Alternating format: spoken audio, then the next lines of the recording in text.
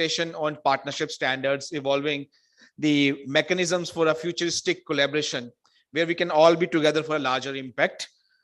It's part of a series of consultations which are happening, ever since the Sphere India and IICA has joined hands to develop a partnership standards framework which will facilitate partnerships between various stakeholder groups. Before I get to the objectives and background about what this partnership standards is and what the various consultations we are having across the country, may I first request our distinguished panelists of the inaugural session, both online and offline, maybe just to kindly join those who are offline here, to kindly join here on the dais with me. My first request will be to Mr. Ravi Ranganathan. He's from CBM India, and thanks Ravi for also supporting and hosting us here. A very warm welcome to Ravi. My next request is to Mr. Chatar Singh. He has a very enriching career in media, and now he's turned an academician, heading as a vice chancellor, RTU University in Bangalore. A very warm welcome to you, sir. Thanks for taking your time and for being with us here.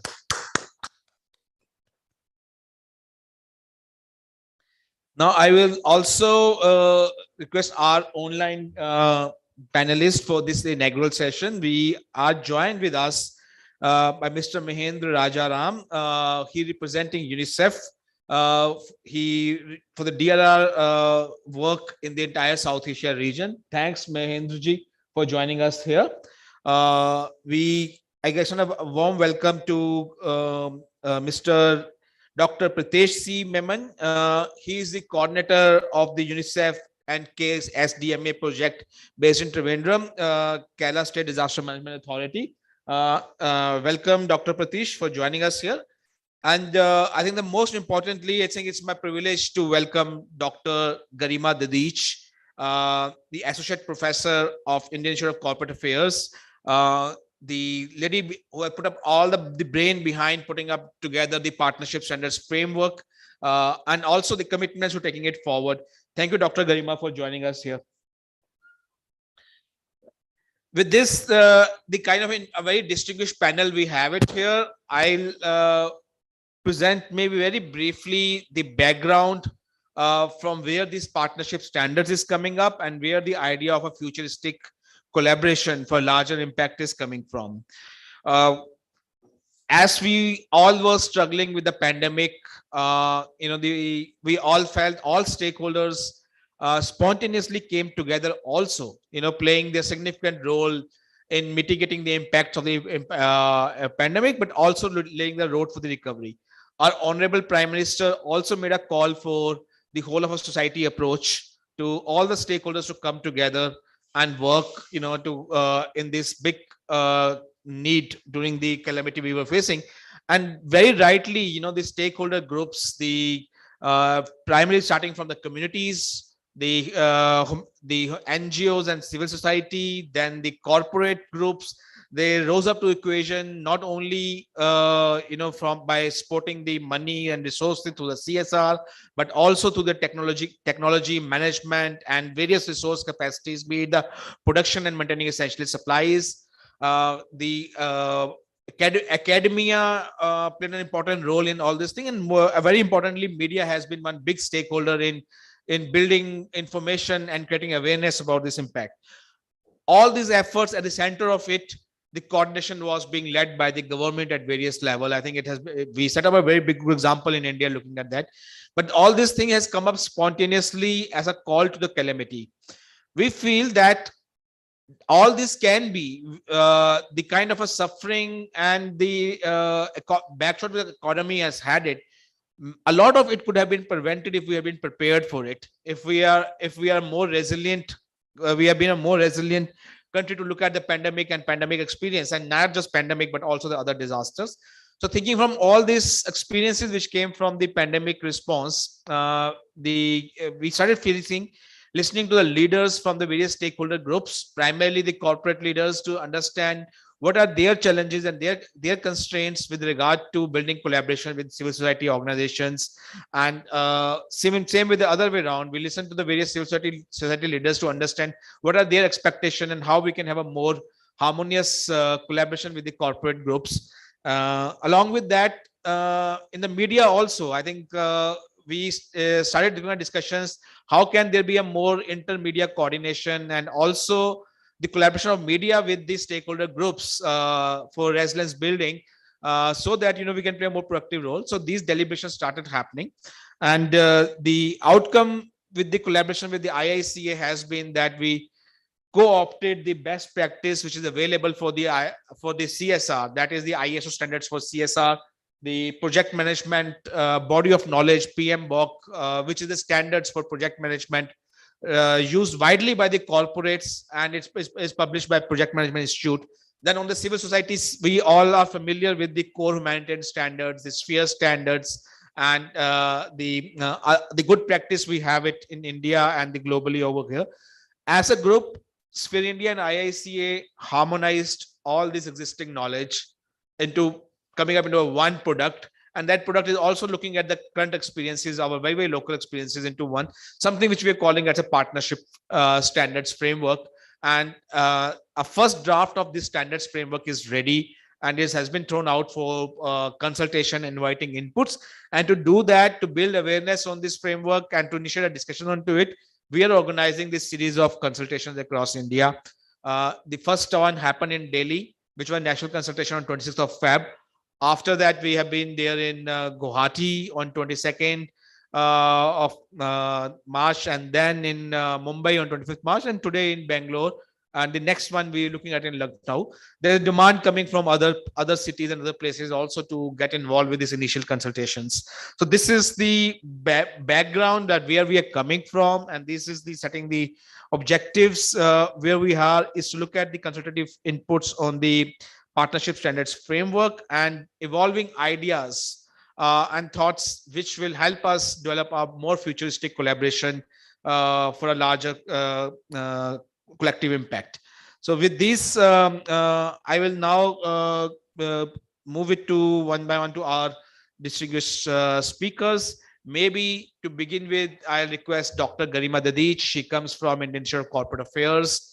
Put in a lot of thinking behind this. She's heading the School of Business Environment and National Foundation for Corporate Social Responsibility and the Center for Business and Human Rights at IICA. She has worked as an assistant professor of law at National Law University, Jodhpur for 5 years and has taught various courses under corporate and commercial laws. She has 14 years of academia, industry, development sector experience. She's also certified trainer on managing disputes and difficult conversations on the board by Center for Effective Dispute Resolution. Her current areas of interest are corporate social responsibility, corporate governance, business sustainability, business laws. And I think with this rich and varied background she has, the latest of her work is about supporting this partnership standards framework. Thank you so much, Dr. Garima, for taking a time and guiding the entire process. So may I request you tonight kindly share your thoughts about the partnership frameworks and how we are seeing to take it and envisioning it, taking it ahead. Over to you, Dr. Garima. Thank you very much, Vikrantji, and you're being very kind for such a big introduction. And certainly, it's a joint effort which IICA and Sphere India is taking forward. So I would also like to thank all the panel members, all the delegates, all the participants for this discussion. So I welcome you again from our side also. Now, let me just begin with mentioning that this event is celebrated, or we are organizing under Azadi Ka Amrit Mahotsav also. As we are aware that the whole country is celebrating the Azadi Ka Amrit Mahotsav, which is a flagship celebration of our freedom to celebrate and commemorate 75 years of independence and the glorious history of its people, culture, and achievements. Therefore, our government strives to achieve UN Sustainable Development Goals, SDGs, which have also been deeply imbibed in the national goals. Government has initiated various interventions at various national priority areas. And why I'm telling you, I'm going to connect it a little bit with today's discussion, that during the last decade, and I'm talking about, the moment the CSR law came into existence, from April 2014, almost a decade, we have observed the active involvement of corporate in the country's development through their CSR initiatives. And even if we go, before the enactment of CSR law, we still found an active involvement of corporate in the country's development. Now, coordinated efforts at various levels, and intercorporate coordination are extremely important to achieve the global and national goals in time-bound manner. As we know that now it's no more a government only responsibility, to achieve towards SDG. It's a collective effort. It's a coordinated efforts of each one of us, and not only the corporate. I'm even talking about an individual responsibility also. With this, let me also mention that Indian Institute of Corporate Affairs is committed to facilitate this efficient interventions of corporates. And through School of Business Environment, we have been pioneering in the capacity building of different stakeholders in CSR ecosystem. And with Spear India, we are certainly taking this for, sort of a policy and advocacy impact. Here, I would also like to share a recent development that, when we talk about coordinated efforts, yesterday only the ministry has announced in public about the launch of National CSR Exchange Platform, which I was even mentioning during my previous interaction at Delhi. That the kind of this exchange platform, the whole intent is to provide a coordinated effort so that the implementing agency, the corporate and other corporate, they all know what is happening in the CSR domain, and they can jointly take that initiative further. They can replicate that initiative during their jurisdiction.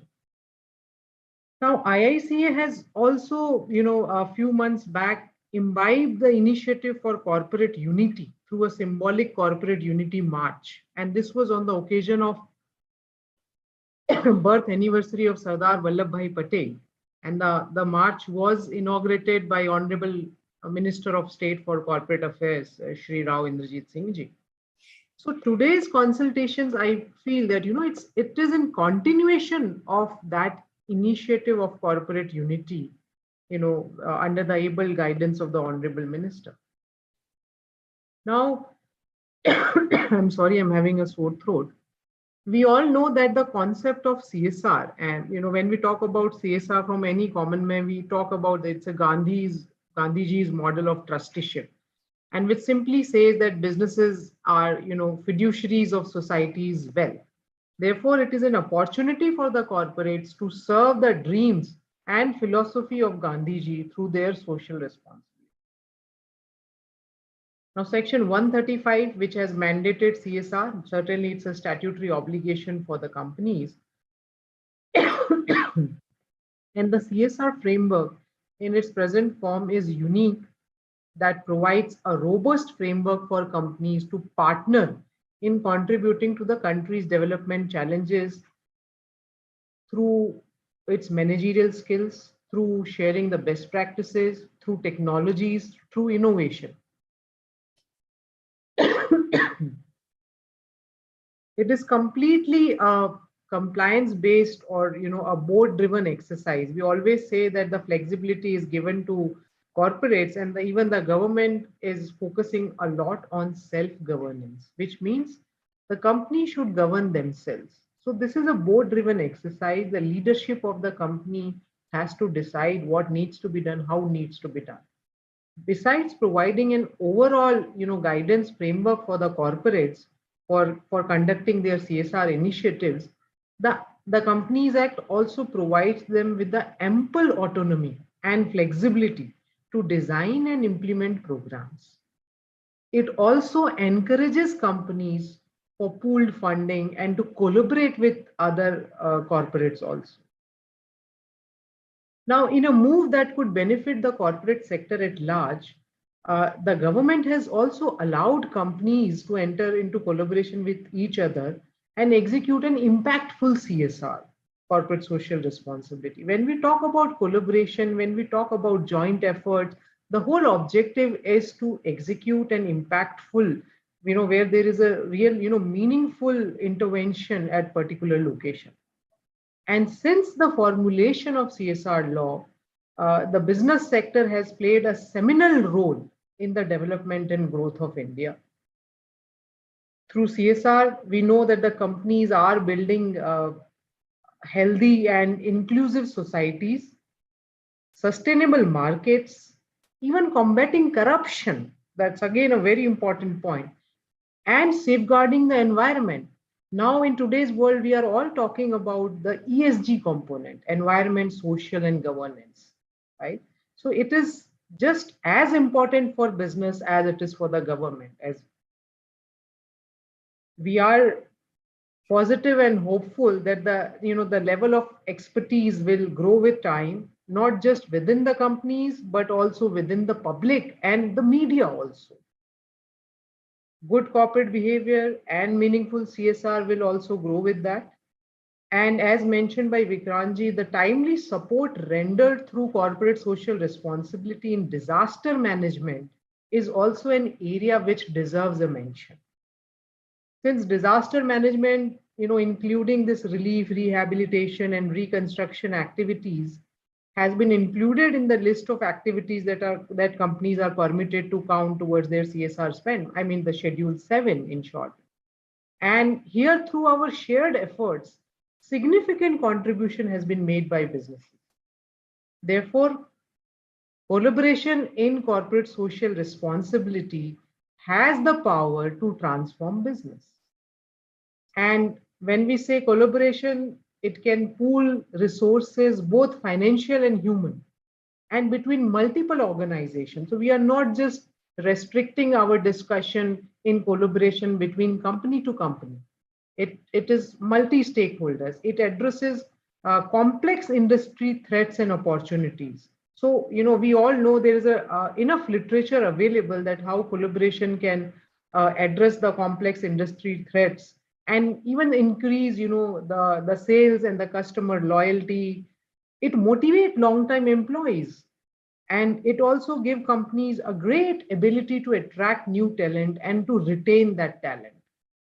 Therefore, the successful collaboration must involve a well-designed implementation plans and quantifiable actions that can be verified, that can be measured.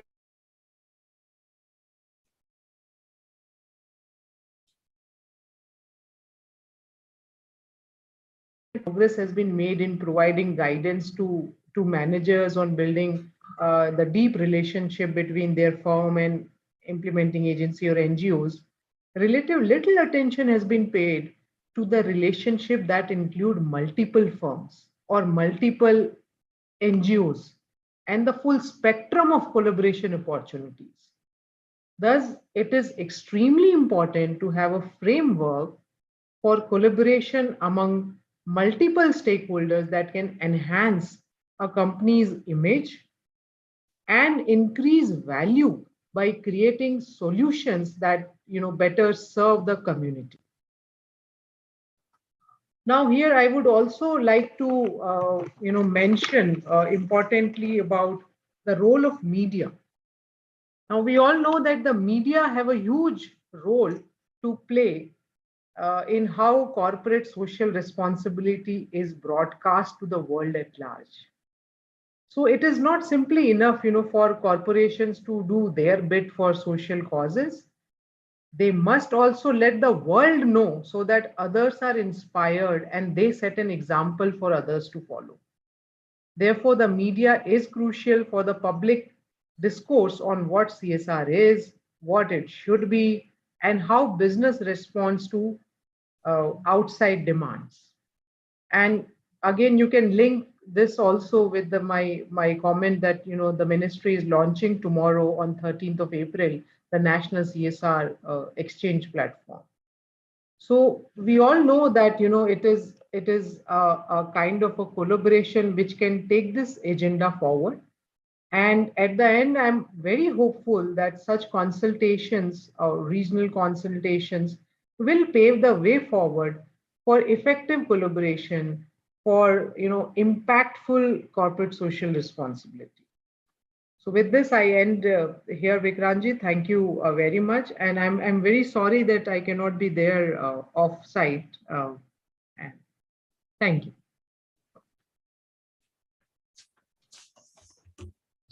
Thank you so much, Garimaji. I think you make up a lot with your online presence also.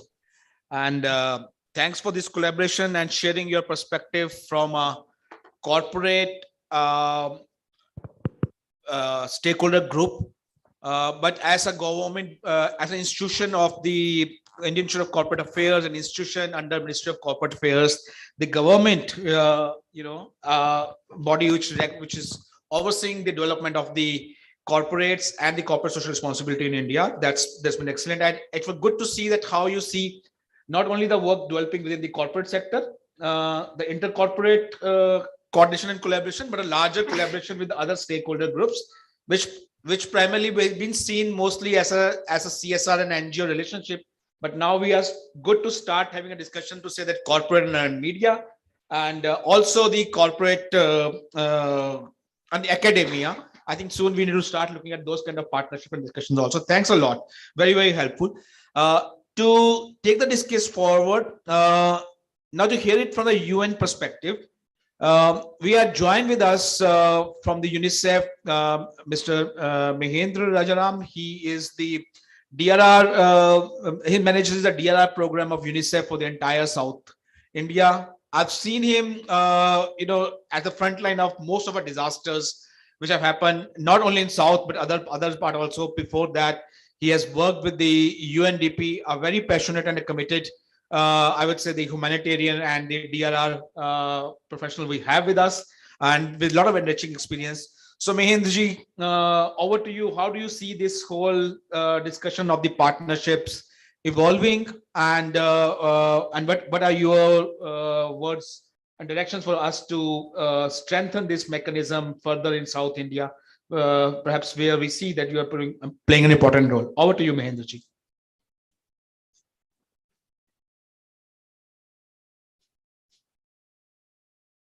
I think you are mute, Mahendraji.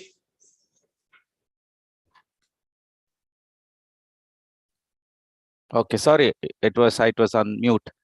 Good morning to everyone, and thank Vikram and Dr. Garima, Dr. Ravi, and other panel members sitting on the dais. I sincerely thank for giving me an opportunity to be in this particular platform for a discussion on partnership. Because one of the areas that I passionately work is in strengthening the partnership, especially of the civil society organizations, and also partnership with the government, and in strengthening the networks. So I have been working on strengthening networks, either it is on the disaster risk reduction or with the child rights issues. So during my career, I've been able to work with many of the networks across the country, and especially in many parts of the southern states.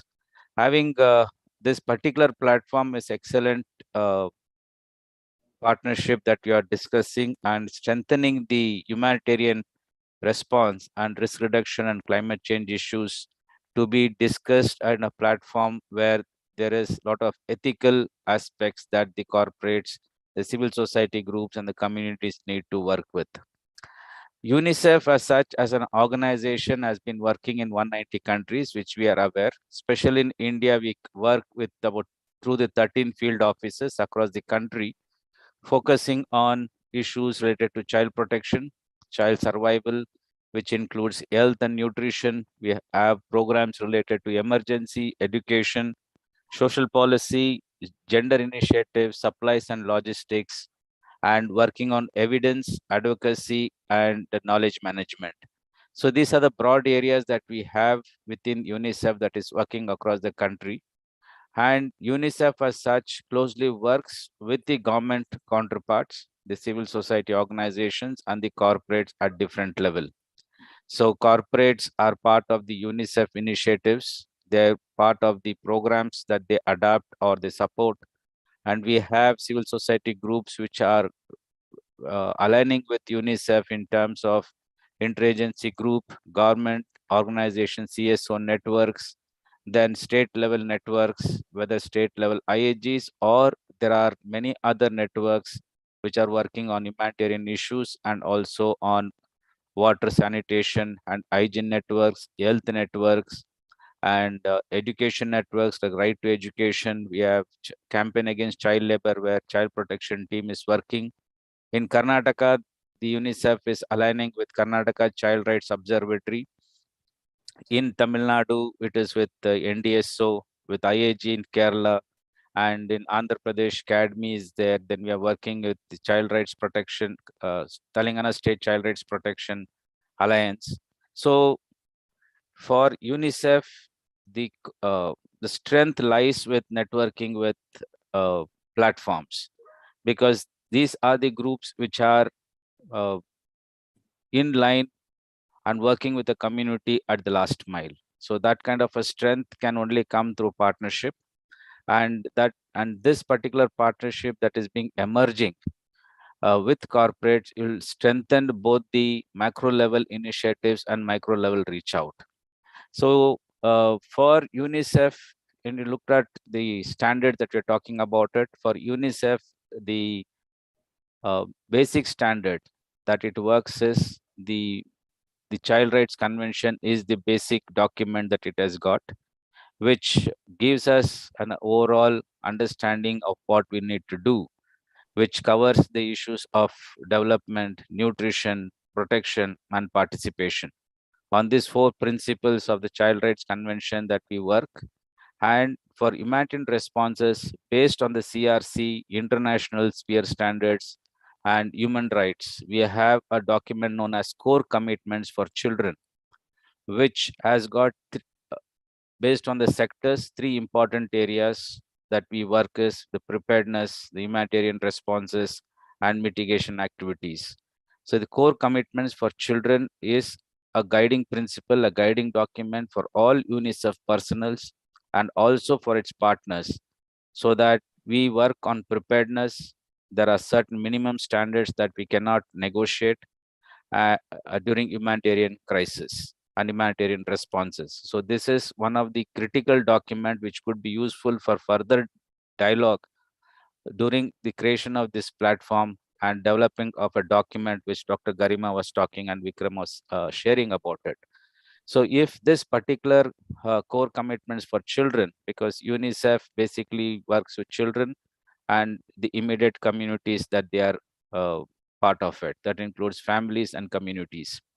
The second important aspect for UNICEF or for the UN is they closely work with the government organizations with the effort to make changes within the policy interventions and the program reframing of certain programs and providing technical support to ensure that effective program and policies are implemented.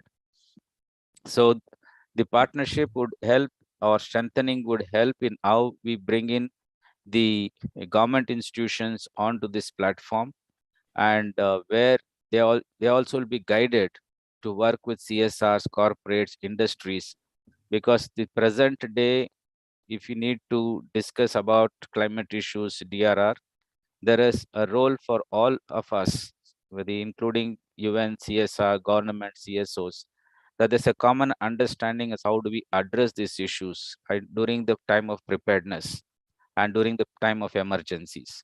And I also like to highlight at this point when this partnership document is being developed, that we need, if we can have a look at the 15th Finance Commission recommendations for DRR, the national missions on climate change. We have almost 12 national missions on climate change. Where do we integrate, where do we align this with the national missions on climate change? So these two important areas that if we are able to look at it during this discussion and in future, discussions with other states, that would be useful. The challenges that we as UNICEF have seen with the government institutions is sometimes it so happens in certain areas there are frequent changes of the civil service staff, where the ideas needs to be rediscussed and it takes some time. And collaborative efforts are very good, provided there is a precedence or there is somebody within the government who takes a proactive step. And what we've seen in this whole process of interacting with state governments or officials is that the convincing and proactive approach can only bring some changes into the system. Similarly, I would also look at CSR also. It also, they need to relook from the point of funds, or it should be a long-term intervention that is required. Most often we see a short programs being initiated. For any changes at the ground level, there is a long-term intervention is required, and the CSR groups needs to relook at the short-term programs instead of having a program for short period that would not help. The expectations from this particular partnership that I would look at is how do we strengthen the linkage between the civil society groups and the corporate sectors? Because that is very important from the perspective of developing at the ground level and addressing climate change issues, the forest issues, the coastal erosion. There are many new areas that are emerging, and how does the civil society groups and CSRs align with it? Most often we see sectoral approach to development work, either in CSR or in civil society organizations, and that has to be overcome and try to see how cross-sectoral mechanisms can be evolved. So this was, I say, in case this, even the partnership document with Dr. Garima and Dr. Vikram was talking about is to bring in the new issues, new emerging major problems that are occurring, especially in the disaster management, is because of climate related issues, a lot of problems. Economic related issues are increasing other socio-economic problems. How do we ensure all this are discussed, and the role of all the entities, the CSR, the government, civil society, union agencies can have a platform to discuss, dialogue, and see how best changes can take place. This is from my side. That's from my side. Thank you, Vikram and Dr. Garima, for this opportunity.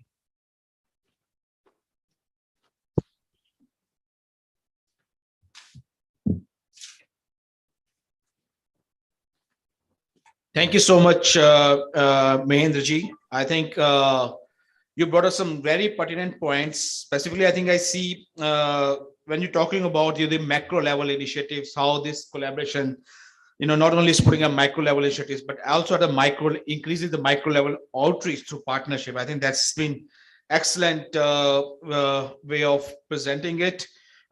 Thankful in particularly, setting up the expectations, what this partnership standards or the framework can look at. We hear you. I think we'll be in touch with you for further insight as we go to the next level of draft. But at this stage, looking at the new framework able to address the existing and the futuristic new problems, be it for disasters, be it for climate change and the social one. I think that's the point which you have emphasized on. And also it captures the role of all entities, of all stakeholder groups. I think that's definitely is on our mind, but we will be in touch for you for further feedback and evolving the next level of draft. Thank you so much. Thank you, Vikram. Thank you very much. And I think in the line of this discussion, this perspective itself is, as UNICEF plays a very important role, and they are already doing it quite successfully in a number of states in the region. One of such partnership is happening between the UNICEF is facilitating with the Kerala State Disaster Management Authority, which is further bringing the government and the civil society together. And we're seeing that now probably a right forum where we can see the role for the other stakeholders get involved with this. And for that, we have with us a very right person, Dr. Pratish, who is handling the coordination of this initiative at the KSDMA, Kerala State Disaster Management Authority. He's the master's and PhD in environment and ecology with a lot of experience and technical knowledge on the subject matters, but more importantly, it is facilitating very important partnership. So over to you, Pratish.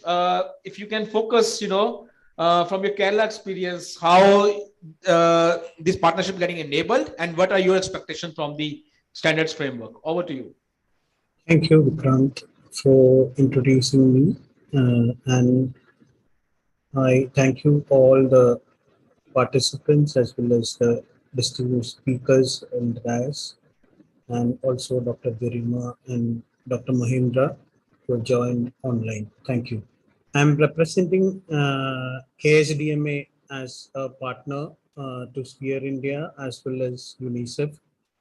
Dr. Shekhar, Member Secretary, KSDMA, and State Project Officer George are supposed to attend this function, but due to different engagements at different levels, they are not attending today. So I am representing KSDMA, and I'll be giving my thoughts on the current collaboration and partnership we had with Sphere India and UNICEF. All happened after 2018 floods, actually. And it was very important intervention by Sphere India, because at the district level, some kind of coordination was a need at the time of 2018 floods. Everybody responded to the floods, but coordinated action was lacking during the flood response. So Sphere India partnership with KSDMA started after the floods, and the major initiative was about strengthening the NGO coordination at the district level by kind of formalizing the IAGs at the district, IAG chapters at the district level. So that was the major thing which was suggested by Sphere India, and Sphere India initiated the whole thing by providing HR support to all districts, so that in all districts this kind of coordination is happening. And following that, there were different proceedings by the district administration, the DDMAs, which formalized the whole process, and IAG conveners were also formed. But this was not only the activity which happened. There were a series of trainings which happened after that, and also the involvement of the civil society organizations and other partners in formulating the district disaster management plan was an important step which was done by this kind of a coordination. So after that, the real impact of this kind of work was seen in the continued or recurring disasters which happened later. Although the disasters were localized, but this coordination happened and network was strengthened during those kind of events. After 2018 floods, we had 2019 landslides, and also in 2020, now in 2021 landslides, we had all these events. This kind of coordination and integrated framework help to respond, in response, as well as some kind of preparatory and mitigation activities. So the intervention by Sphere India was in the right time and in right place. And after that, UNICEF also got involved in IAG strengthening, because in the beginning it was more of children-centric work, as well as strengthening the virtual cadre mechanism, which is in Kerala, according to the government order, we have disaster management champions in all the departments, the virtual cadre for disaster management, we call that. So UNICEF was mainly involved in virtual cadre strengthening and training programs and all. Later, UNICEF supported IAG interventions also. So this is the context, and you can visit the website, KSDMA website, giving all the details of different activities happened during COVID, as well as in different landslide and flood events as part of this IAG intervention. So coming to the challenges that we face, even there were trainings for the emergency operations center staff at the district level, which was done by partnership by Sphere India, UNICEF. And also at the time, recently during the times of landslides, we had joint disaster needs assessment. Sphere India did a rapid needs assessment also, and the report was published. And these kind of small ventures helped the IAG network, as well as the government departments at the district level, to understand the needs as well as to respond in a more coordinated fashion. So coming to the challenges, the major challenge we face right now is how to go ahead with this kind of IAG constituted at the district level. Every time we will have network meetings, coordination meetings, but every time when we have these kind of meetings, what the CSOs or the NGOs will expect is how we can get some benefits out of this kind of a coordination. Definitely, they'll voluntarily work for many as a response, but how they will benefit and what kind of funds and other financial instruments which can be routed through IAG for some kind of work and things like that. So in Kerala, the major coordination which is lacking is between maybe the donors as well as the IAG network at the district. So maybe in the future, when we have state IAG meetings and this kind of coordination happening, more effective responses and effective working, towards climate change impacts, as well as responding to the extreme events can happen in the future. So the major issue is about financial part of IAGs and IAG, the future of IAG, not as just a network place. What can be done in the future during recurring disasters. Another point is about government person who can be coordinating, not the DDMA chairperson as district collector, a government person who can coordinate as the GO-NGO coordination, the whole integration of different departments, which is needed for this kind of a venture, which will help in channelizing different efforts. And also to point out, as Dr. Mahendra was pointing out the same thing, there are requirements which are very futuristic, like the climate change.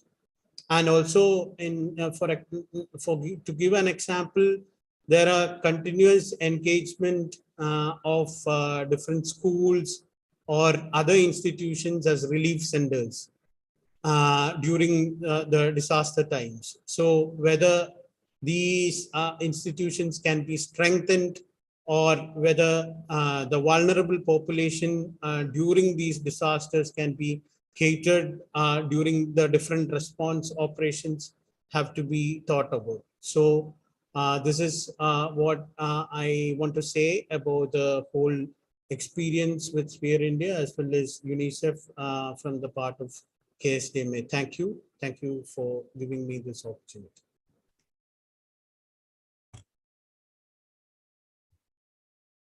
Thank you so much for Dr. Pratish for sharing your specific experience during Kerala floods and how a small collaboration at a very micro levels at a district IHS level evolved there. And maybe that is something, one of the outputs probably from this consultation we are looking up is that we revitalize or at least revigorate the similar process in Karnataka also by being here in Bangalore. And I think in the afternoon, my colleague Paniel is going to moderate that session about the NGOs and probably leading to more evolving a mechanism in Karnataka also. Now hearing the another government perspective from the KSDMA, which is coordinating a partnership between civil society organizations at various levels of the field, districts, and I interplay with UNICEF as a one key catalyst in this process. I think we yet to experience the engagement with the more corporate entities and media in that partnership. But I think that's another piece of thing which we can take from here. But we quickly move to the discussion to our next speaker, Mr. Chatar Singh, who rightly come up from the background of both media and academia here. As I shared earlier, he is currently the vice chairman of RTU University in Bangalore. He's awarded twice with Shlaga Patram Certificate for Excellence for Progressive and Development Writings by His Excellency Governor of Haryana.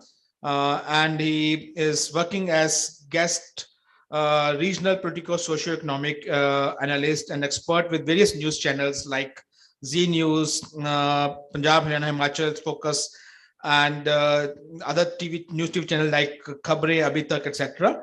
And he's delivered more than 15 radio talks on various topics of history, culture, and on a range of subjects. With a kind of a background in the media and heading an academic institution now, I think it's really important to hear it from his perspective, how he's seeing media and academia in this whole collaboration, what's the role they can play, and how we can engage more and more with them. So over to you, Mr. Chatar Singh ji.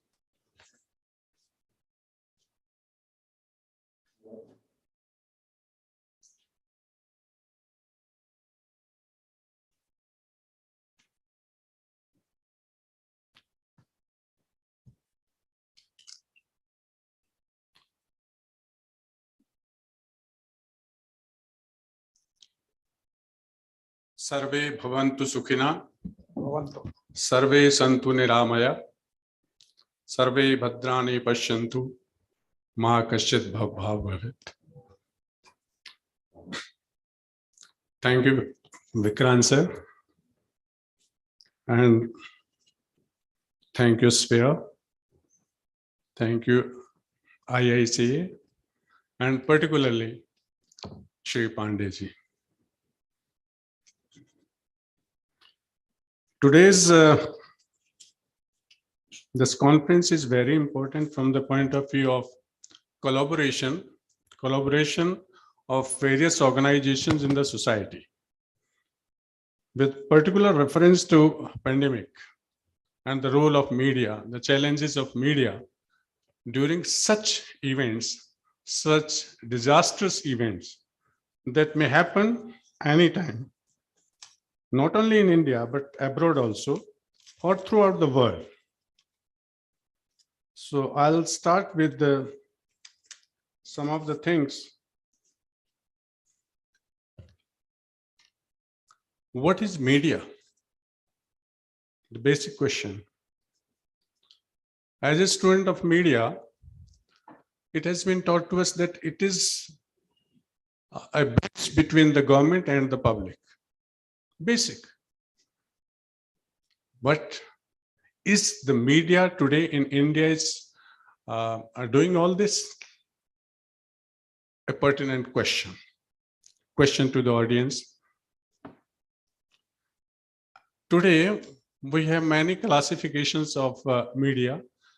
basically print and electronic. Print is declining, and digital media, electronic media, that is on the rise. So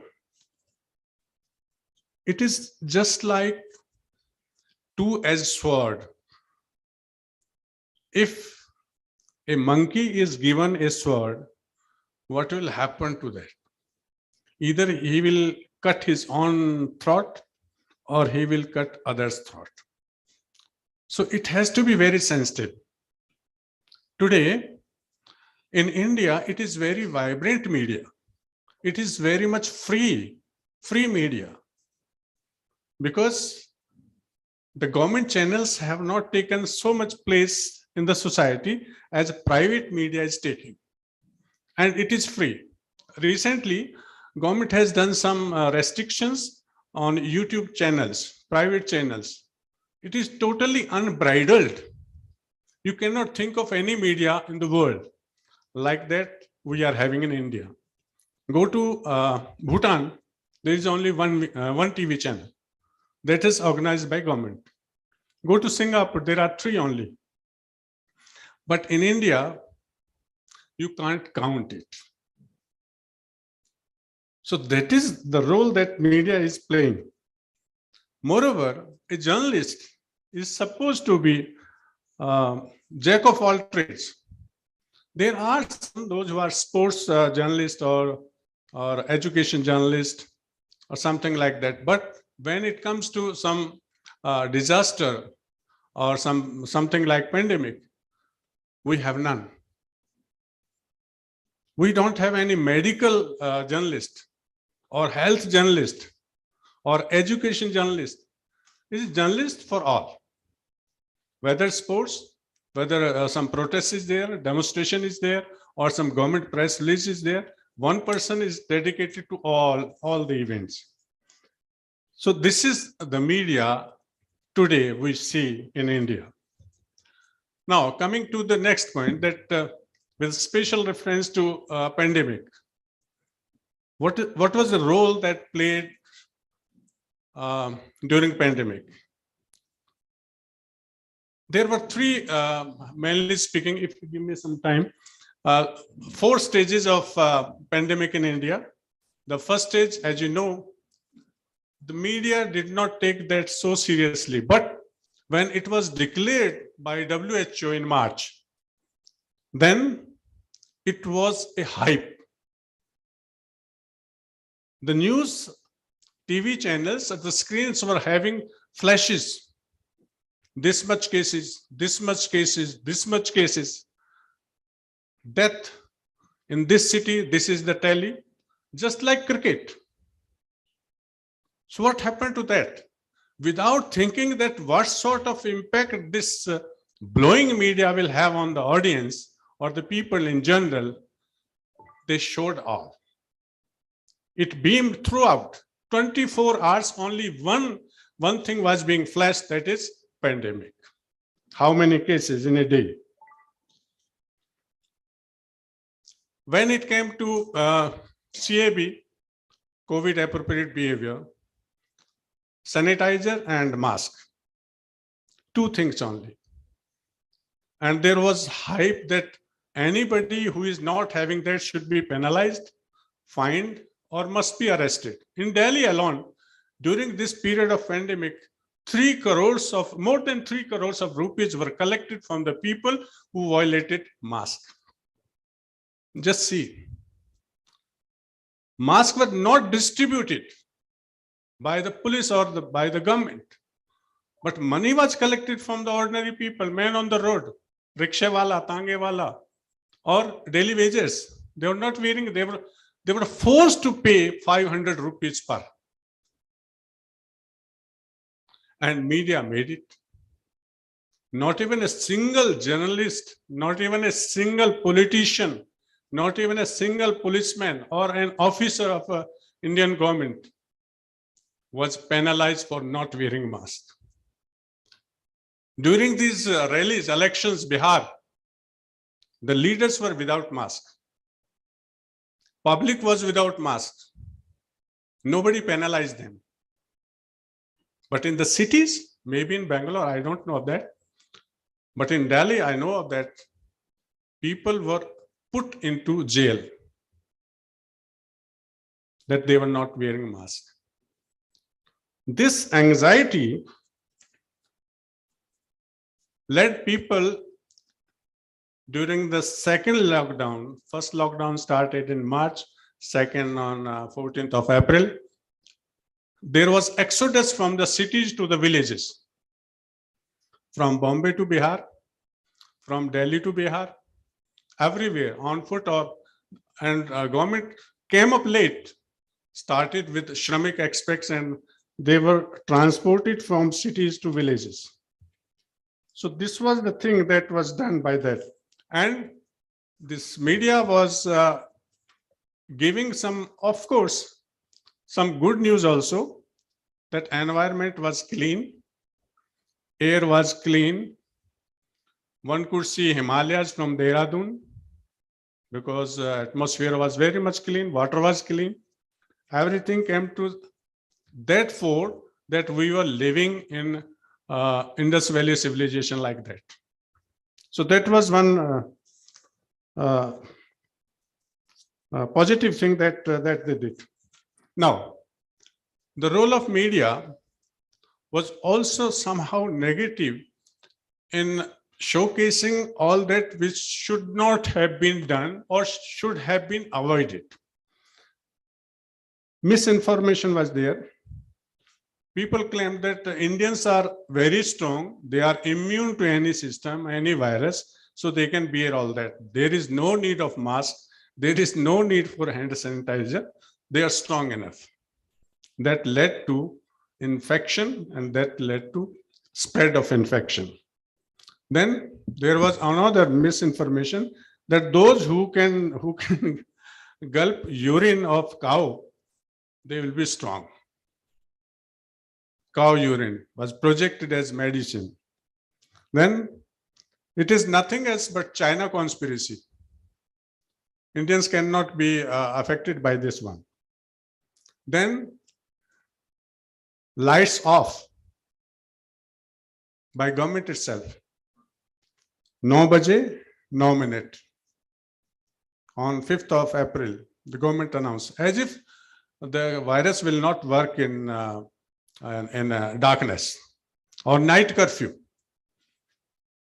Only it can walk in during night. रात को जब अंधेरा होता है, एक चांद निकलता है, एक चोर निकलता है, something like that. So it was somehow ridiculous that we are fighting with the infection with virus which was very dangerous. So that sort of thing was highlighted by media. To this, when this first phase of COVID was there were studies made by Professor Dr. Mary Louisa Hemmings of Ireland. She writes that during this pandemic, impact of television on the masses were immense. See the data. The anxiety between the age of 40 to 50, it was 27%. 27% of population between 40 and 50 years was affected. Then fear psychosis was there. Between the age of 30 to 40, it was the maximum. 43% of people of this age suffered. Then there was great panic among the age group of 50 to 60. It was 28. Because it was announced that the first phase is very dangerous to old persons. So that was panic. And very recent study, last week only it was there, due to air pollution, that also includes burning of dead bodies in open, that led to death of 8 lakh people in India during COVID. And one thing more, Ganga river bodies Every day it was being in the evening when people are coming or they are coming from work. They could see that data is there, how many dead, how many were burned, how many were flown in the river. There were such like things.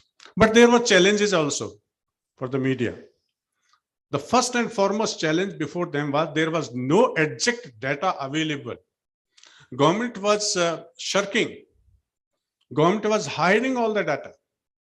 There was one newspaper, print media, Bhaskar perhaps, and Gujarat, that came out with figure. What was the government figure? The journalists in all the districts which were chosen by the newspaper, they went to the graveyards, Shamshan Ghat, and they counted the bodies over there. Then they tallied and compared with that the government data. And it was found that those bodies which were burned in graveyard were much more than the government data provided. Because government was not giving any data. I know of that Noida and Greater Noida. The SDM over there, who happened to be a good friend of mine, he said there is a restriction from the government that they will not release the exact data of dead persons due to COVID, because that will create panic. So that was the thing that was having. Moreover, it was only journalists which were going to hospitals, to graveyard, anywhere to collect the data, to collect information. No government officer was going, no politician was going, no officer was going there. All were avoiding, but they were going. That was the courage that they had. But they were never facilitated like health worker, flowers, floral, helicopters and all that. They were never given this much of, I should say, felicitation. So this was the handicap that they had, and it was media who did the best, but at time, some of the journalists, some of the newspapers played very much havoc with them. I know one journalist personally, he said, on TV channel, unless people glue to the channel, to the screen, that means our story is useless. Our news is useless. It is only attracting eyeballs to the screen is our motive. So sensation before the sense. Sense was not prevailing. It was sensation that was highlighted on their channels.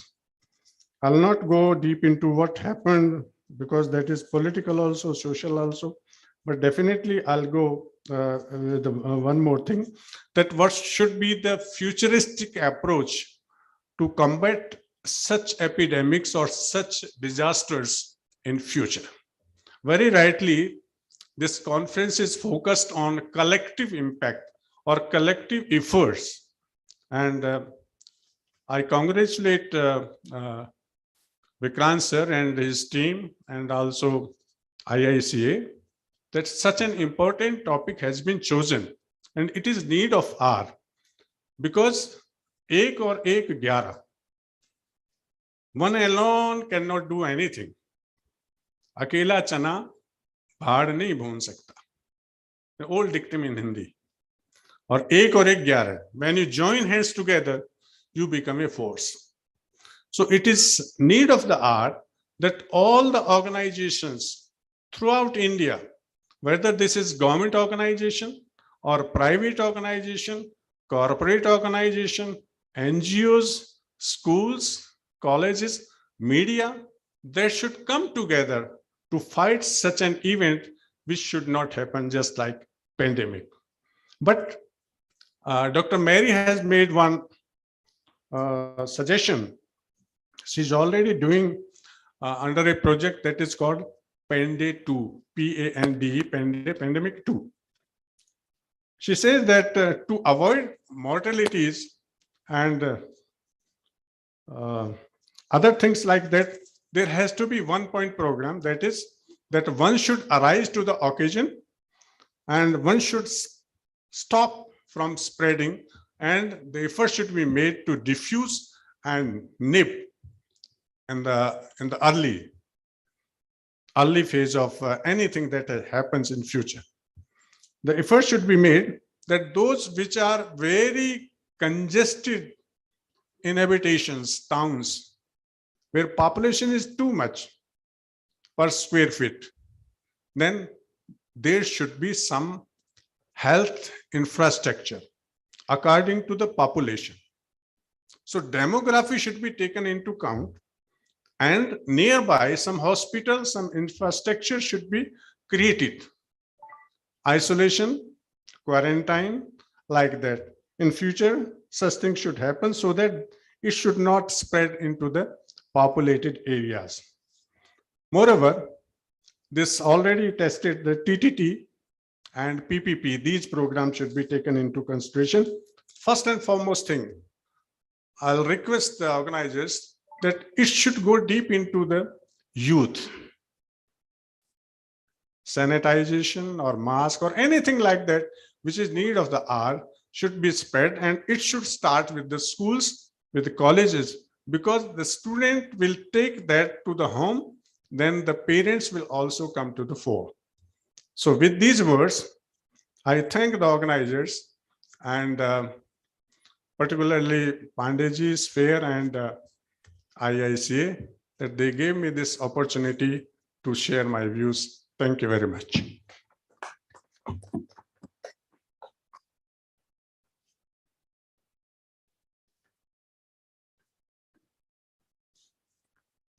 Thank you so much, sir, for so candidly and you bringing out some pertinent points. Where media could have done better, I think, in terms of sensationalizing the news. We all knew the kind of a psychological impact it had on people during that time.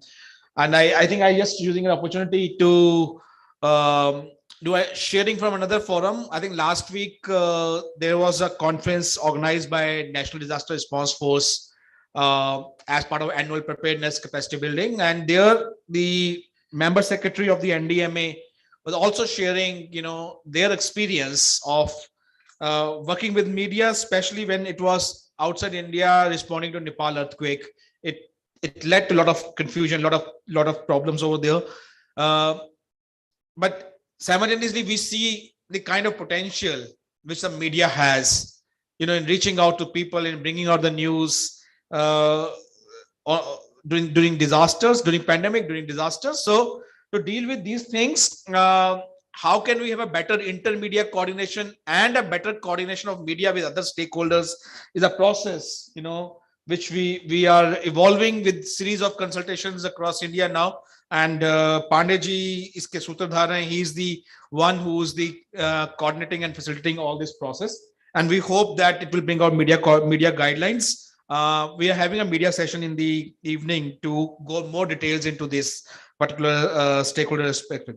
Now, I think coming back to all these things, is a very important role is played by the civil society organization, the NGOs, international, national, the other civil society actors, and among them, the issues which are required to be looked at: sensitivity, inclusion of people with vulnerabilities, people with disabilities, and others. So we have with us, I think, one of the best speakers who could be on this subject, and our host today here for this event, Mr. Ravi Ranganathan. He is representing CBM, the Christopher Blind Mission, and he comes with a very rich experience of having worked with UNDP and the other UN organization, other civil society organization across India on a range of subjects. Presently, he is heading the health and disaster risk reduction at CBM, and also looking at specifically the inclusion aspects of the people with disability. So we hear it from his perspective, and CBM being one of the key organizations based out of Bangalore, how do we see how we nurture a larger collaboration, in the state and the region? So that would also be something we like to hear from him. Over to you, Ravi. Thanks for all your support.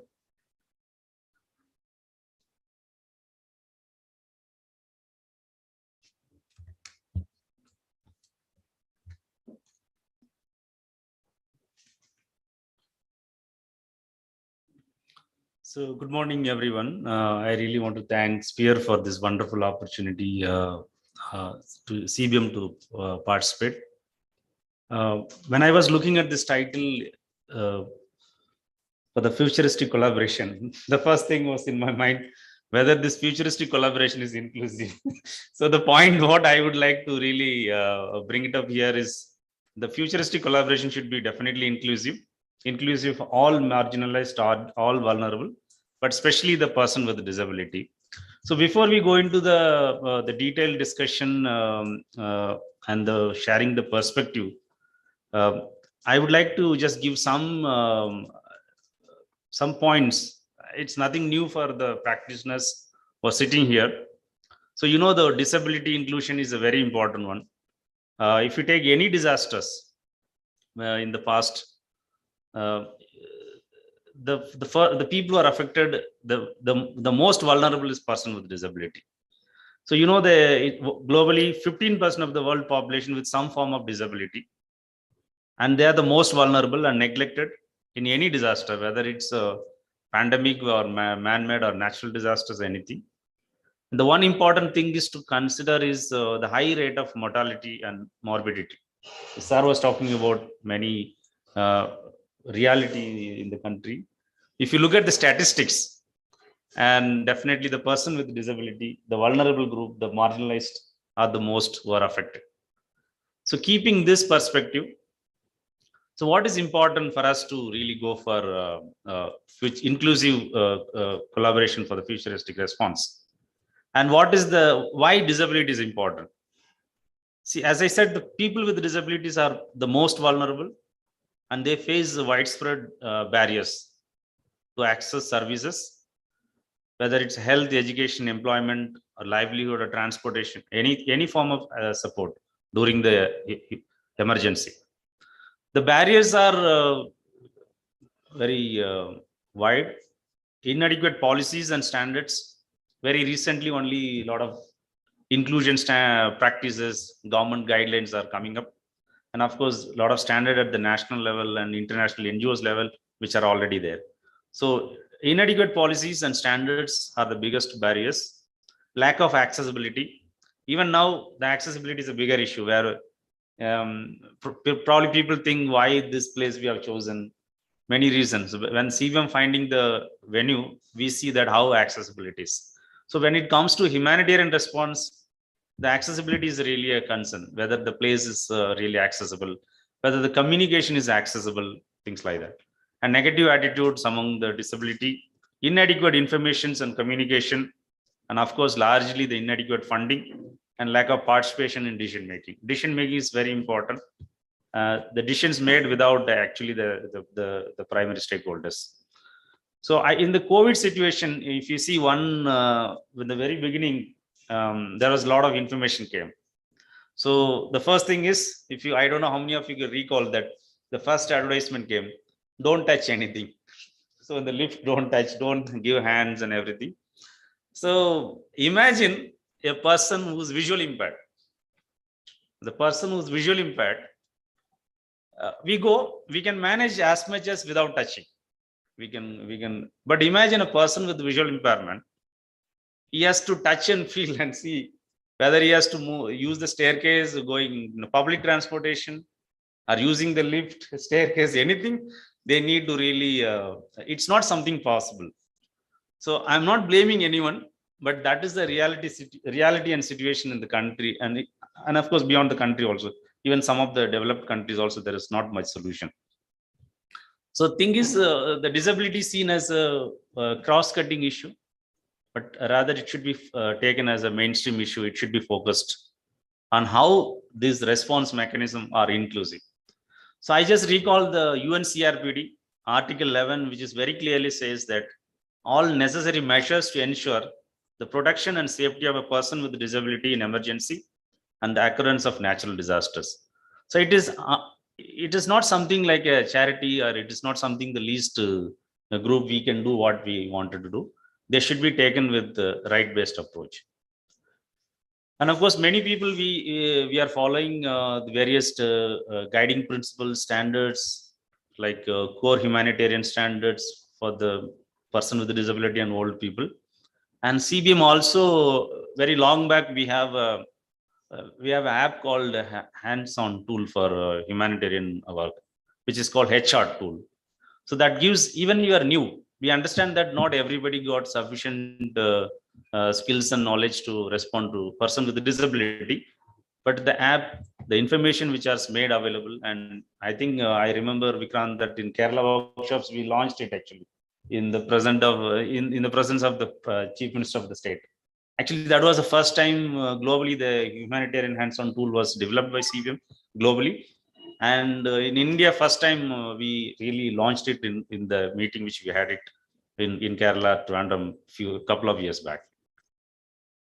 So our learnings, the experience, CVM, we responded largely in the COVID. I take just COVID as an experience.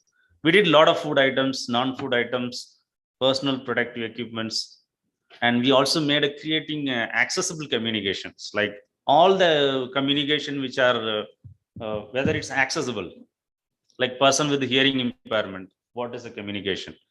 Person with visual impairment, because the very first few months, everybody new to COVID, and we really don't know whether the information which we are getting is really correct information or not. In social media, whatever you get, it may not be the right information. So if the government's sending the communication, it should be really accessible. So initially we didn't have, and later we had accessible communication for, especially with the hearing impairment, people got sign language and everything. So, and also CBM did a lot of strategic analysis. We have done a need assessment, situation assessment, and then based on that, our response was initiated. And in education was a bigger issue. Generally, the education is a bigger issue, but when it comes to the children with the disability, it's a bigger issue because they have a different accessible issues. So CBM took effort to really make that the children with the disability having access to education also. And livelihood, of course, that is you can understand that the person with the disability, they have access to livelihood. Also, they are unable to sell their product and commodity because of restrictions. They cannot really go for selling their products and everything. So we did a lot of online services for teachers and the parents for therapeutic needs, because the children, every child with the special, they need a rehabilitation, they need a therapeutic, they have to come to the hospital, they have to come to the clinics. But when the restriction comes, lockdowns, they really could not access. Imagine those conditions. The children's need, the physiotherapy, hearing, speech therapy, many other therapy, medical follow-ups, they were all stopped actually. So what CVM did, we actually launched Tele Rehabilitation Counseling. We developed a new app with partnership with St. John's Medical College. We have developed the app. So the app was developed, and then the children at the home, they can directly connect with a medical professional. They can have a medical consultation with a pediatrician, ophthalmologist, or they can have a consultation with the orthopedician. All the therapeutic counselors, everybody were connected with the patients, even wherever they are across the India. They can just use the link and they can talk. The app is something like our Practo app. They can choose the time, identify what services and everything they can do. And for educational settings also, we arranged a kind of blended model, an hybrid model, wherever virtual and with the teachers in the health workers volunteer in the community, we did a lot of programs. So while implementing these programs, we found a lot of challenges, a lot of issues. Like, for example, we have to shift the material to the village. You need permissions. Like, there are already scarcity of materials at the village level. Like, for example, you don't have sanitizer. You don't, in the beginning days, I'm saying. And many people don't have food, and the people are walking on the road, and the migrant laborers return to the villages, they don't have jobs. Imagine when we are taking this relief material, which is not sufficient, and this material need a very good protection also. It should be safely transported. So which all need a interdepartmental governmental support and permissions, even escorting. Some places where if people are starving and for 2 days they have no food, nothing. So you're going with the grain to distribute some packet of community, which is not safe. So kind of support and cooperation and the kind of guidance needed is largely with the government department. And also when you go, we cannot really go and distribute things to only to vulnerable community, because in a humanitarian setting you cannot do that method. So you have to really take care of everybody. So where you need more resources, more manpower and more coordination. So that's our experience that we face, that even procurement was a problem, and transportation is another problem, distribution is a problem, and selection of beneficiaries is a problem, where I see largely the government, civil societies and other people who are in the community, the Panchayat Raj has a lot of role to really do this. So I take mostly on the community level perspective here, because the challenge is very high. Any disaster, whether it's COVID or any other things, so the appropriate mechanism, the plan and distribution strategy, it's very important. And even if you go to the government system, where there are a lot of disaster managements already done, they have trained the task forces, there are disaster management committees are already in place, the disaster management community based DM plans are there. But it's time to really to look at it, whether that the particular DM plan are really inclusive, whether they have the data, whether the vulnerable community. I remember in UNDP days about 15 years back, we have this concept of training people on making vulnerable mapping, opportunity mapping and everything. But where are we now in this last 2 decades of experiment? Is it really sufficient? The data is available. Are these people are really, if you go to the village, is the data is really available? It's something to really think. So there is a need for updating the existing database at the community level, and inter-agencies coordination and everything. So CBM approach is that basically we don't want to really go do directly, but we were doing our program in all states through partners leverage and community participation. Relief work was actually good with the community participation, and they actually share it. Sometimes I remember they asked me like 5,000 packets for food grain packets. When I see the report, it comes with 8,000. So we only gave fund for 5,000. How come the 8,000? Because thing is, they actually, the equity plays a lot of role actually, because they know they are the most who are the most needy and deserving people, and they shared among themselves. So that was something good experience. And in the last COVID CVM, what we have done, we have first time used the mobile technology for actually for monitoring our work, and that is also for the accountability and transparency. We used the mobile technology, and in real situation, all these geographical coordinates were taken, and geotagging of beneficiary was done, and that was become available in the websites also. So it's very transparent, and even I can give the link. It's publicly available, so people can see what is the work we have done it. So this helps actually somebody who's like CVM. Of course, we have a funding through various sources, and we support the partner.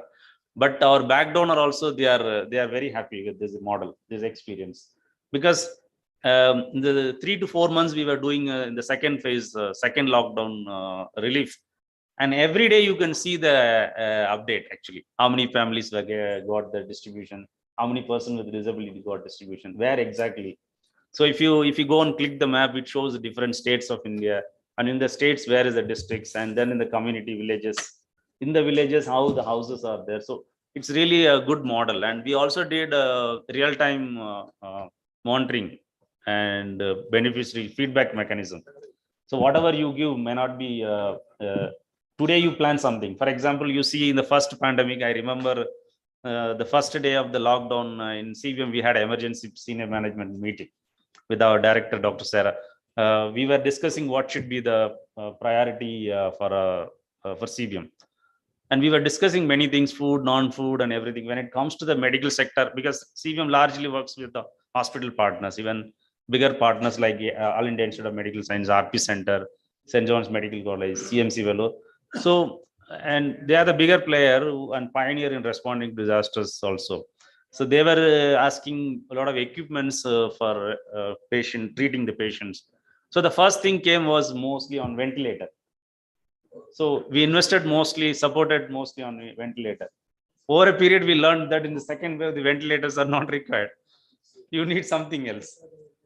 And of course, in over a period, the situation was changing. So what we understand that actually the proper planning at the initial stage may change time to time.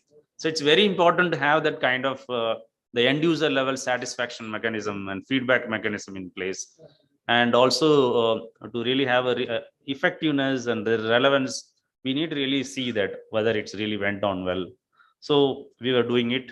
I really need to appreciate, and we have one. I think today we have our DPO representatives also from the Anakel.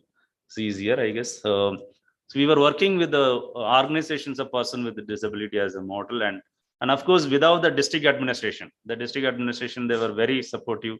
They have given a pass for the volunteers to go, because in the lockdown time you cannot go out, and you know the DM Act was very powerful in that time. So they got a approval, they got a kind of ID card to go out and do the distributions. We were doing a lot of teleconsultations and mobile counseling as an invisible need, which is really helped. So the out of this whole COVID, what we realized, what the long-term relief got better success. Like for example, the telehealth and rehabilitation. Even now it's live actually. We did it about 1 year back, but many people can still now use it. So the telehealth and rehabilitation helps connecting the children and the patients at the last mile, and they can still access to health and rehabilitative services. And we have one interesting project also, the FPO, food producer organizations. They are actually a federation of persons with disability. So they were actually, we launched an e-commerce platform also for them to sell their products, and mostly are their organic materials they were able to sell. And as I said, the education system through blended learning approach, where actually what we did, we have purchased some electronic gadgets and some airtime and internets and everything, which is launched at the village level. At the community level, the children can connect, and the teacher sits at the another corner, and they are connected, and some form of learning was for the children. They are not actually missing the school completely. So these are our experiences. But the challenges, which I said that quite a lot, especially sometimes I do not don't mistake me. Sometimes what happened, we were also forced and driven by our donor, like. There is a lot of money for protective gears, equipments, masks, and everything. Actually, the need of the community sometimes vary. So it's we cannot refuse it also, but we got a lot of fund for medical and protective gears, and a lot of PPE kits. This doesn't require actually. Over a period of 6 months, we learned that not everybody required a full suit. The hazmat suit, medical suits, not required actually. So a lot of knowledge gained, and even the hospital level, how to treat a patients with the productive methods, even eye doctors, how can, a lot of guidelines, SOPs issued. But thing is that the money, which is very important, actually sometimes it doesn't meet the field reality requirements versus the kind of money which we are getting. So sometimes a lot of money for productive gear, I felt it. And over a period of time, we said, sorry, we don't want really any money for productive gears. There is a need for strengthening the rural school education setup. They need a lot of gadgets. People need a long-term livelihood intervention, because over a period, people are in turmoil, very confused stage, whether can I go back to the city and do my work, or another lockdown will come, I have to come back. So people who are in the village with a kind of confusion and turmoil, there is a need for doing a long-term relief. Actually, when it comes to any emergency, you know, the short-term and medium and long-term relief. But in COVID situation, it was actually big longer things, where we find it a bit challenge to get kind of support for long-term livelihood support, things like that. So there is, in the future, there should be a kind of coordinated approach that it's everything there as a paradigm shift, that like we really need to focus in future, this type of emergency disasters. There is a need for long-term investment, and it cannot be just one-time distributions. Some of these suggestions and perspective for futuristic collaboration, that the multi-sectoral functions and emergency risk management actions, where feasible, identify, recruit staff and volunteer who's having a knowledge about disability and local culture. This is very important. Consider people with a disability for role in emergency and risk management. Organize orientation and training for the staff and volunteer on disability issues, including the delivery of information on accessible format. The accessibility is very important one, and enforce staff code of conduct ethics, including those specifically addressing the rights of person with a disability. I have three last points, that something on the social participation, things for improvement with the due consideration to precautionary measures. The participation of the person with the disability in DPO meetings, PRI members and local level activity must be urgently strengthened, and the gain made over these decades inclusive planning must be considered. Whatever the gains you made so far for the person with a disability should be sustained and cannot be lost. And this can be also done by inclusive planning at all level of activity at the government and non-governmental and other CSR and other stakeholder level.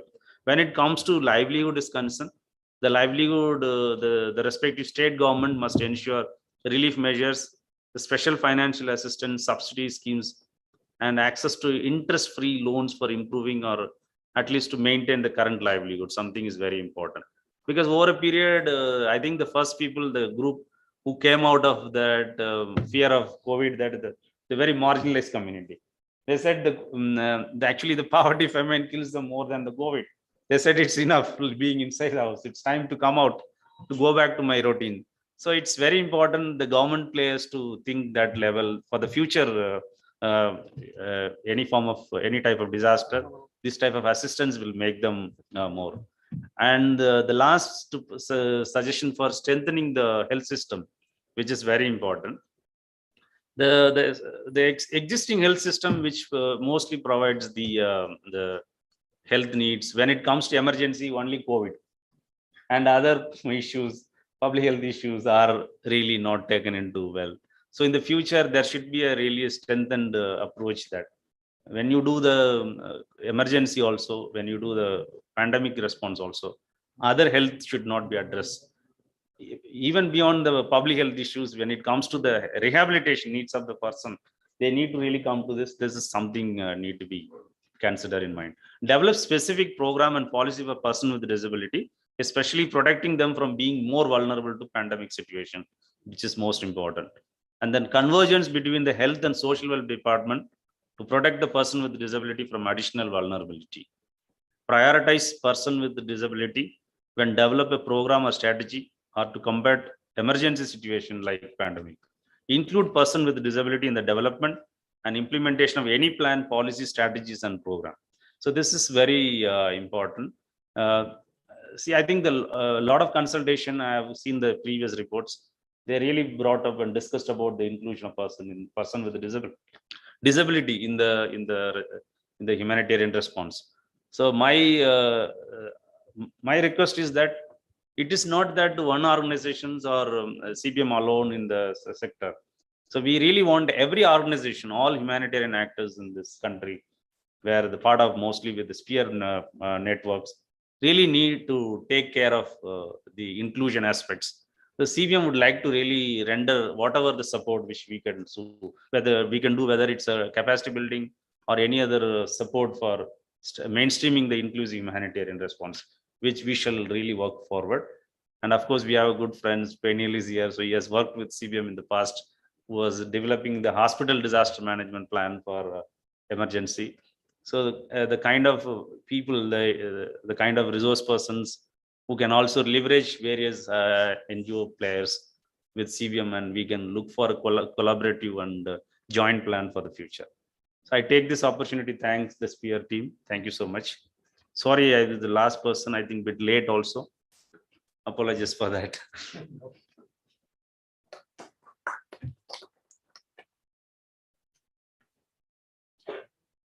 Well, thank you very much, Ravi. I think you put the community and more importantly, the inclusion at the center of the discussion, and is at the center of the work which we are looking at to evolve as partnership standards. Not to miss on to that, our core emphasis should be always be on that itself. I think this session, as we said, is inaugural. We heard various perspectives. We heard it from the government perspective, from the Ministry of Corporate Affairs, IICA, from their perspective. We hear the media and a media perspective to say there is also a bit about academia there. And then we hear from Ravi as the civil society and especially focusing on the community and the inclusion at the center of it. So this sets the tone for the day, and is a format we are following across the country also, right? So we have subsequent sessions. The next session is entirely going to look at the corporates and the role the CSRs have and how they are seeing this, the new development, which and under section we're doing it. The post lunch, we're going to have a discussion led by NGOs, entirely the NGOs, and towards the end of the day, we have a session, focusing on media. So from these various discussions, we see that bring up ideas how we need to take it forward in the partnership framework, but also how we build up a collaboration locally here in Karnataka. So we are seeing that maybe in the afternoon session, Mr. Penil Malakar, we ideate about strengthening or re-evolving the IAG in Karnataka. So that's on the screen. It's my opportunity to thanks everybody, all the distinguished speakers on this inaugural panel. My thanks to Dr. Garima from IICA. Thanks, Dr. Pratish from KSDMA. Mahendraji, thank you for your useful insights. More importantly, the colleagues we have it here on the dais also is Dr. Ravi and Dr. Singh. Thank you, everybody, for your very, very useful information. And more importantly, thanks all of you. We already had we started a little bit late, and I think we are already overshoot our the tea time, but I think tea has already been served. Maybe we can continue with the next session. In between, if we want to we can have a 5 minutes break in between session, but after 5 minutes we can start the next session. And I'm handing it over to my colleague Nupur for putting it up the plans for the next session ahead. Over to you, Nupur. Thank you so much, sir. Thank you, please.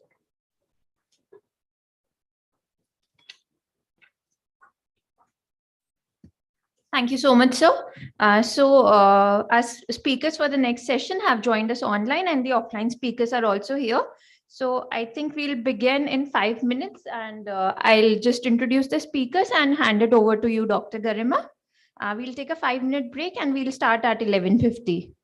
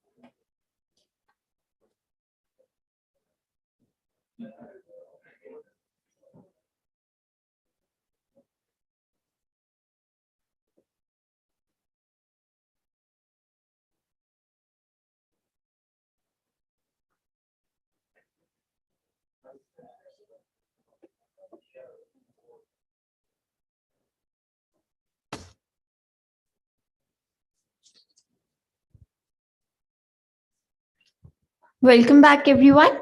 I would request everyone to get seated so we may start with the next session. I'll first introduce our speakers for the next session and hand it over to Dr. Garima for steering the discussion. For the session on impactful CSRs, we are joined by Mr. Arvind Eskiri, who's joining us online. He's an ambitious professional with experience of 8.5 years in development sector in corporate social responsibility under education, employability, skill development, entrepreneurship, livelihood, community development, water sanitation, renewable energy, rural development, environmental and health.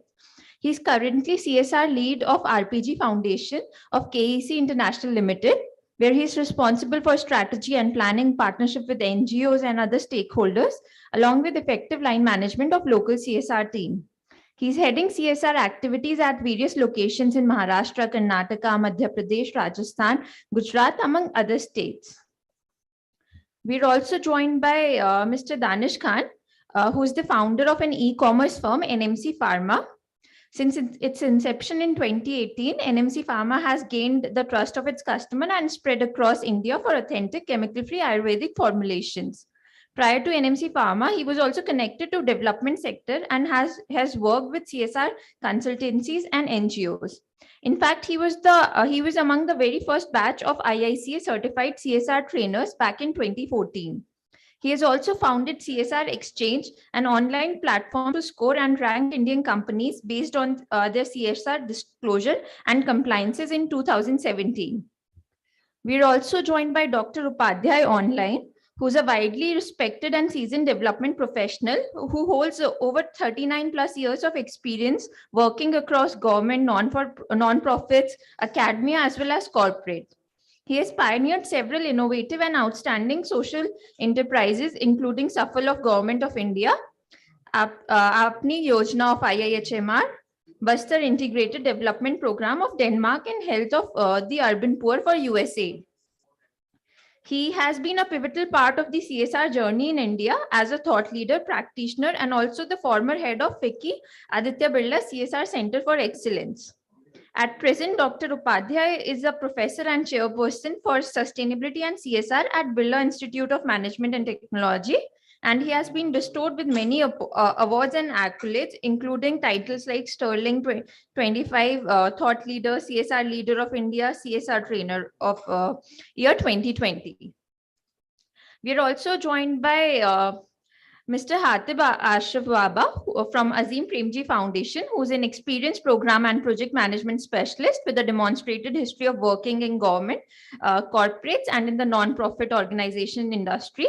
He's a skilled non-profit organization, program and project management, corporate social responsibility, facility management, system monitoring, policy analysis, and team management professional.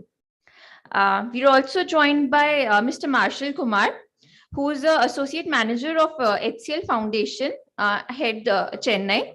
And he heads the Chennai operations, as well as he's the DRR co-lead of the HCL Foundation. And he has been associated with the HCL Foundation for the last 7 years. I'll request Mr. Hatib and Mr. Marshall, if you can please join us on the stage. And we'll shortly be joined by Dr. Hishmi Jamil Hussain, who's having a national and international experience in the field of environment management, biodiversity conservation, and sustainable development. He's a PhD in development economics from ISS Erasmus University from the Netherlands, and executive master in e-governance from EPFL, and PhD in lithology and soil characteristics. Currently, he's heading the biodiversity corporate sustainability at Tata Steel, and he'll be joining us shortly online. Once again, I would like to welcome back Dr. Garima Dadich to steer the discussions and moderate this session. Over to you, ma'am.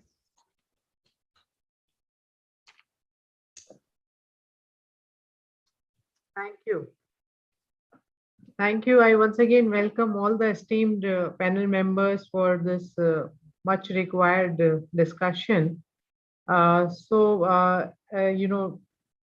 us begin today's discussion. Since we know the topic of this entire first session is more focused on the corporate, outlook of CSR, wherein companies whether they are implementing the CSR project by themselves or by their foundation, what are the key challenges which they face, in partnering with other stakeholders.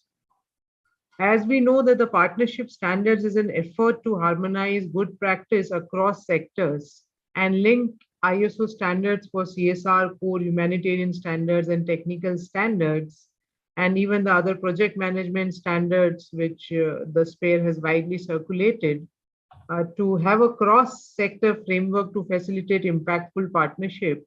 Probably, we can begin this discussion with Mr. Arvind S. Giri from RPG Foundation.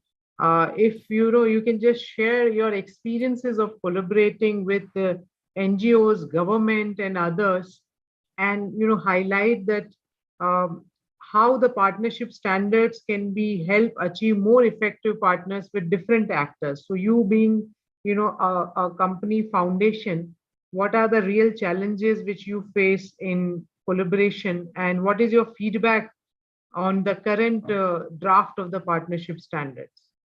Over to you, Mr. Arvind. Thank you, Garimaji. And thank you all for inviting me as a panelist.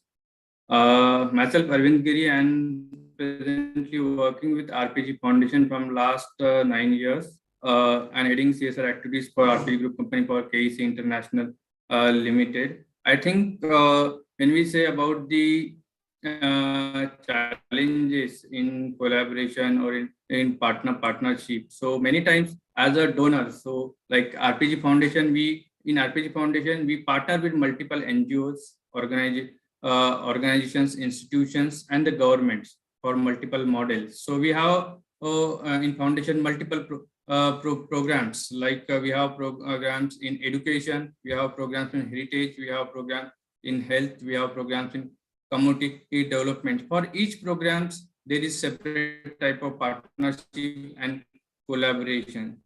So when we are like partnering with the NGOs, there are organizations, those who work very effectively at ground, or those who implement the activities at ground level very nicely. But when it comes about the reporting, it comes about the presenting the activities, it comes about the showing the impact and spreading it to the larger world, there is the problem. So I think one of the key things that is the capacity building of the ground level organization, that is most required in various spheres. So maybe in report writing, maybe in presentations, or showing the impact as per the national or international standard. That is one thing. When we are working with the government, so it's about the convergence model. So everybody knows that there are a lot of process.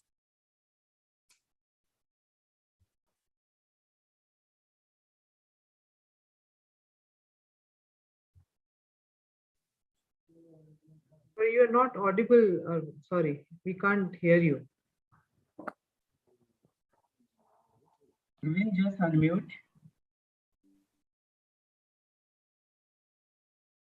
So maybe you can try unplugging your earphones.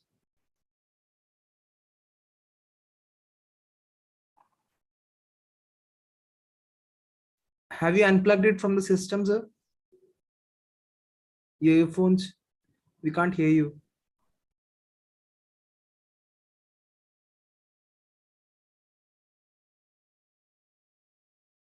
Not really.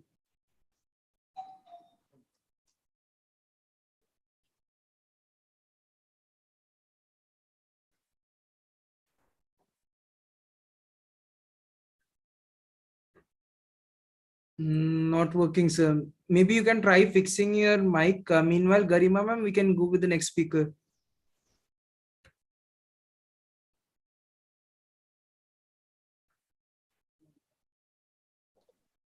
Yeah. Till Arvind gets back to the connection, probably we can move to the next speaker. So I'll just follow the way it is appearing on the screen. So let's go to Danish, and Danish, if you can share, since Arvind was talking about the different mechanism for different stakeholders, what should be the ideal mechanism for uh, pooled funding, whether it's intercorporate or whether it's with a different stakeholder, and if there should be a pooled funding sort of a platform, who should create this, and what are the challenges in establishing the same?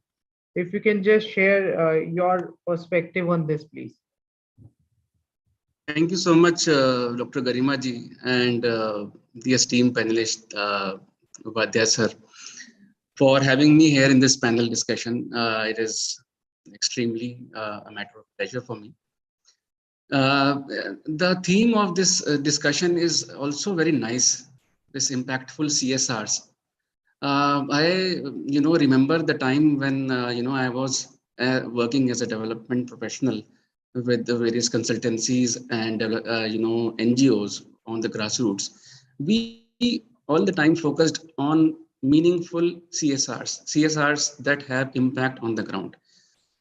Now, as a business person, when I think, most of the businesses today, they think CSR as one of the forms of taxes that has been imposed to them, knowingly or unknowingly.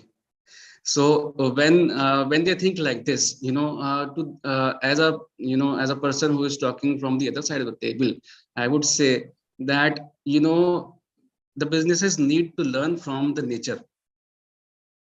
As a nature gives us the very basic law of giving back to society, giving back to others. You see a simple example of a honeybee, which sucks nectar from the flower. The flower gives the nectar, honeybee gives the honey in return. Similarly, the tree that takes oxygen, it gives, it takes CO2, it gives oxygen in return. It takes minerals from the soil and gives vegetables and fruits to eat. The same principle has been given to us as individuals in different religious scriptures in the form of, you can say, charity, in the form of dan, in the form of zakat. A person should give some part of his income to the needy. Now, if we apply the same law of nature, I will call it the law of nature, giving back to the society, to the others, to the businesses, it will be helpful in their own interest. Why should they not do it with a meaning, with an impact that is measurable? A business takes resources from the soil. A business uses the help of labor, which is from the community. A business also needs customers, which is from the society. A business also uses resources like water. So it is now it is a compulsion, but as a voluntary activity, business should think about it, that doing CSR would only benefit them in the long run. They would increase the trust among their stakeholders. Number one thing, investors are now interested in businesses which are more responsible, which are focusing more on sustainability, which are not only profit minded. They are also thinking about the long run. So as you have rightly said, that when the funds are being channelized by different corporates in a particular geography, why not to collaborate them to increase the impact? This can be done, and this is one of the basic idea that a business should pool the CSR fund. So if a person is working on education, and there is a corporate working on healthcare, so three corporates who are who can collectively pool their CSR funds into one particular focus area would automatically create an impact. Now the challenge comes when we talk about the interest of the stakeholders. In reality, when we go on the ground, the different stakeholders have their own interest. As I have very other senior persons in the panel whom I have seen, whom I have learned, ever. I have been watching them for more than 15 years, talking on this same topic. But yes, whatever I have learned from the ground, I can say that the other side of the table is, there are also NGOs which are not credible. NGOs, I will say there are some NGO mafia which work in nexus with the local police authorities or the local media or maybe the local community, whose sometimes main objective is only to earn some money from the corporate. So these stakeholders also need to be neutralized in order to make a collaborative effort of a CSR. So the main challenge in my case for the corporate is not to think CSR as some kind of tax, but treat it as a way that it is a law of nature that a business is obeying. Business is not working in isolation. It is not performing any of its operations in isolation. So it should think of it like this, the challenge. And yes, the suggestion could be that the CSR funds of these companies can be channelized so as to so that they don't work in isolation. And they also think of the mechanism to involve more and more stakeholders, the government, the local community, or the local health department, local education department, so that when they make their efforts, the efforts don't go to futile place. If I take example of my own company, we started in 2018. Ever since we started, my no matter how much turnover we were having at that time, we always have this social angle with us. We always thought of creating some difference in the community and also protecting the environment in some way or the other by focusing on girl child education. It has been one of the main focus areas of NMC Pharma, and we have been working with local municipal corporation, the district commissioner, who has been providing us with the grassroots information, along with our team, which also does that activity of of CSR intervention. And yes, since most of the part of our company is e-commerce, we provide these Ayurvedic products to different corners of the country through transportation. So we have tried to reduce the use of plastic as much as possible, and also decrease the use of paper. We have started requesting our customers to to prefer email invoices instead of paper invoice that we give to them along with the order. So I think small steps along with the vision to have a social angle will take us to a very big and rightful place in the long run. This is my goal, and this is what I have learned as a CSR professional over the past 12 years from the esteemed panelist Upadhyay sir. I have been knowing him when he was heading CSR at FICCI, and ever since then I have always learned some very specific aspects of implementing CSR on the ground, as well as taking it at the board level, how it can be included in the policy of the board of directors. And you will be happy to note that in 2017 I also happened to launch CSR Exchange in India. CSRxindia.com is still a valid domain, and one of my ex-boss today sent me an invite of Ministry of Corporate Affairs, that I thought of it way back in time, but you didn't have the right backing or the way forward. That CSR Exchange is now getting inaugurated by the government of India itself. So it is an honor for me, that I would say. It is a matter of pleasure, and that my idea is getting in the safest hands in the country, I would say, and CSR would grow the way it should be in the future. Thank you so much. Thank you, Danish.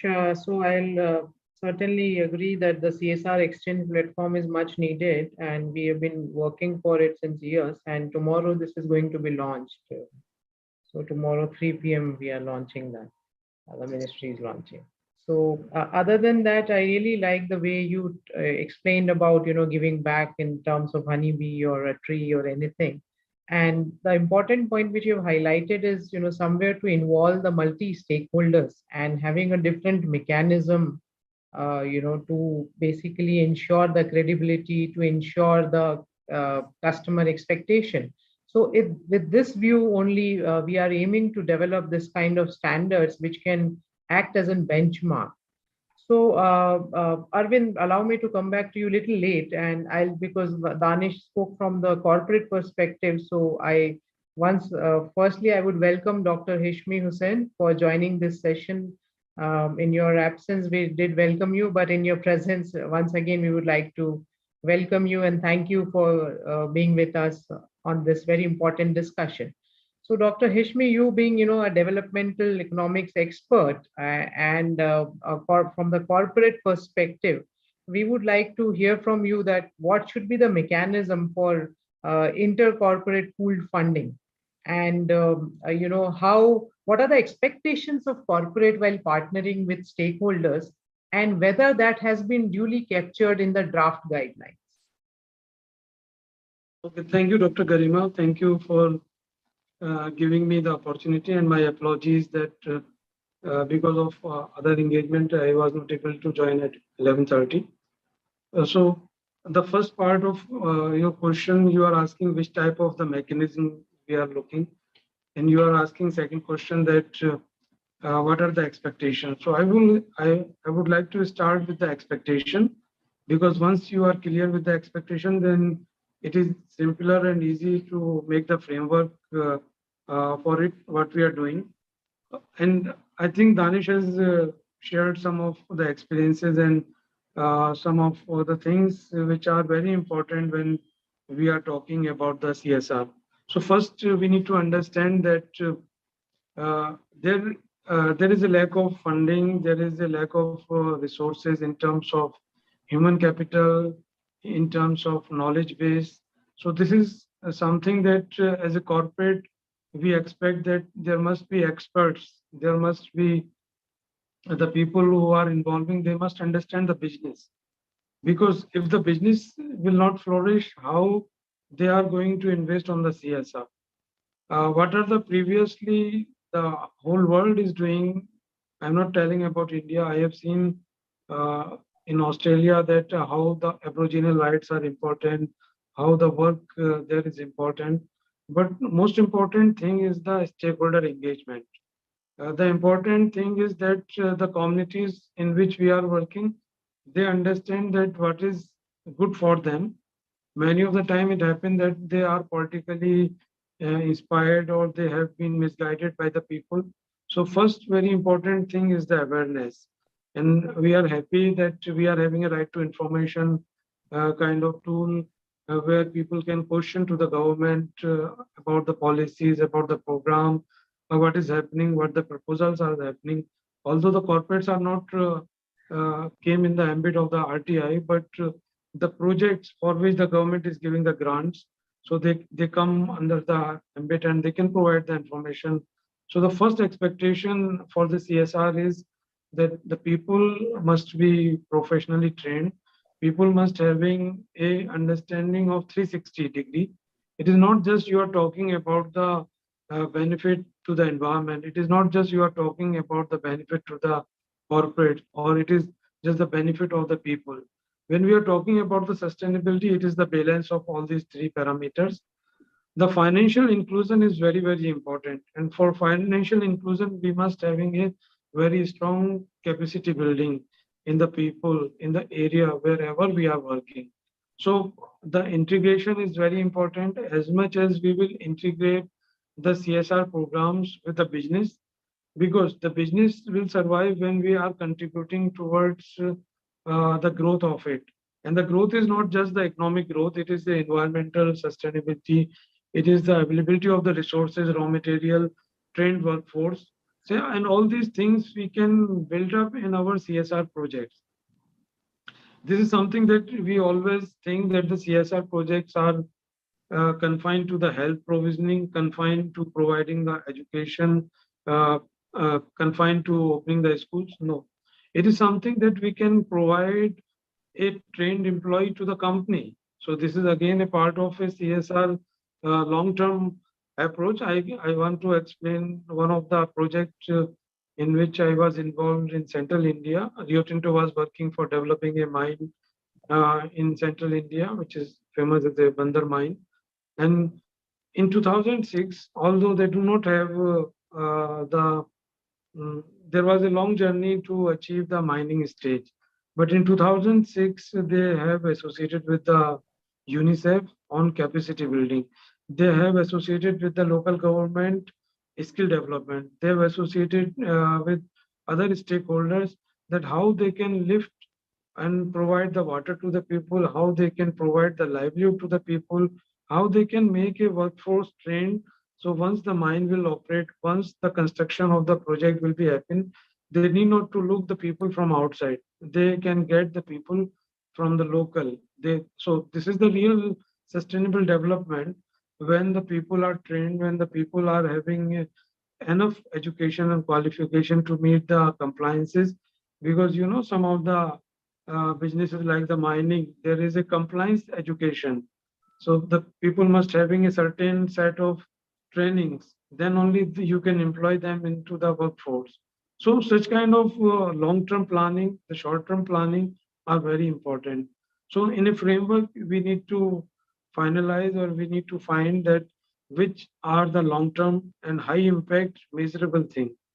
One very important thing, and now we are blessed with the social media, now we are blessed with the uh, messaging. So we have started the community sheets in 2006, in which we were declaring about what activities we have done in last 6 months and what is our plan for the next 6 months. And in which we are also indicating about the CSR program which we have done for the community. We have indicated that how the people have benefited the earlier program and how they could be benefited if they will be associated with the future program. So Bundelkhand is famous for water scarcity, for the droughts. We have initiated a water awareness program first before implementing the water program in the area. So first we trained the people to know the importance of the water, and we have explained through the street plays, Nukkal Natak, that if the water will come in their life, how their life will be changed. Once they know the importance of the water, everyone know that the water is important, but they do not know how this is adding the value in their lives. Similarly, people know education is important. People know many things. It is important. People start protesting against the projects. So as a corporate, the first responsibility is to explain about the development activity, explain the real impact of the project. So there are misconception that the whole forest will be cut down. So there is a strong legislation around forest diversion. There is a strong legislation, environment clearance. So these things no one can bypass. Any company who is working in India, they must take the environment clearance. They must take the forest clearance. And these are the strong guidelines.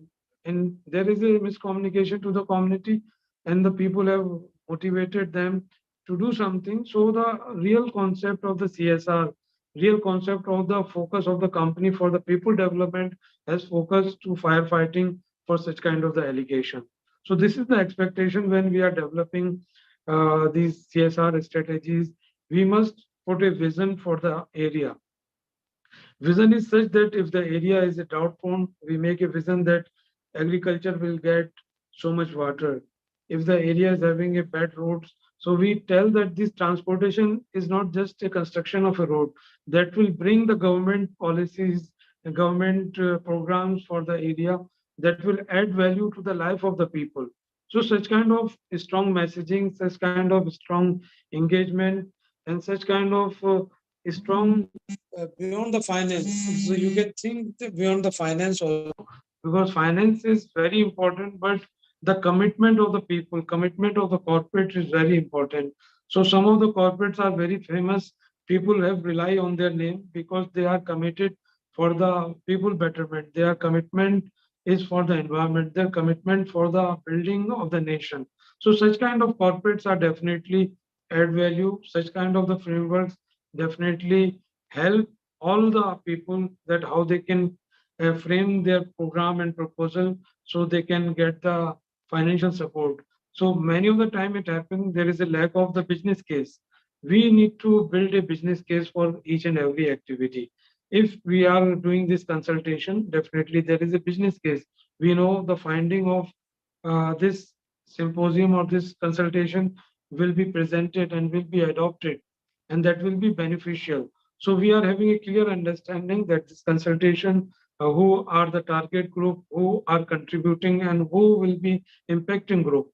And if we are having these four high impact boxes in our hand, then definitely our priorities, our frameworks will be very clear. So I hope that Dr. Garima, I am able to respond to your question.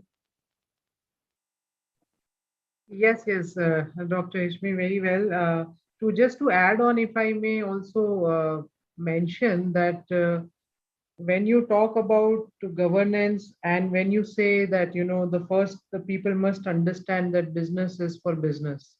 So that, Milton Friedman and Freeman debate about whether business is to make profit or to get, to do charity.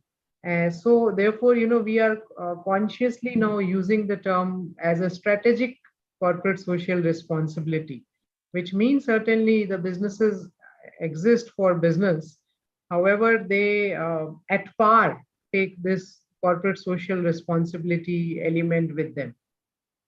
So I completely agree with that part. And secondly, when you say about taking all together stakeholder engagement and how important the awareness is and the role of governance in these particular collaborations. So the draft guidelines, if you might have got some time to browse it, we have divided into the governance part and the project management, the operational part basically. And in the governance part, we do talk about all these things like how the partners' involvement and support are essential for the successful implementation. The amount of decision making authority a team feels that is important for partners, and as well as you have rightly said, the financial information, the budget standards. So if you have any specific comment, if not now, maybe later, we would be very happy to incorporate on those particular draft standards also. So when also you say that the social media and the example which you have given about the community sheets and all, that is how we have brought the role of media, because the role of media in CSR has not yet very well, I can say that planned within an organization. So what is the role? Because the public disclosures now, which you have also highlighted, how important it is to basically, to disclose that how an organization is sensitive towards the stakeholders' expectation. So that is what we are bringing this the regional workshops, and the third session is about the media's role. So would you like to say anything specifically from the guidelines perspective, if you have got some time to browse it? Otherwise, we'll catch you later. Dr. Garima, unfortunately, I have not seen the guideline, so I will go through it and I will send my comments in case there is any. And I'm sure that they are the expert group who has already been seeing these guidelines. And I'm thankful to Dr. K.K. Upadhyay for inviting me and giving my name for this program. So I just, without naming the organization, one of the non-government organization with whom we work very closely. So it took a lot of time for me to explaining them the real expectation of the corporates. So the one of the expectation is the timelines. Second is the reporting, and third is sharing the information. So quicker you share the information, quicker you take a decision, quicker you submit a report, that will give the corporate more confidence. So I work for Rio Tinto, and when we are working for multinational companies, the reports and the deadlines are very important. So I was working for one project, and I spent about 90% of my time chasing my NGO partner to submit the report in time. So I can take I can approve, and I can take support from finance department to release their installment. If they are not submitting the report, if they are not submitting the results, then the finance department and the people who are releasing the money, they will not be agree to release the money. Although I know about their good work, I know about their commitment, but the people who are sitting in Australia or not at the ground, they want to see the reports. They want to see the real numbers. They want to see the real stories. What are the KRAs are there, and how they are achieving about these KRA. Many of the time we do not want to indicate the area of improvement. And this is something that every time we are having an area of improvement, no one is perfect, no project is perfect. So there is no harm to show in your work that there is an area of improvement. And the important thing is accept if you are lagging behind, and also see the additional resources if you are looking for the project. So don't think that the CSR work is just a charity. It is something that adding the value to the whole world. So the programs which I have done under not the CSR, I would say it is the community development. So we use the community development words in Western world. So So in community development, how we can make them business partners. It is not just they are stakeholders. These are basically the business partners for us. And if the guideline allow you to modify some of these suggestions, so consider the communities as the business partner rather than the beneficiaries. When they are the partners, they will take the responsibility and they will also deliver, they will contribute also. Thank you, Dr. Ishmi. Thank you. I mean, you have really touched upon the real operational challenge also. So I do appreciate about the public disclosure as well as there's a need of, sensitization and a capacity building program till today also. So thank you. We'll come back to you maybe later at specific. But now let us go to Arvind since Arvind lost connection in between.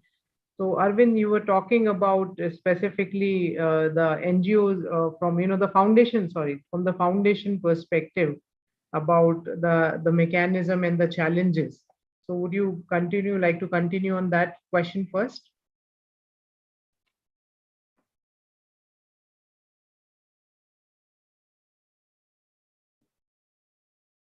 No, Arvind, we can't hear you now. Maybe you can try connecting through your phone.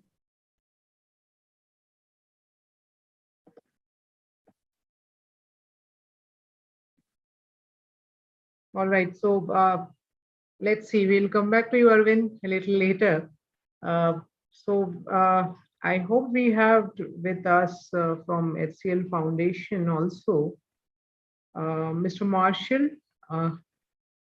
Can't see him. Yes, he's there offline, ma'am. He's there on the Okay, panel. okay. Sorry. Yeah. See now I can see more online faces. So yeah, yes, Mr. Marshall, since you being, HCL Foundation is taking key initiatives and delivering wonderful CSR projects. May I request you to please share your experience of inter-CSR coordination and how it can be further strengthened, because we are already have taken few steps when we talk about the first quadrant of the inter-CSR coordination. So maybe you can say that what next we need to include and how can we have more shared programs and resources between CSRs. And also, I would request you to touch upon your experience of collaboration with government and NGOs and others. Sure. Thank you, ma'am. Hope I'm audible. Yes, you are. Thanks. So first of all, thank you so much. And I really appreciate for this opportunity. And thank you so much for acknowledging our effort. Representing HCL Foundation, it is also very important and pertinent to extend warm regards from our senior leadership, particularly from Ms. Nidhi Pundi. She's the director of HCL Foundation and also working closely with a couple of other DRR partners. And as you rightly said, ma'am, we are quite active since a couple of years and working closely with a couple of DRR partners. And one such initiative is also you could able to see is the outcome of what we are gathered today. And it is also one of our key contribution and participation, and how very important that we work closely and have a collaboration approach. This is very important that we gather today to understand the challenges and impact of the CSR, and to have how we can have a collective impact in the ecosystem of CSR, because now DRR is not a great subject dealt with in any recent times, where CSR taking up DRR as a very important subject, because as you also easily connect with the budget and the contribution as a national exercise, we couldn't able to see not even 1% of fund directly aligned to DRR.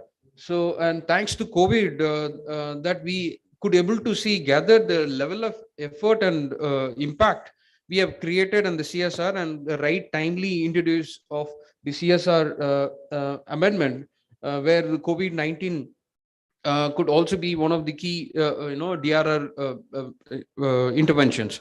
So it's a pandemic, it's a national exercise, and it's a global exercise. Very interestingly, the CSR within the national purview and within the HCL Foundation purview, it has taken a lot of approach and the system change also. We work closely with, as you said, with the coordinating of a couple of partners. And one important thing we strongly believe is the IAI interagency coordination, and how Spear India and takes that lead, and also interagency, interagency coordination is very important of any of the response to any of the national or local disasters, because that also brings a lot of transparency and collaboration. We strongly believe in convergence model and system strengthening to strengthen the government. So we always say that we need to collaborate. The corporates should collaborate, co-create, co-own, and co-implement. And we have seen a couple of down the line that we were responding to short terms, but now we are also responding to the long-term interventions. So all the corporates should also thinking in that terms, that rather working on the very short term exercise should also go as a long term interventions. One such example we always see is that instead of working on the relief, rather how we going to work on the system strengthening through NGOs. And NGOs, we always see HCL Foundation has always see as the fifth pillar. We always say HCL grant, probably most of you might knowing. There are four important pillars of Indian legislation and Indian constitution. One, you all know, any idea? Legislative, and two, executive, three, judiciary, and four, media. And the fifth pillar we HCL strongly believe is the NGOs. The otherwise in corporate terms, what we call it as implementing agencies. The active participation of the corporates and active involvement with the implementation agencies create a massive impact across in all our interventions. The knowledge and the ground up interventions from the representing from the NGOs, and the clear backup support from the corporates making a lot of differences. So in our experience, we see interagency coordination is very important and pertinent to test the times and any disasters, to implement and collaboration. That's why you rightly said, man, the collaboration approach is very important. And because we have a common agenda to understand, respond to the need of the community, and bringing it, rightly said by Ravi, that it should be an inclusive approach and taking important sectors in place. So in that case, NGOs representing from each sectors are very important to take up this any of the interventions, understand the ground reality, post or pre interventions or impact. So in our terms, NGOs are the implementation agencies, which otherwise also a collaboration approach or networking approach in interagency group is very important. So we strongly, that's why we back up Spare India to take up this lead, to work closely to provide human resources to extend their approach and strengthen the IAGs across all the across the nation. So in that terms, I think our partnership with Spare India and the network partners clearly shows a lot of significance in terms of bringing transparency and accountability in the sector. To responding to your question, madam, on the coordination and collaboration with NGOs and government, we could able to see, we always believe in the system strengthening, particularly the government system strengthening program, how ensure that the sustainability is taken care. Any disaster equally affected stakeholders, also any of the companies or industries. So nevertheless, any of the CSR also, because that is a board exercise. So board is now clearly understand that the importance of disaster and how the business continuity could also happen. In that terms, we always see how closely we work with the government. We have responded to the government request as quickly as possible to understand and to strengthen the government, of which bringing the transparency and understanding the realistic need assessment through joint need assessment. Again, it is a democratic exercise through IAG. So here we see the role of IAC is very important to bring up the reality to execute whatever the projects or interventions required. So NGO is always a challenge because each one has this very important sector-based experience. But the role of CSR is very important, particularly the implementation agencies and CSR. The DRR coordinator should understand how it is important to equally understand the expertise of the NGOs and ensure the board level exercise, the funding is also directly diverted, and so that the funding and execution and implementation could happen simultaneously. Because it is also, we are dealing with the timeline and the budget. So the role of CSR also not clear. For that, partnership standard is very important to bring in the accountability. So that's why we closely encourage this kind of exercise to bring in a lot of consultations to know how to respond or even to divert funding and implementation, so that it is not just a short-term interventions, rather long-term interventions. Put it short, government always thinks of relief and response, but post that implementation is always a challenge. For that, funding is always a challenge. There comes CSR funding as more of rehabilitation and mitigation. So our role, HCL plays an important role in mitigation and strengthening the IAG. And three, if there is any request, showcase and execute a model which can be replicated, can be in rehabilitated model. That's what we have done it in Kerala. Some of the disaster district coordinator were quickly absorbed into the systems, and we could able to see the timely absorb also helped to make them respond to the COVID situation, particularly in Kerala. There are a couple of other examples I can throw, but still considering time, I see this initiative is very important and makes a whole lot of exercise, a whole lot of change in the ecosystem of CSR and also in the DRR vertical. So with that, I think I'll stop here, and thank you so much for this opportunity. Hope I have answered you, madam. Thanks. Thank you, Mr. Marshall. Very aptly, you have given examples of HCL initiatives, and particularly, focusing on the accountability and understanding the expectation of other partner. How important is that? So even in our draft guidelines, you will see that we have included about the accountability, and not only accountability, it's about collective accountability, which we have included. And the project execution also, we did include all those, a well-structured approach and KPI-oriented approach and everything.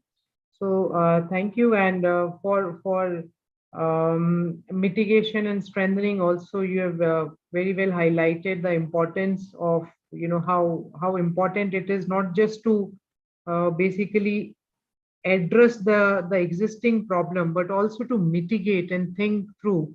So the governance role is critical there, and the governing body takes an active part. And since we know the CSR is a board-driven agenda, so they need to make strategies to mitigate basically, any future risk or any disaster for that matter.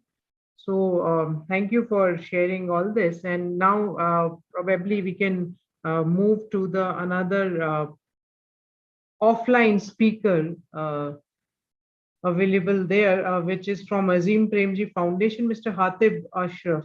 May I request you to please be on dais and share your perspective on various challenges which we are facing in intercorporate collaboration, as well as collaboration with other stakeholders.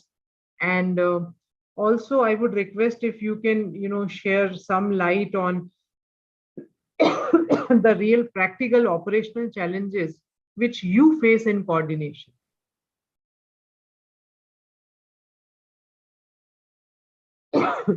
Yeah, so good afternoon to everyone. And thank you so much, Fair India, for inviting us here. And it's great to see all of the partners here who really work on the ground and make things happen for us. Today, sitting here pulls me back some 2 to 3 years when I was sitting on those chairs. I used to be the implementation partner. And to be very honest, I miss some of those days. Now, coming back to this forum and what are the operational challenges and other things in CSR and funding. So let me start with what are our challenges when we go out for a diligence, when we look for the partner, and what are the things. So as every funding organization, every funding institute, be it a CSR, be it a philanthropy, or be it an individual donor, or taking a bracket term for this as donor agencies or funding institutes, we have our limitations in the way that there's a particular amount or there is a particular support that an organization can give. Thankfully, with Azim Premji Foundation, we have in our philanthropy wing, we have a lot of themes wherein we support, right from adolescent girls to gender, right from manual scavengers to shelter, right from small and marginal farmers to water and other things. So the limitation of themes and other things are wide, much. There are lots and partners can apply. Now, when we talk of challenges during the diligences and how we see our partners, it's great to find right from Kashmir to Kanyakumari when we work, people, NGOs, they work so extensively. But as rightly my fellow partners here said that there are limitations when it comes to funding and other things. Rather than going into the limitations, I can request the people here that coming forward together and collaborating for a longer period of time is something that is needed. A bigger project can be taken up by 2-3 collaborations, wherein a funding partner can take one part, another can take another part. But obviously, the duration and other things should be of a project or a program size. One of the limitations in this sector or the people who are in the funding sphere, some may go for a one-year intervention and just try to analyze the impact out of it. Being a development practitioner, we all know that 1 year is a too less time for any kind of an impact. Many of our communities, we may even take 2 to 3 years for doing any kind of a drastic work. Imagine some of you doing a natural resource rehabilitation program and a person doing this for a 1 year. Obviously, it will not happen. Similarly, like other community programs, which involve behavioral change and other things, these programs will not happen like that. When we talk of CSRs and collaboration for a longer period of a time, it again comes to my mind that when we people go for a diligence, it's nice that we have representation from Tata Steel here, we have HCL Foundation. We often see in our diligences that funding bodies like these are there supporting a partner for a time, and it gets really easy for us to support the partner further, because we also know that there is a collective approach from the sector, and sector has understood the importance of that particular intervention.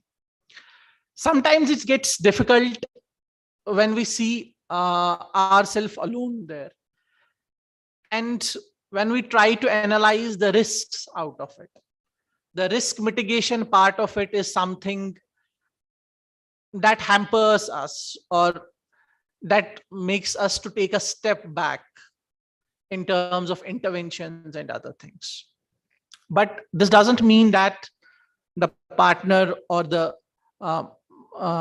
NGO there is not fully versed with the topic or something like that. It's always the risk that what will happen if our funding is not there.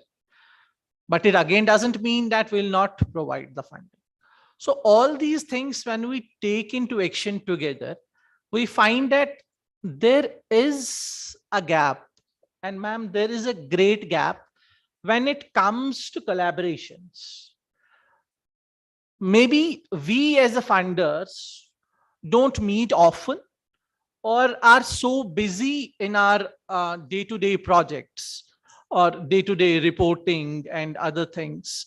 As sir said that we have to be into reporting, we have to be into numbers, because this is something that we have to report and we are always running after that. I suppose even the mechanism can be developed, wherein we have a partner, we have an implementation partner with whom all of us have worked for 1 year and 2 years, and we try to ease up these limitations of this much in this budget line and this much in this budget line.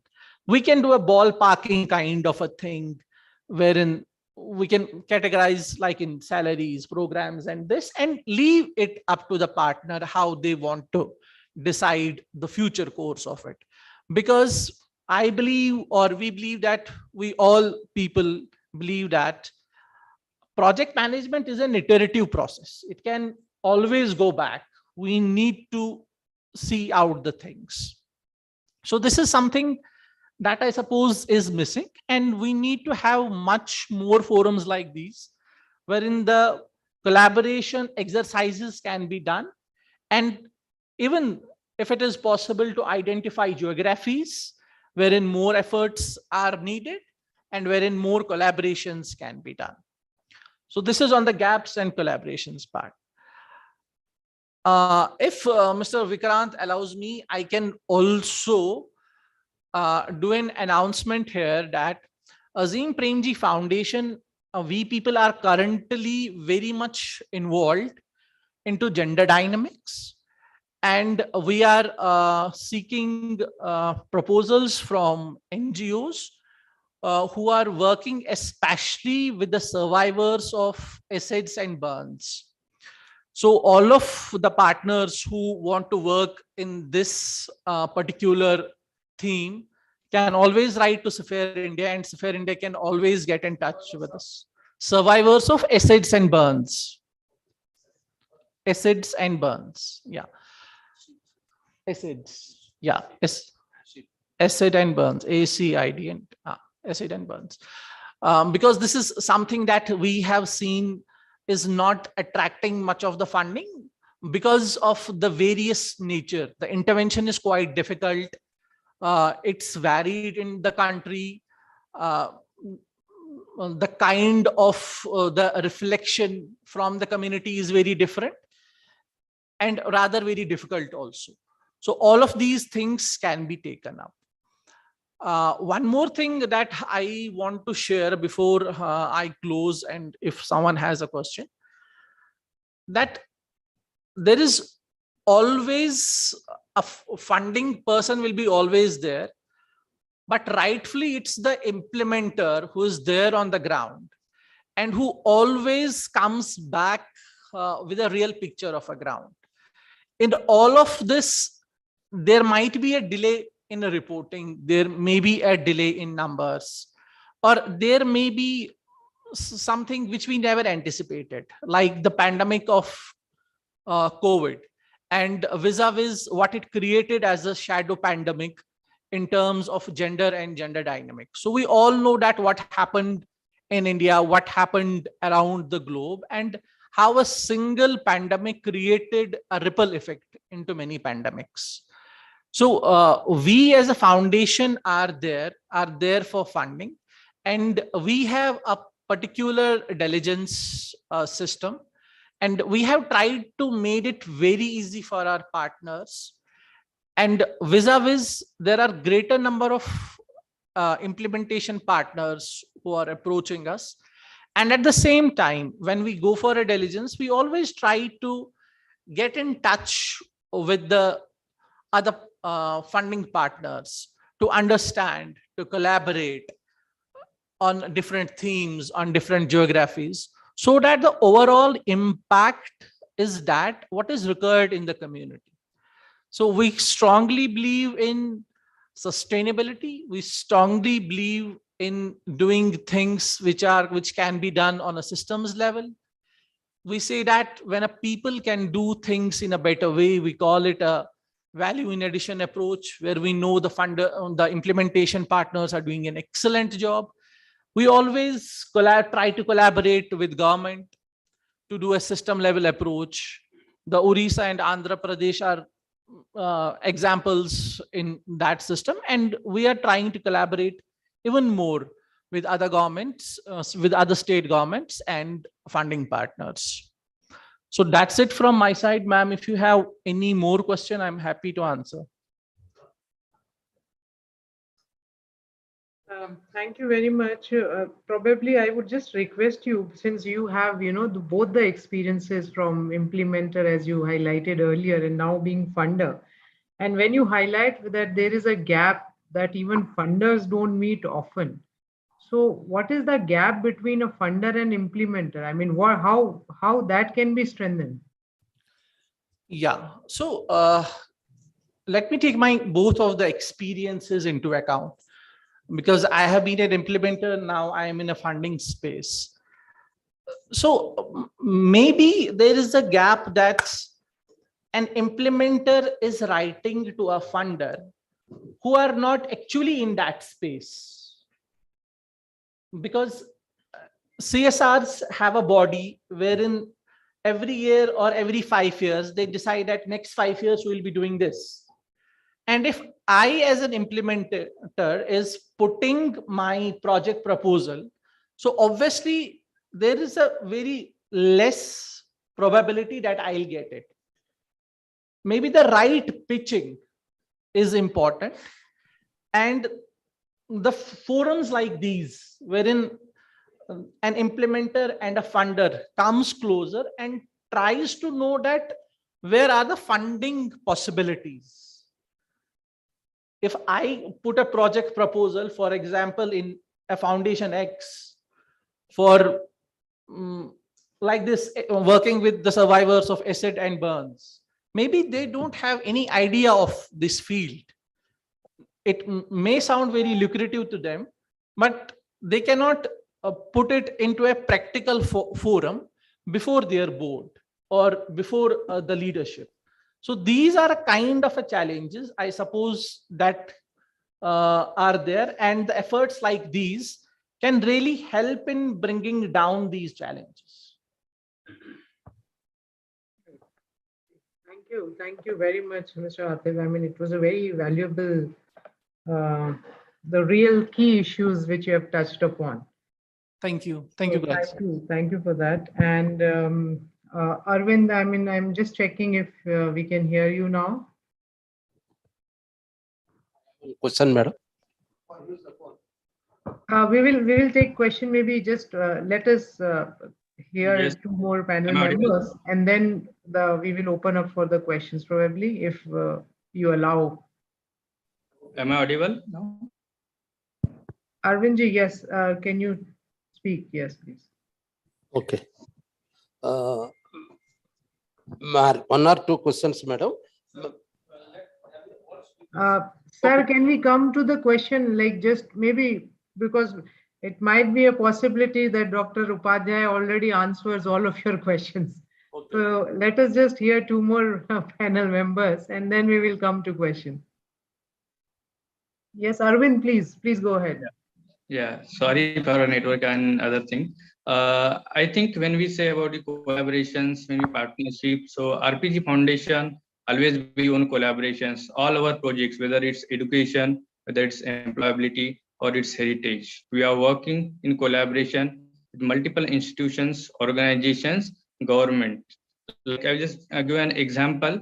Like we have started a project to enhance the public health system in India. So we have started pilot, I think before a year back, with 100, we called it Pure Clinic with National Health Mission to upgrade the public health system, because we all have seen, and the world have seen, that to upgrade the public health system is more and more important, and the corporates, they need to involve their funds or their grants more in public health system. So that's what we did. We have made one portable cabin, and that has been placed in the PHCs in the rural areas, semi-urban area, wherever there are need. That need has been identified by the National Health Mission. So we need to collaborate with the agency or the organization who has presence in pan-India, because if we collaborate with the agency or organizations who is working at pan-India level,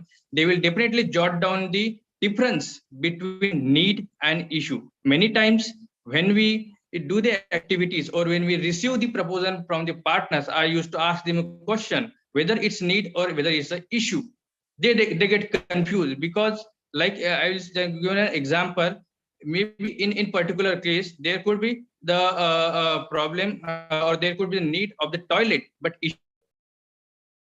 that what we have seen in India, that many bus stops or everywhere there are toilets are constructed, but water is not issue. That is the crisis and that is the issue. So when we receive the proposals from the partner, that is the major challenge, that they do not understand between the need and the issue, and that is where the problems come. Second, when we receive the proposal from multiple partners, it should be have the practical, I just say PPP, practical possible approach. So it could be very good elaborated or explain on the paper, on your presentations or your draft. But when it comes to the implementation, or when it comes to the governance, when it comes to the monitoring, the what is actually there on the paper and what is actually implemented, it has not been seen. So who are the implementators? The operational team. When we are implementing the project, operational team, that is more important from both the sides, from partner, from donor side and from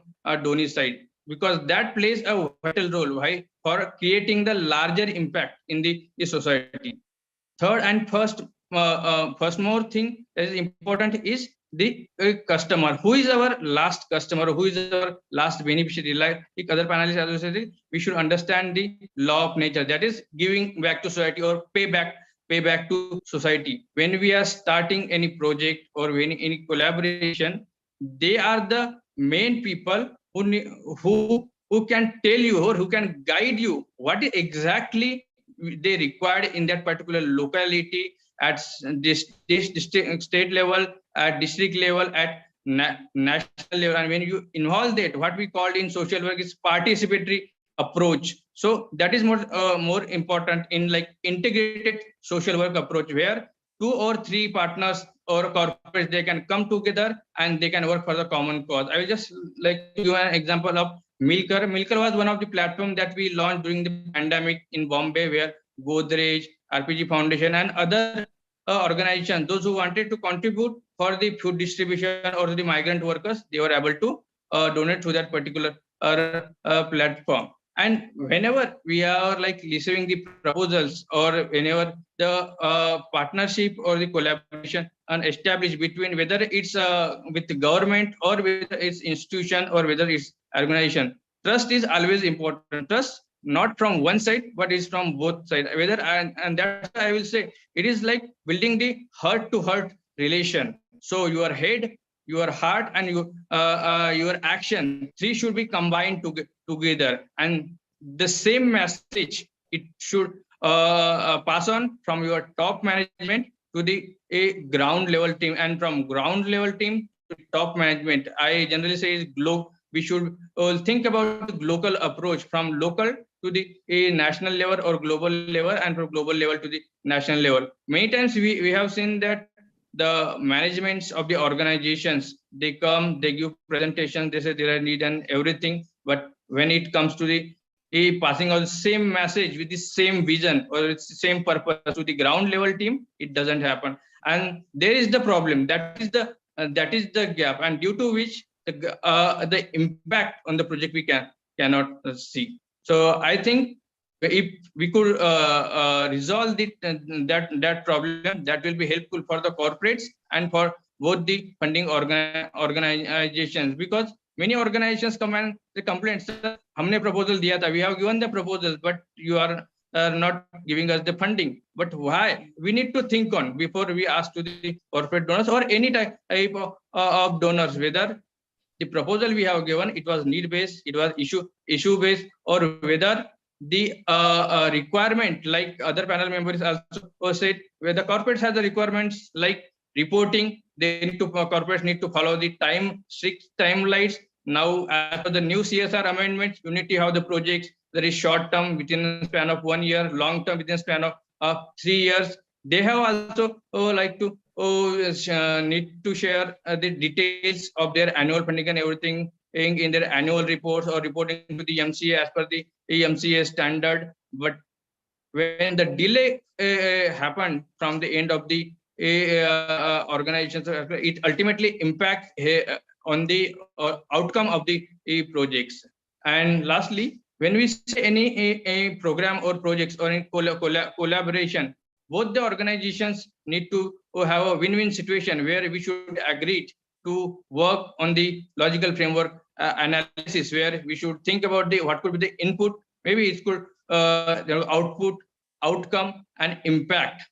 We should have both tangible and intangible effect, which should both have the direct and indirect effect, and we need to measure that, because many times when we start the project, that time we don't realize that there are some indirect impact as well. Like in our employability program, we run the SWAYAM health program, where we train the candidates in general duty assistant or medical technician or home health aid. After training, an average candidate gets around 8 to 10,000 as salary. So last in 2020, we have trained around the 5,000 over the 5,000 plus candidates. If you calculate that 10,000 into 5,000 per month and then year, you will see, you can see the social transformation of more than a year, even adding in the GDP. Second, we talk about the minimum wages when we are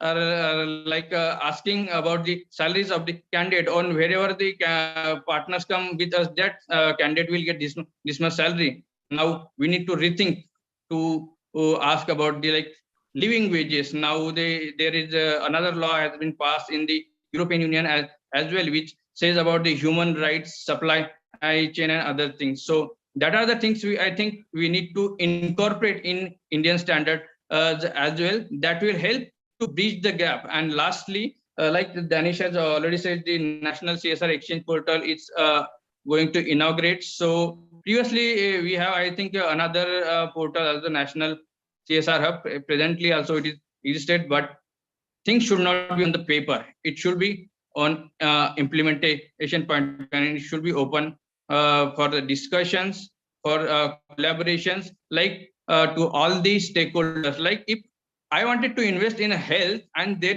is some other organization who is also wanted to invest on the health, I can go on that particular portal and say, this is my portal where project where I wanted to invest on upgrading the public health system.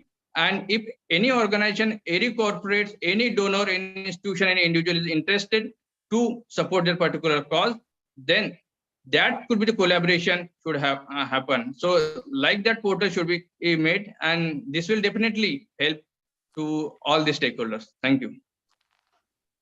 Thank you, Arvind. Firstly, I mean, it was very insightful because you have, touched upon various important terms of social development sector, be it a participatory approach, be it a, need and issue, which you have very well articulated, and that's the practical possible approach is something I really liked it. And with reference to bridging the gap, certainly the CSR exchange platform, I being one of the member of the expert committee group, I can tell you that the whole intent is to bridge the gap, as you have mentioned, so that not only the corporate pool funding, but also the corporate and implementing agencies can come together. Anybody can see that if this is a project of health which has addressed the issue, at a particular given location, that can be replicated, that can be scalable, that can be, just repeated as it is to another location. And so that the whole intent is to bridge the gap. I can tell you that. I would like to add which I think I missed. So when we say about the approach of anybody, so it should be from the perspective of the Liam, it's from the ordinary approach with extraordinary mindset. So generally we say holistic approach with 360 or 360 approach. Rather, I believe and I say you should go beyond 360 and you should say 370-degree approach. 10% what ordinary person, if he is or she is there or anybody is there from the ground and he wanted to see the impact, that should be the vision where we where we have to fill the gap. Yeah, and when we say impact, and rightly, many of the previous speakers have also highlighted that impact is, can't be seen in a 1 year time or in few months time. It takes its own time to notice the impact as well as the behavioral changes. Hatib has also touched upon it in detail. So now let's move to the CSR expert, I would say, Dr. Upadhyay, to have your views, and I have intentionally kept you at end, Dr. Upadhyay, so that you can even summarize the entire discussion within your speech. But just directly, one specific thing, that how can we have more shared programs and resources between CSRs? What needs to be done? What needs not to be done? If we can just have like two specific columns, do's and don'ts, and with an objective to have more collaborative approach, how we should fill these two tables. Over to you, Dr. Upadhyay. Thank you, Dr. Garimaji. It's always pleasure to listen to you, first of all. And second thing, the way ISCA has done of late, whether it's right from the BRR to the portal which you are launching tomorrow, I think a lot has been done. But I will be very short, 3 points to make first. First, as most of our speakers brought out very clearly, we are talking about strategic corporate social responsibility. We are more focused now, and we also have boundaries now. We have drawn boundaries, lot through compliance, and more than that on our own. All the companies I interact with, they are talking about this specific thing. One thing which we didn't touch was also, CSR also makes a lot of business sense now. That's why more and more people are doing it. More and more people are doing it in a very strategic way. And that's why a lot of companies, I won't name them now, but their focus is more on CSR. As we have a new entrepreneur like Danish, that's why I had Danish with us. He moved from CSR to be an entrepreneur now. His company doing very well in Saharanpur. And right from beginning, he's spending his money on CSR, doing a nice job there to RPG Group, and we know about Tata Group. Second point, which has been brought out very clearly, it has to be a co-own, co-operate, and a participatory approach. That's what, if you want to really succeed, we have to take all the stakeholders with me. That's what Sphere India has been able to do. That's what Vikrant and his team has been able to do. And that's what HCL Foundation has helped us to do. So it's a co-own, cooperate. And then we have to understand one thing. The paradigm is changing. We are changing. As ISCA, you have launched a lot of new programs and all. And government is changing. So has all the people. All the stakeholders also come together. We have been able to bridge the gap, the trust deficit between NGOs and the CSR. More needs to be done. More organizations like this, more events like this, and better coordination and better working together with all of us. So I like to leave time for at least few questions. Thank you, Dr. Garimaji. Thank you, Dr. Upadhyay. Like in few words, you have summarized everything. The paradigm is changing. We are moving towards positive, and this event itself is highlighting collaborative effort.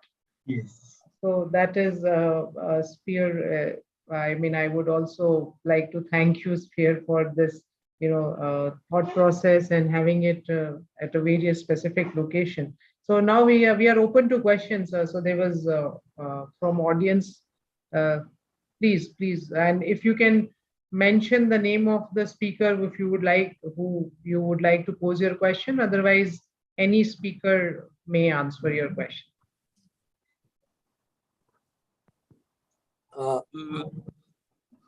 I am Srinivas Rao from Andhra Pradesh. I would like to, but not questions. It is my suggestions and concerns also regarding latest FCRA amendments and developments. There is the scope to the CSR funding and CSR partnership. In our outlook, particularly the NGOs, particularly in NGO, coastal area and other places, who have been working in the emergency situations, and also to face, since in that tsunami time,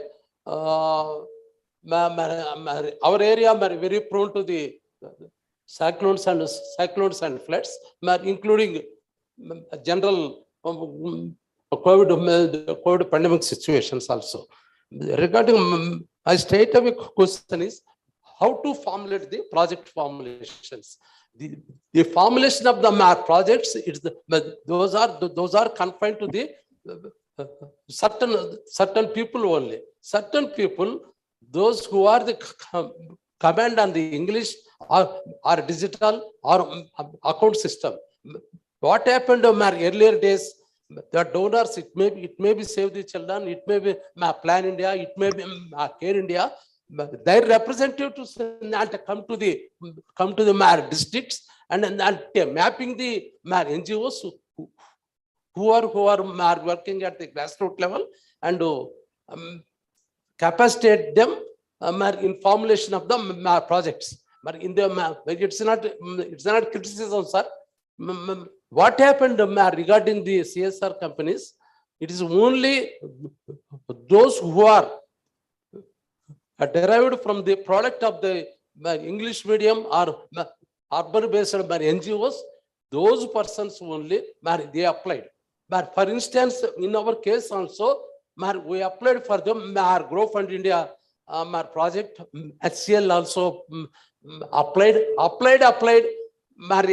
And final stage, slowly they are withdrawn because of so many reasons. It's not my criticism, sir. Don't take like that. But our sincere appeal is to fill the gap. FCRA gap.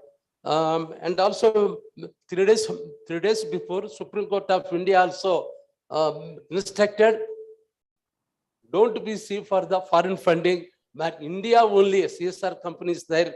You the NGOs, you please coordinate with them. So our gap is it may be language question, it may be accounts question, it may be diligence questions, all this type. So our request is to build the capacity, sir. Thank you. Very well taken, sir. We appreciate your concern. And that's where we have been talking about bridging this gap between the CSR. As Arvind also mentioned, we are learning. And just to tell you, lots of people, like you saw the person from HCL Foundation, from the Premji Foundation, we are with a background of working in social sector. So a lot of people have moved from social sector, a well taken note, and we'll try to address it. Thanks a lot, sir. Any other question? So over to you, Nupur.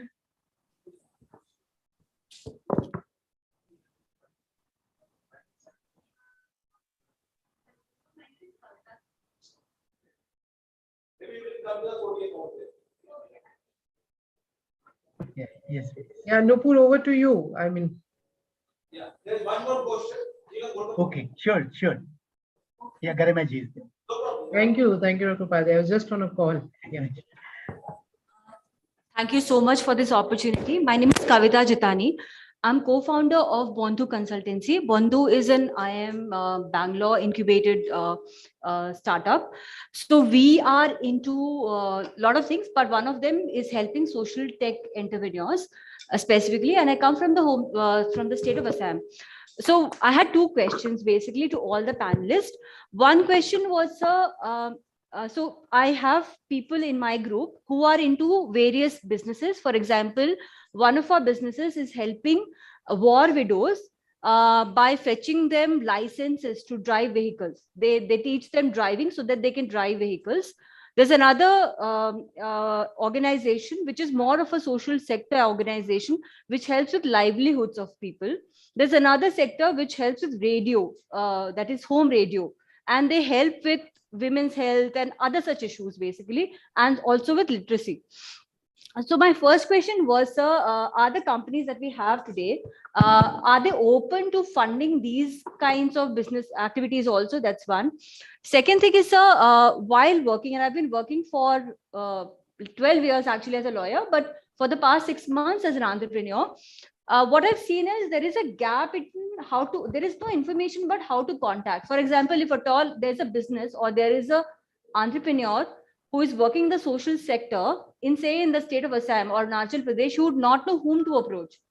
And for him to actually think of going to, say, a Mumbai or a Delhi to actually present himself before a company, a big company, is a task. Of course, getting an interview there itself is a task, but getting there is also a task. So is there a way how we can reach you? If you could throw some light on it. Thank you. That's all. Thank you. If I may, please. Thank you. If I may mention, briefly with reference to what can be covered, it is simply Schedule 7 of Companies Act, wherein the war widows are very well captured. So companies may spend their CSR on such projects. Secondly, again, briefly mentioning the entire intention of this exchange platform is to bridge that gap and make available on a public platform that what is happening in Mumbai, what is happening in Assam, and what is happening in other parts of the country. So this is the aim, and tomorrow it's launching. So I am confident and very hopeful that this kind of concerns will be addressed with that particular platform.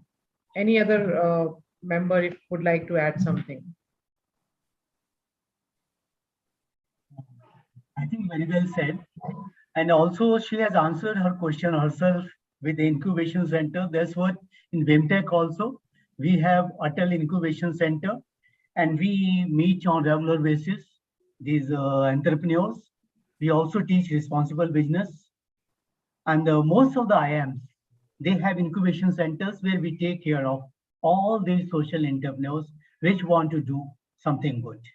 Thanks a lot. Hello, I am Raghavendra. I work with ActionAid. This is just an observation. What happens is usually when these calamities happen, it is usually the relief that comes in from the corporates, and it is good that's happening, but it is limited to it most of the time. Many of the corporates don't continue with the reconstruction rehabilitation part. Some of them might work on the rehabilitation, but reconstruction is a long process and it takes time. And particularly the communities that we work with from the backward communities, marginalized communities, these people need a, I just want to quote one small example. Recently, we had a lot of floods in 2019 in Karnataka, North Karnataka, usually a human made disaster, particularly from the dam, which was water was released from Maharashtra, and the communities was not informed, and they lost many things. Lives were lost, their materials were lost. and government came with its own relief and rehabilitation. Many of these communities are not able to access the basic relief that is government is announcing. You need to work with them for long, and even getting the basic relief and the later part, their reconstruction, their houses, it's a process. So just an observation, I would request CSRs to consider for a long-term interventions. Some of them have told, but I think we need more people into this arena. Well taken. Your concern and feelings also. We are already working on this. That's what the purpose of this consultation is. In the interest of time, I'll hand over back to Nupur. Nupur?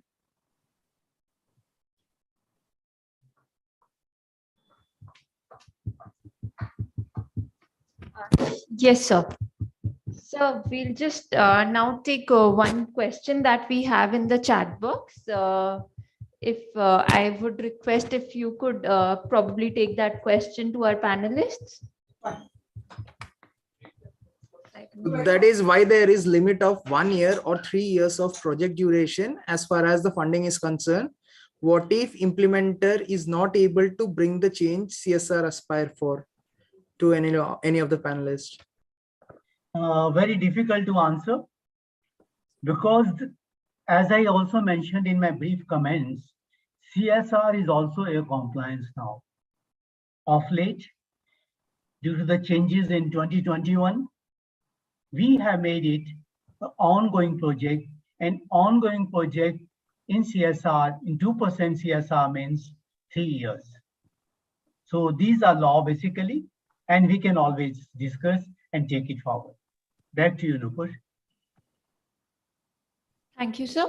Siltra, is there any other question in the chat box? Not sure. Okay. So Marshall has something to add.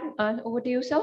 Yeah, I can just to comprehend a lot of questions. I thought of sum up, a little bit of, some of them have a lot of aspiration to how to tap its CSR funding, and to how to know things and all. So these are all practical challenges which can be easily addressed by knowing the company and knowing the annual action plan. Every company has something called annual action plan, which is there published in their website. Every details of intervention is publicly displayed in their respective websites, or the organization website, or the implement. In this case, for instance, if HCL Foundation or any foundations, they have their own internal foundation. Every details are provided there.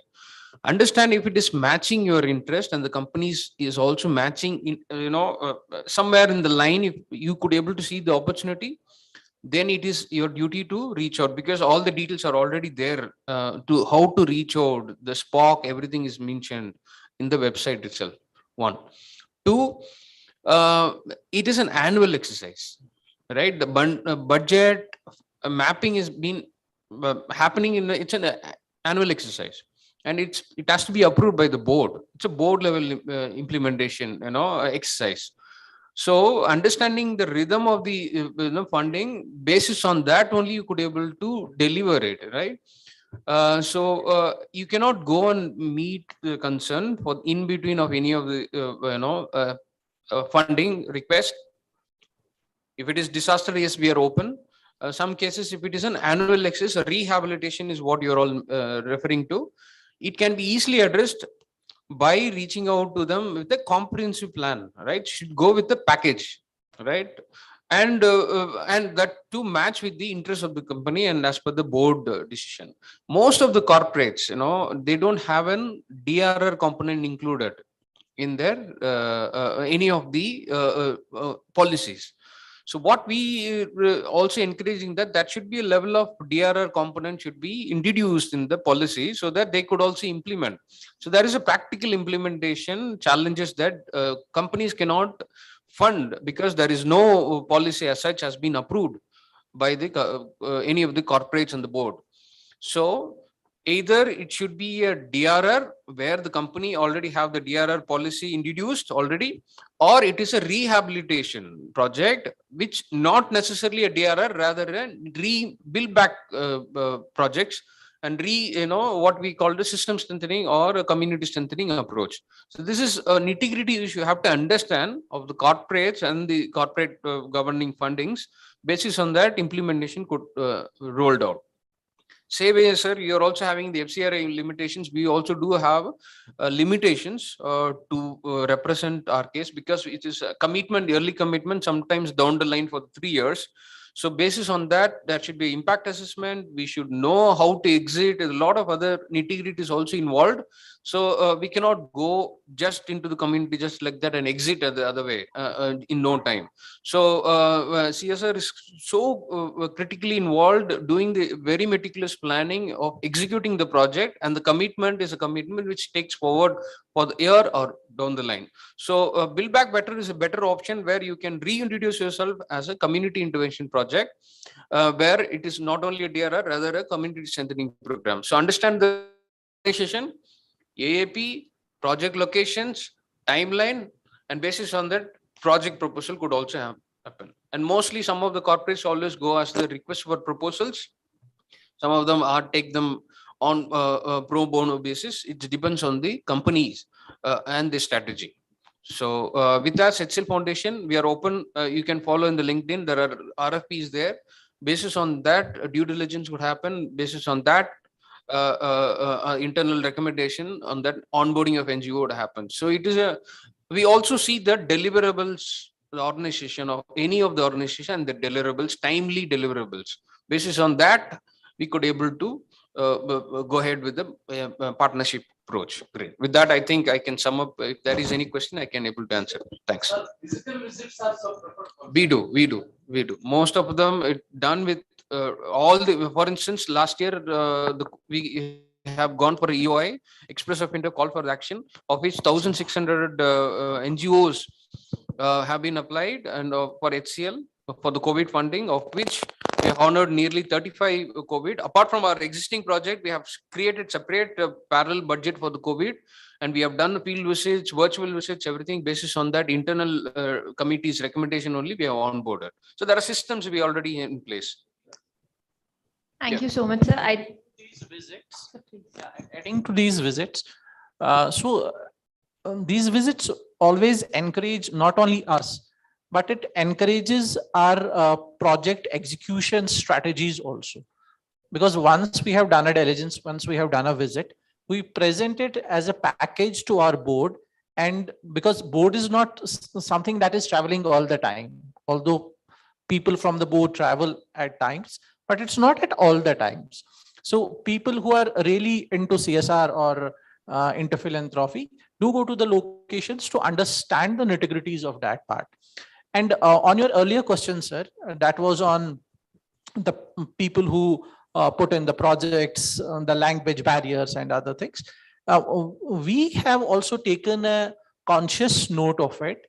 And with respect to that, what we have tried to incubate is the smaller kind of community-based organizations and NGOs, wherein we can help them to grow in terms of their financial abilities, in terms of their reporting abilities, in terms of their policies, procedures, because as we move forward, the government regulations are also changing, other things are also changing. So reporting has become a key part, and we are trying to invest for smaller kind of community-based NGOs so that they have all of the policy kind of things available with them and their human resources trained.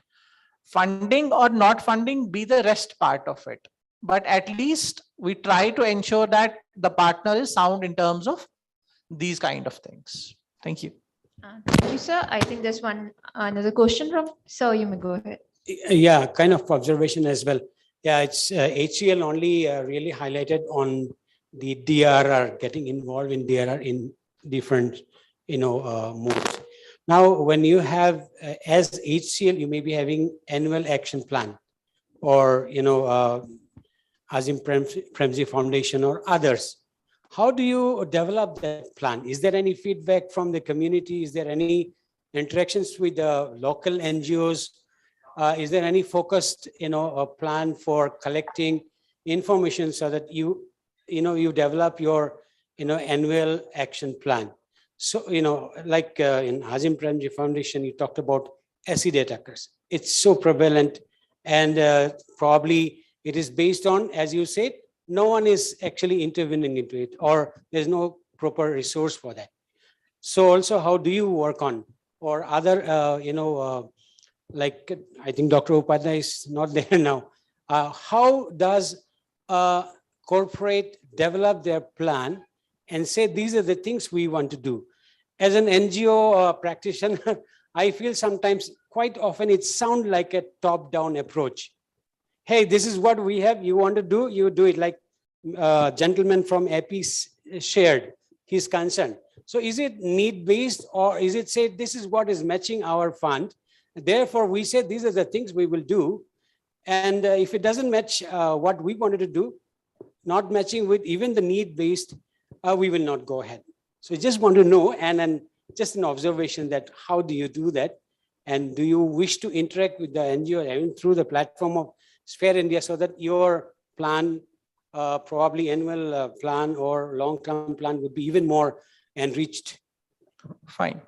So quite a valid question, and I'll not say a complete top-down approach in this, but I'll like to share how we perceive it. So as you know, Azim Premji Foundation has got three wings. One is university, one is the field, and another is the philanthropy. So university is a research wing, field wherein we work directly with the schools, the government schools, trying to uplift their infrastructure and human resource needs. And after that, we have a philanthropy. So in philanthropy, we give out grants. We do the projects, we do the programs. And we have quite a good number of themes in our philanthropy section. So whenever we go to the partner, and it's nice that in a particular geography, we don't have one, we have more than one partners. For instance, let's talk of Kashmir, we have 10, 12 NGOs there. Then we have Delhi, we have 40, 50 there. So what we try to do is we try to collaborate all these reports and whatever data we get from them, and try to analyze what is happening in a particular theme. For example, in Azim Premji Philanthropic Initiatives, I am responsible for gender justice. So primarily responsible for gender justice, and I do other kind of things also. So when in gender justice, we try to speak or we try to have forums like these with our partners. So things come up, the new things emerge. Like in previous meetings and other collaborative things, we found that there is a need to do collaboration in terms of acid and burn attack survivors, and that's how we take it. So our approach is like, we go to the community and try to figure out what is there that is needed and what is there our implementation partners are saying to us. So we are active listeners to the implementation partners, and we take a cognizance of it, and then we try to feed our board that this is something that is that needs either an immediate attention or a response which can be built in a very systematic manner. Like COVID. So I remember during the first wave of COVID, when it happened, we were actively involved first in the humanitarian support, and then we realized that how much important it's to work with the hospitals and other things, and we carry that forward. So this is something that is our approach. So well answered. I think thank you so much for the very interesting question, because see, to respond to your question, which is straightforward, and the ecosystem has changed now because FCRA, you see, the donor will come maybe yearly once, sometimes may not be remotely. But here in NGO sector, implementation partners and CSR funding partners. It's more of very transparent, robust partnership.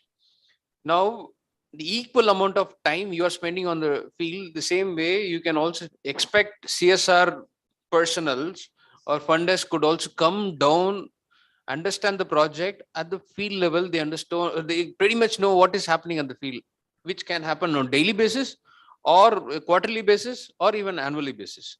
The level of participation of the CSR representative at the grassroots level is more high. So in this case, my point is there is no something called top-down approach, rather it is a ground-up approach already, right?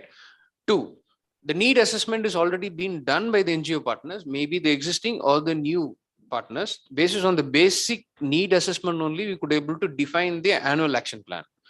Basis on the annual action plan, we will also see a clear LFA, and basis on the LFA, there is a clear exit strategy. So there is a structure which is already defined. So this again, it goes up from the ground up, bottom up approach, not the top down approach. And of course, there is always a significance of branding mileage. Company always take that credit, right? So that is a niche area where you need to address. It is a better way to brand the project and the program in a better way that you can sell your programs and where corporates can also buy in a corporate terms, but rather it is a better way to implement it. So in that, the level of marketing could also learn. If NGOs could also hone that skill, it really help in a way to present and represent the community and the need in a better way. This is my response. Hope I have answered you. Thanks. Thank you so much, sir. And I think with these closing remarks, we have addressed almost all of the questions that were put up by the participants here as well as online. And as we have gone well beyond the time, I would request everyone to please proceed for lunch. We'll close this session and we'll begin the next session. We'll try to begin it at 2 p.m. itself. And I would request all of the participants here to please move to the... Okay, we'll start the NGO session at 2:15 p.m. And I'll request all of the participants here to please proceed for lunch. And I request all our online participants to also join us back at 2:15. You may join us for the lunch at the dining hall. Thank you, everyone.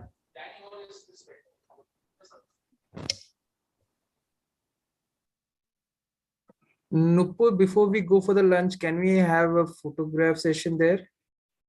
Sure, thanks for that, Silja. We'll just certainly do that.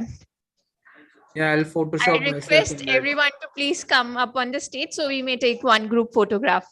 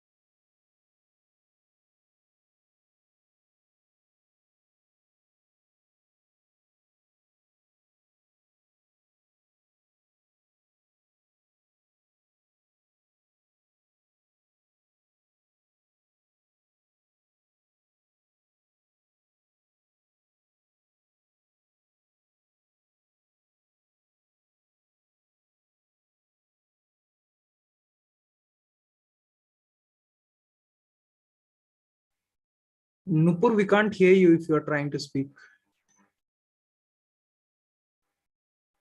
You will have to unmute the system. The system is on mute. I hope I'm audible now. Yes, you are. Please continue. Great. So I'll take this opportunity to introduce our moderator for this session, Mr. Peniel Malakar, who is a humanitarian practitioner and formerly hospital administrator, worked across 5 states in India.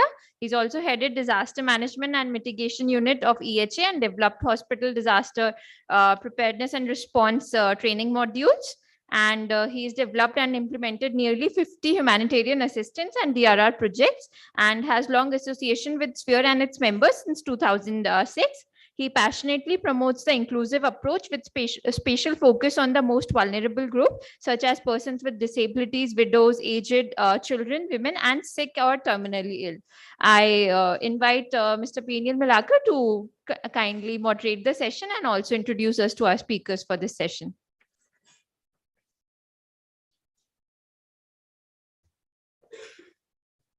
Good afternoon, and thank you, Nupurji, for this introduction. I actually told her to introduce me in one line, that is, I'm a passionate humanitarian worker. That's all. I was transformed from hospital administration to disaster management by virtue of my organization's wish. So that was a top-down approach. Post-lunch, it's very challenging. And I'm sure as our honorable speakers take their position here, some of us would start going sort of hibernated. What I do all the time is a one little exercise. Can we all do that, irrespective of our ages? Or if there is any anyone having orthopedic issues, then you have your excuse. Otherwise, can we all stand? Yeah. Can we all stand? And it's not good to, it's not healthy to remain sitting for too long. So what we'll do, a small little exercise, all of us have to do that so that we'll relax for the rest. And in between, if I see somebody is actually doping, we may do another exercise. Very often I take people to their nursery time. I will not do that right now. We'll start with small stretch exercise. Okay. Try to touch the sky, touch the roof. No, so you have to, you'll enjoy your ankle. Yeah, just try to do that. Try to touch, raise your head, try to see the sky. I know there's no sky. No, try to look up. Okay, then come down. Try to touch your knees slowly. Try to touch your floor. Try to touch the floor. Okay, let's stand up. Yeah. Then let's do just like this. And your eyes straight, try to look as left as possible. If you have cracking sound on your bone, please discontinue. Okay, to your right, I'm not Ramdev Baba, but at least some Baba. Okay, do you feel quite, fun here? Okay, once again, try to come towards your left as much as possible. Okay, try to come to your right as much as possible. Okay. Now what we do is stretch your hand. Just put your right hand on the left shoulder, and then try to drag slowly. If you have bone problems, please slow. Just keep doing it. Keep your head straight. Keep stretching. You'll have some funny trickle here. Do the same thing on the other side. Push a little bit. Those who can. Okay. Okay. Is that a bit relaxing? So when you sit, what do? You just spin your ankle and then also your feet spin a little bit. I want to start with one thing what my friend Ravi said. People with disabilities. I never thought 10 years back that I'll be wearing a spectacle. And I would imagine that 10 years down the line or 20 years down the line, I'll have to work. Right. So all of us are going to be disabled in some of the other contexts. So can we do a small little exercise to have sensitized ourselves on the people with disabilities? So close your eyes, put the eyes, close your eyes, just keep your ears open. And then try to lift any weak leg of yours, maybe right, or if right leg is stronger, raise your left leg as much as possible, and let's see who can stay without, no, towards your left, yeah, behind your feet, yeah. Hold your leg. Let me see how many of you can stay without falling. Okay, thank you. Thank you for your, yeah, this is very important session. So when I was listening to these sessions, even online sessions in the past, what we hear about, any disaster response, post-disaster response, you will have coordination as one of the defects or caveat or lack of coordination after disaster. And is interagency coordination therefore a new concept? Is it a futuristic concept? It was actually approach was launched in the year 2006 to 2013. That stretch of strategic plan of Sphere India, and it was very futuristic then, and today also it is very futuristic. Coordination is important. Interagency coordination, I call it interagency multi-sectoral pre-disaster coordination. I wanted to flag this particular point, pre-disaster. It's easy for us to gather together when there's a disaster event. But after the disaster event, slowly fades out, we all happen to forget our positions. Therefore, I think it's very important that we have interagency group coordination, multi-sectoral, and even including in the government sector, it has to be multi-line departments. Just 2 weeks back, we had developed interagency group in district level in southern part of Assam. We got almost 70 line department heads who participated, ranging from hospital healthcare to educational institutions. So that is important. I would like to let you see a picture. It's afternoon and after lunch. Interagency coordination is like a wheel, and you have the hub as the cone. So there's a wheel and there's a hub in the cone. How do you think this cone would be connected to the wheelbase? It is only through the NGOs, CSOs, DPOs, Disabled People's Organization, the government agencies, line departments, CSR, international NGOs, and all those, even business entity, academias, and also media. You make a very strong wheel. And if there is a, the spoke of that particular NGO, which is weak, or a particular sector, say corporate sector is weak, or CSO sector is weak, the wheel will not be full circle. So you cannot move properly. It will be always dangling.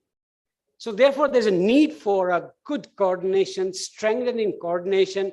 Where there is no coordination, people fails, organization fails. So therefore, I would like to, with this very brief thought, I would like to introduce and welcome those who are in the panelists. I'm glad that this is the only section where all the panelists are live and physical. So may I invite Mr. Vivek Kolo from WFP. Okay, he is online. That's a problem with the technology. Then may I invite, so Mr. Kolo, we invite you online. Okay, you're there. Yes, thank you. Good afternoon. Okay, then Mr. M. Sudhakar David from APTS Social Service Forum. I invite you to please take your place. He would be talking on the most important topic, and my favorite topic is grassroots level engagement. And can we clap, not just because of applauding, but waking each other from our potential sleep. Mr. Sandeep Ori, Rotarian, I just met him a few minutes ago. It's very, very enthusiastic Rotarian. So can we clap unless there is a GST on the claps? Yeah, बहुत कंजूस clapping हो रहा है. There's no GST charges for clapping, sir. So Mr. Amin Mudassar, is he here? Okay. Shall we clap from the point of his travel to this point? He's going to focus on the challenges in the leadership level in the interagency coordination. I hope it is related to. And Mr. Tanvir Ahmed, Mercy Mission, is he here? Fine. As in when he comes to this hall, we will invite him. So with these few thoughts, I have so many things, scribbled down, especially when I heard the first inaugural session with so much rich thought about integration, coordination, and then about the CSR. I have tons of questions. I just volleyed one question. I will keep it in my mind for future question and answer sessions. But I think we need to very quickly focus on, since the time is almost like half an hour gone, on these challenges that NGOs are facing in interagency coordination. I'm not sure if we have an IAG in Bangalore for Karnataka. I'm sure after the disaster, Kerala became one of the strongest IAG state as well as district. And here we are in southern region. We know that we are not, no state or no place is isolated from or safe from disasters. Disaster is not only dynamic, it is everywhere. So therefore, this coordination is a pre-disaster action, which we need to really take initiative. So without wasting time, I would like to probably take the first opportunity from the one who is online, and also in the queue is first resource from the panel. So may I request Mr. Vivek to please share your point of view and the challenges that you face or your experience in terms of strengthening in interagency coordination. Over to you. So thank you very much. At the outset, I would just like to thank the Indian Institute of Corporate Affairs, Sphere India, for extending this invitation for today's session, focusing on South India and the possibilities here. I hope I'm audible because I'm not able to get a feedback. So I would just like to start with the fact that what is the role of NGOs in the context of disasters? And as I was waiting patiently for all of us to finish our lunch, I made a few notes and I just distilled a few points, and they emerge as follows. One is the role of NGOs is to ensure timely access to humanitarian assistance during disasters. Also work on inclusion of the voiceless and marginalized communities during disasters. Facilitate access to humanitarian interventions.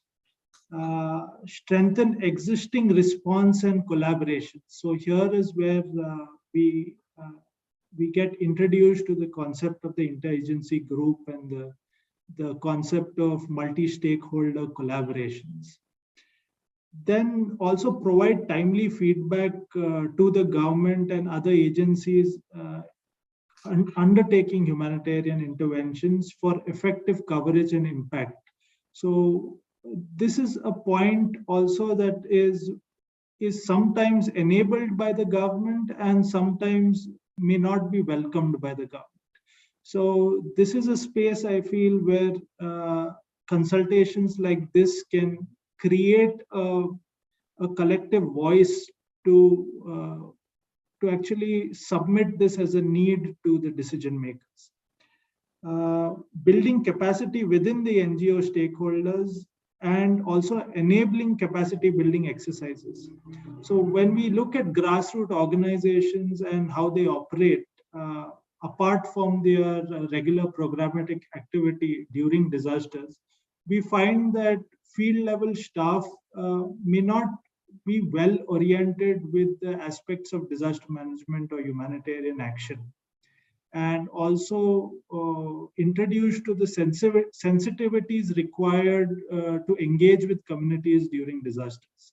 So this is one point also where we would require to have a collaborative approach wherein the NGOs and field workers who are closest to the communities can actually use this as an opportunity to facilitate and introduce this concept of sensitivity of impacted communities to the corporates, which may not be visible in a corporate environment. Yes, there are ethical standards based on which business and corporates operate on, but the dynamics of impacted communities and affected populations are very different.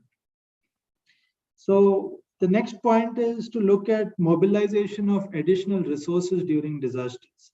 So we largely find that we are always short of resources while responding to a disaster. So what are those mechanisms that we can put in place for sustainable interventions?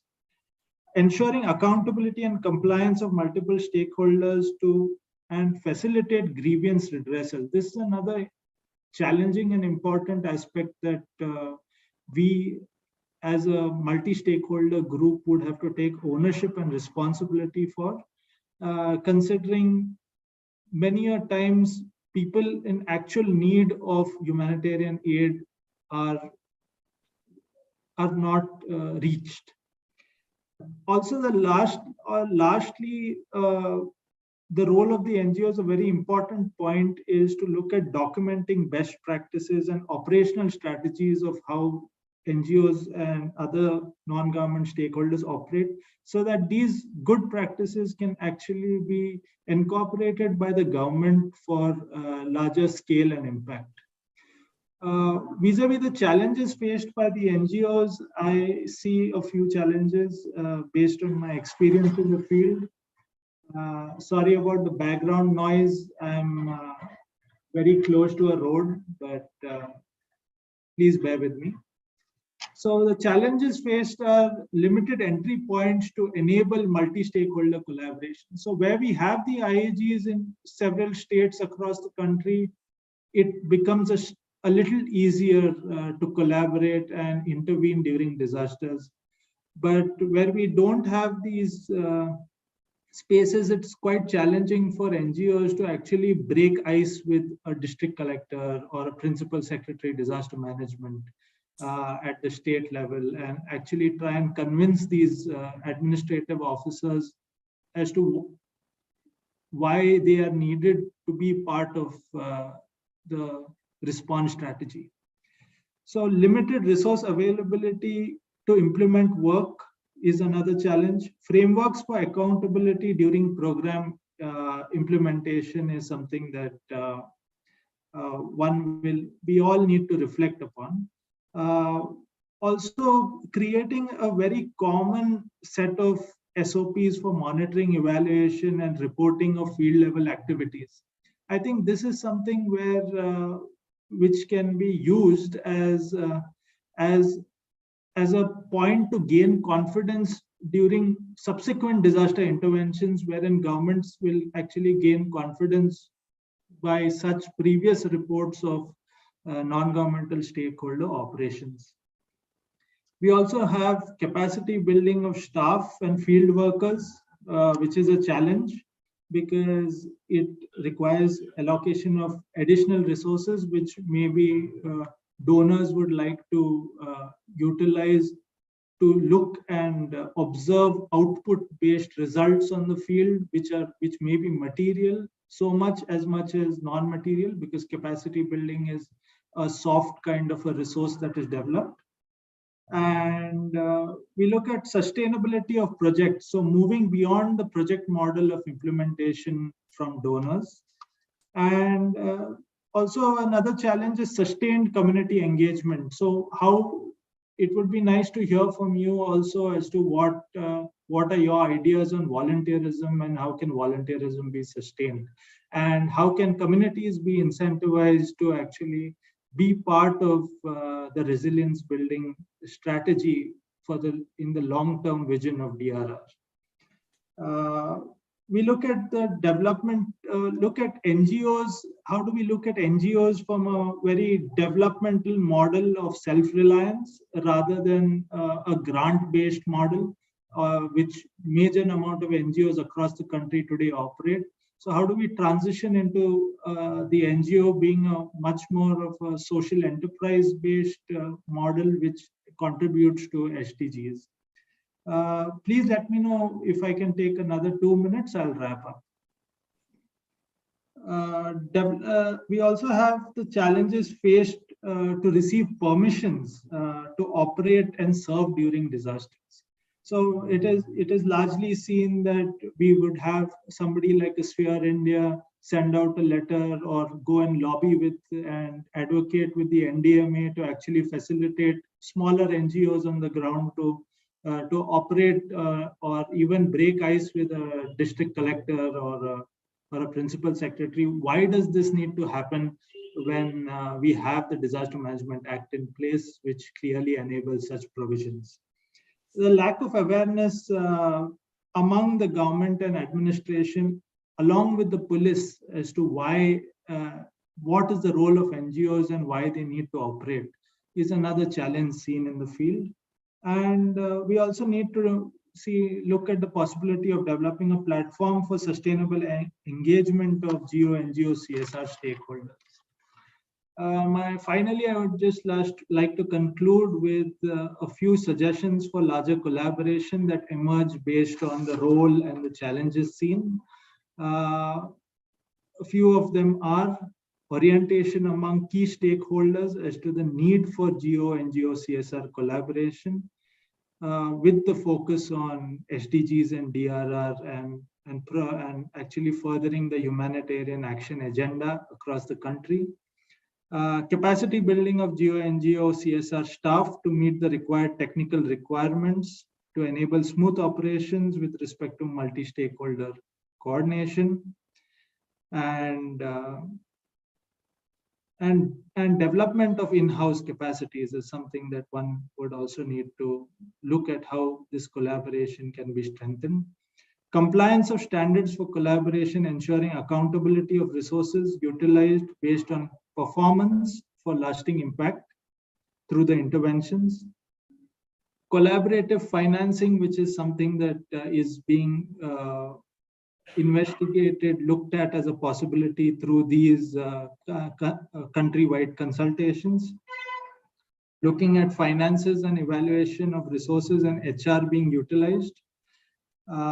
Technical guidance to corporates. I feel this is one of the very important points that this platform can address, is the technical guidance to corporates on CSR initiatives.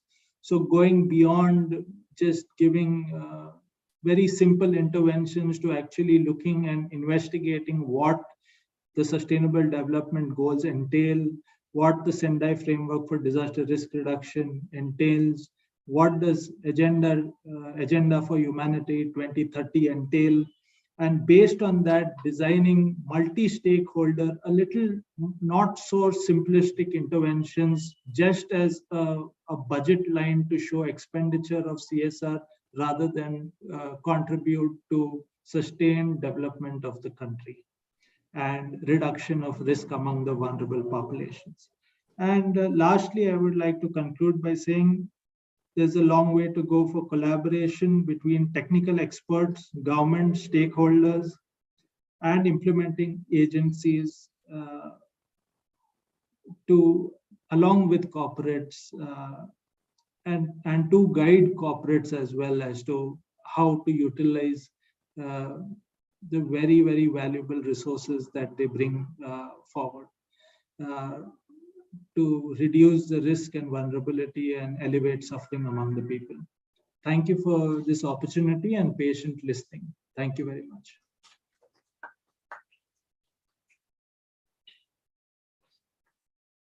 Thank you, Vivekji. You have highlighted some very important points, is like strengthening and building capacity of the local NGOs, grassroots level NGOs.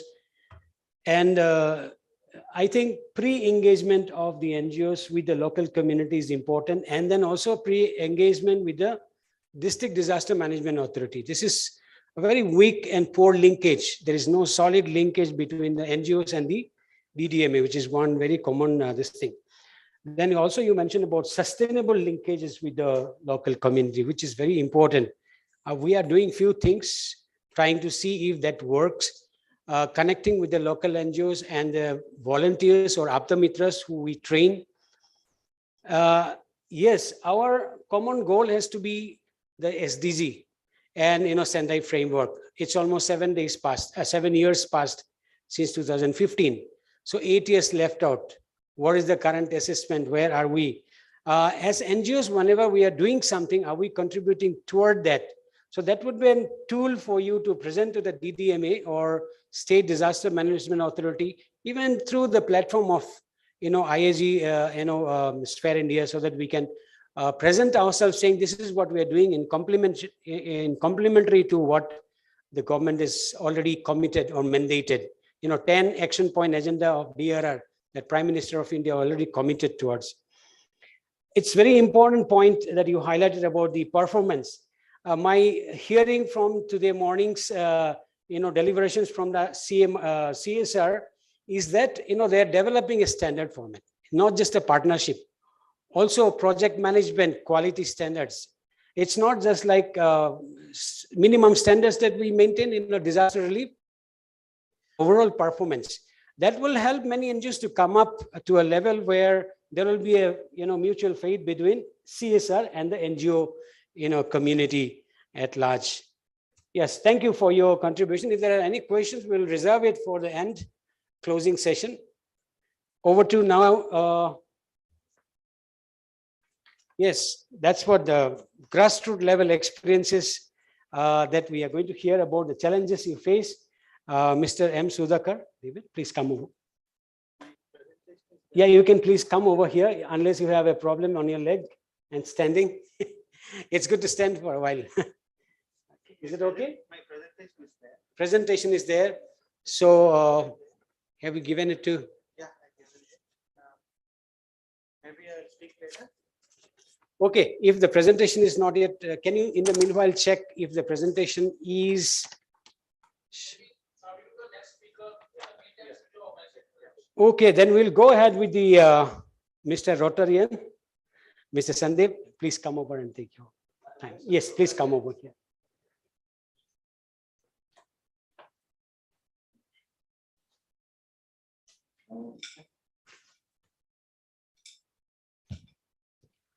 Good afternoon, everyone, and thank you for giving me an opportunity to speak. So my name is Sandeep Ori, and I'm a Rotarian with the Rotary Club of Bangalore. So for those of you who don't know what Rotary is, it's an international organization which has got 42,000 clubs worldwide and about 1.4 million members.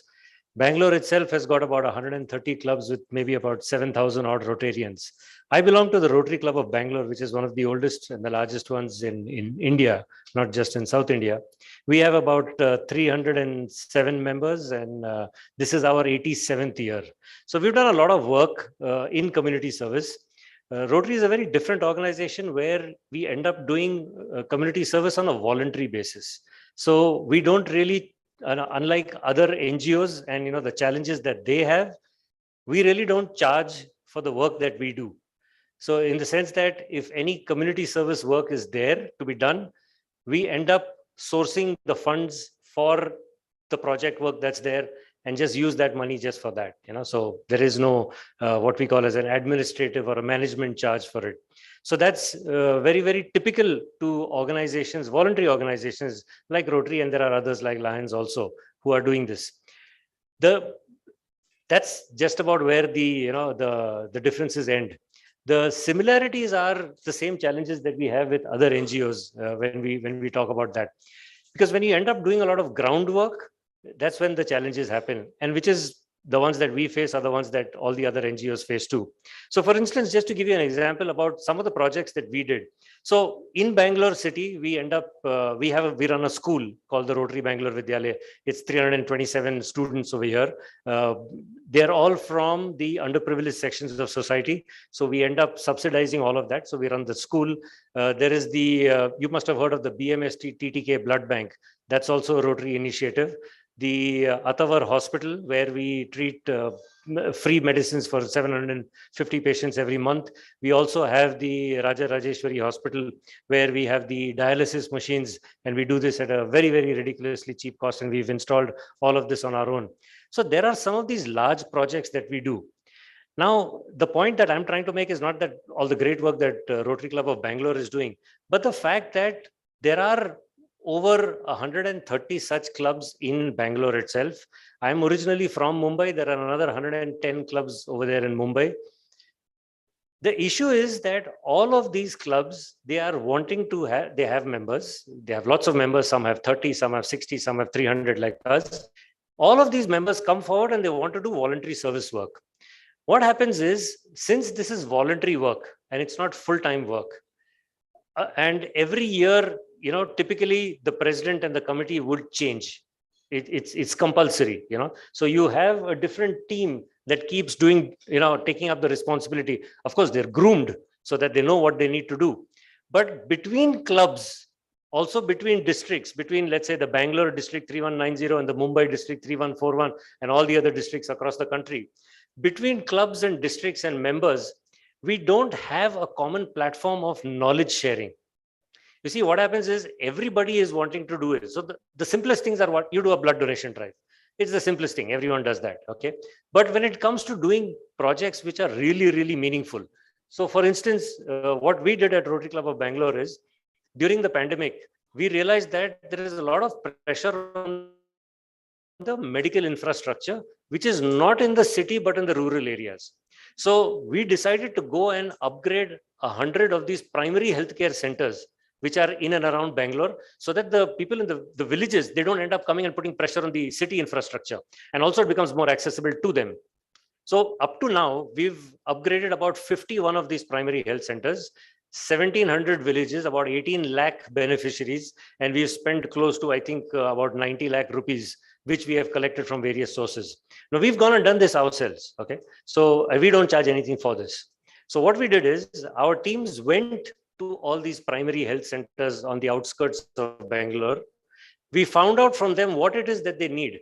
Now, typically a primary health center needs, they have a list of items which the government gives them, okay? They also have a lot of things which the government does not give them, but they need. I'll give you a simple example. When our teams went there to find out what they needed, we turned around and realized that, somebody said, we need a refrigerator. And we said, why do you need a refrigerator? Because you're not on the approved list of things that we need to give to them.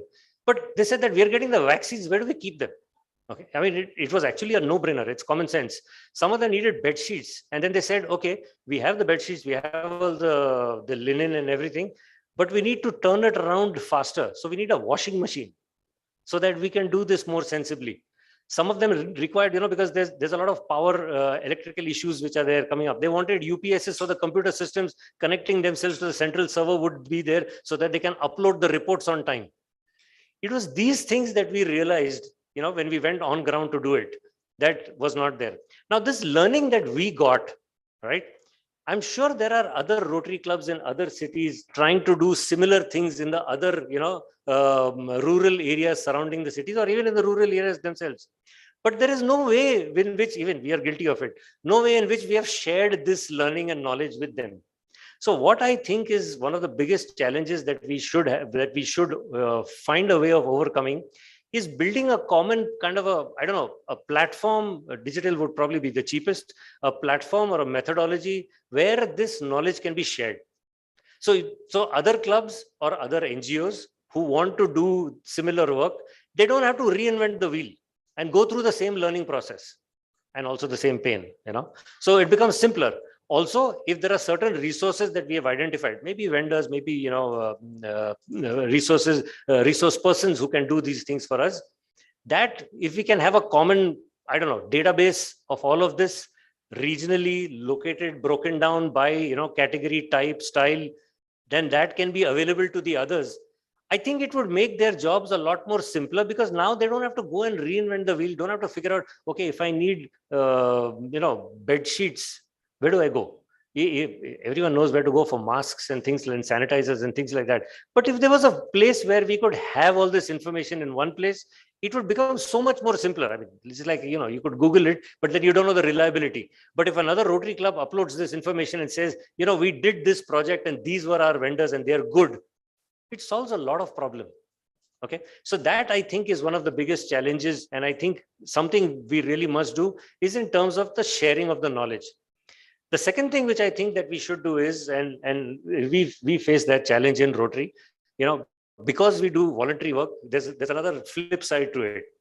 You see, what happens is we get enough of members to come and do the work, but then the reporting suffers because you get the person who, probably they're all working, all of us are working, we all have, our regular jobs, vocations, profession, business, whatever. And then you come and you do the work, but then you have to make a report. So you have to make a detailed report as to what you did, how you spend the money, especially if there is a CSR involved, from a corporate, then the reporting has to be that much more sensible, appropriate, proper, logical. Rotary also gets global grants. You must have heard this term. What happens is if you're doing a project in a local area, you can actually apply to Rotary International. They will actually match, the money that you raise. So you have a matching grant, so you can actually turn around and say, if there are 3 sponsors and they come up with, like, let's say 10 lakhs, you get an equivalent amount from Rotary International. Now, because they're giving you the money, they're going to want detailed breakdown of all the expenses, the reports, you spend 5 rupees and they want a justification. So a lot of that reporting becomes a nightmare because this is not our full-time job. So if these things become simpler, if we have standardized templates for reporting, standardized processes, then I think it will become a lot easier. And this is, of course, I'm just sharing our Rotary perspective. I'm sure other NGOs and the ones that are doing work not on a voluntary basis also have these kind of challenges. If somebody could figure out a standard methodology of reporting and things like that, then every company does not have to have their own format and every NGO does not have to struggle. So that's something which I thought would also be important. The third thing is a lot of times CSRs or corporates or donors, when they give money, it's more for CSRs and not for individual donors. They actually try to, because we are voluntary, so we don't really charge money, but other NGOs do. And when we work with them, we realize that they also need to be paid. We treat them as a partner because we appreciate the kind of work that they're putting in, and they need to be paid for that. Otherwise, it's not economical and doesn't make sense. It won't be sustainable if we squeeze the partner as a vendor. Okay, so that's something that I think needs to be done. We all need to recognize the fact that NGOs, even if whether they're doing voluntary work or not, there is an administrative cost for all of this, and that needs to be done and handled and paid for sensibly. You cannot treat an NGO implementation partner as a vendor and try to squeeze them and say that no, this is our budget, and you try to manage, and then the poor NGO is running around trying to find cheaper resources to do it, and the project suffers at the end of it. So I think these are some of the challenges, from our perspective, that I thought I would highlight. One is the fact that there should be some kind of a platform, preferably digital, so that we can share the knowledge and processes, methodologies, vendors, partners, things like that. The other is if there could be some standardized methodologies which everyone accepts as these are standard reports that are to be done, I think that would make it simpler, not just for the people who are doing it, but for the people who come forward, because an NGO also has to be sustainable. There will be a different team that comes in later. And thirdly, of course, we need to ensure that everybody gets their due credit in terms of monetary as well, so that they're not squeezed for margins. So I think that what would make it really, really sustainable. And that's what I thought I'd share with you. Thank you very much for giving me the opportunity.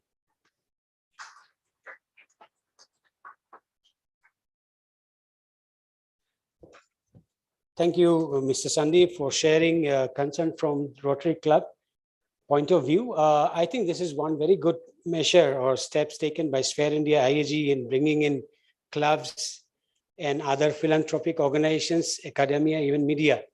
They are very integral, yet they were not very much internal part of at one point of time. Everywhere I worked, I always make sure that we invite Rotary Club, Lions Club, and other local philanthropic organizations, even individual philanthropists, because their input will be very valuable in the local context. Few things that you have highlighted, Mr. Sandeep, is very important. Is that do you have a 5-year or long-term plan? So even if you have a leadership change, I'm sure that thing will continue. It's almost like a election in every 4-5 years in India, but there you have the 5-year plan changes. But that's a good point. I'm sure the last speaker would be talking about leadership challenges from various angles, especially in terms of mercy. And yes, the same thing happens with the NGOs also.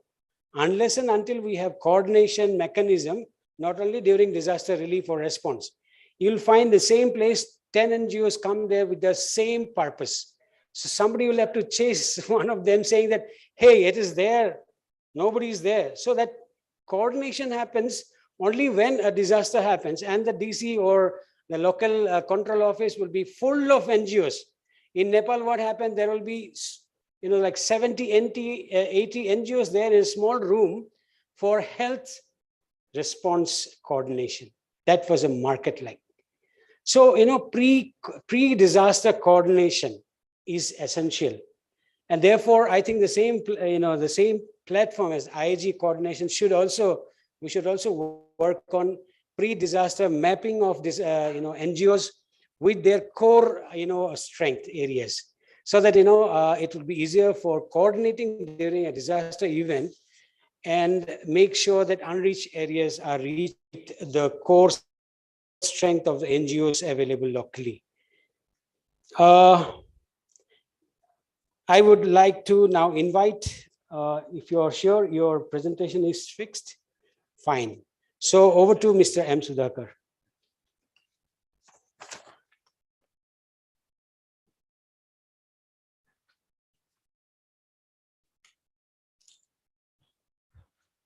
Good afternoon. I think the facilitator has started with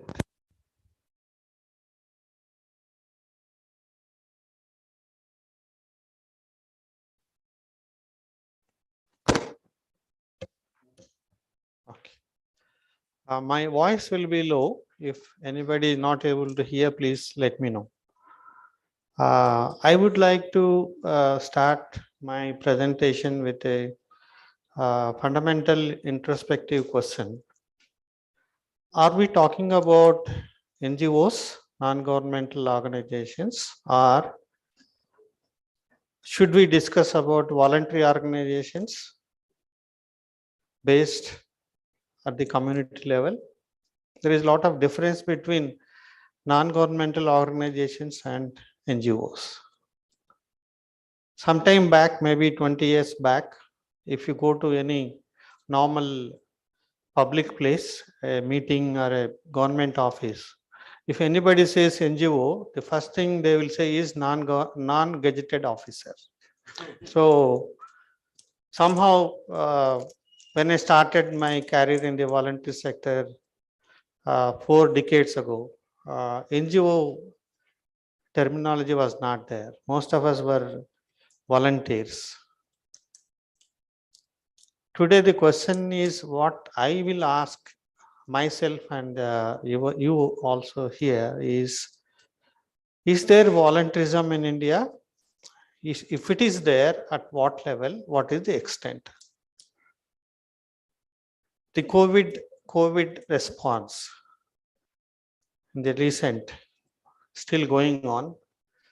The numbers say out of nearly 140 crores population in India, 92 crores is the working population. That is the age group between 18 to 64 years. So out of 92 crores working population, the COVID warriors, which the government of India called for volunteers to work on COVID relief work, is hardly 2%. As per today's data, the COVID warriors registered is 1 crore 89 lakhs. That is, it is hardly 2%. So, are we talking about volunteerism, voluntary organization, voluntary sector, or NGOs? NGOs are very quite familiar with logical frameworks. Our friend in the morning was saying that NGOs are not familiar with logical framework analysis. Yes. It took me almost 20 years to learn what is logical framework and present the logical framework to the satisfaction of a funding agency. I am talking about a voluntary agency response, a funding agency response in the 80s when there was a disaster. There was no TV, there was no dish TV, no social media. My counterpart, who was a zonal manager of Save the Children Fund, used to send first wire transfer of money. It was very small amount. It was 20,000 rupees or 30,000 rupees. So he used to read in the newspaper which area, which district is affected by the cyclone or storm. He used to send money by telegram transfer first. The next telegram was send me the details. That was the functioning of voluntary sector and the funding agencies. Now we are talking about logical framework, change theory, problem tree analysis, scope document, concept notes, so on and so forth. Unless a NGO has been started by a TIS student or a student of Madras social work, these things are foreign language for him. It may be Latin and French. So this is the challenge which we face, broadly speaking. So if you look at the voluntary sector history, starting from 1860s when the British government enacted the Society Registration Act or the Trust Act to regularize or streamline the functioning of societies. Today we have nearly 40,000, more than 40 lakh registered societies in India. How many of them are voluntary organizations based at the community level? Or how many of them are NGOs working from either a district headquarters or working from the state capital or national capital? That makes a lot of difference. That poses a challenge to the voluntary agencies. About 1,38,000 are registered in Darpan. Registering Darpan was a major challenge for us. Even if a small spelling mistake is there between Aadhaar card and PAN card, it was a hell of a job to get registered with Darpan. So that was another challenge. Out of 21,000 organizations in FCR, active are hardly 17,000, and how many of them are getting foreign money is a big challenge. It's a challenge for us. 2011-21, 2,50,000 crores was received. It's a big amount that attracts a lot of attention from the Intelligence Department, Ministry of Home Affairs, Income Tax Department. Getting income tax assessment is a big challenge for us every year. Next, please.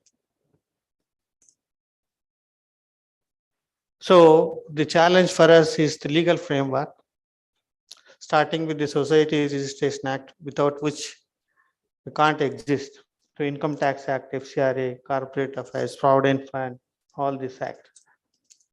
The acts are there, but how many amendments are there?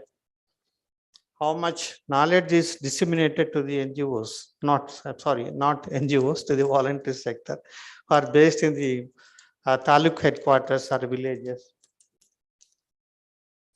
And the recent amendment to the FCRA Act, which says that a voluntary organization cannot spend more than 20% for the administrative expenses, makes a lot of difference.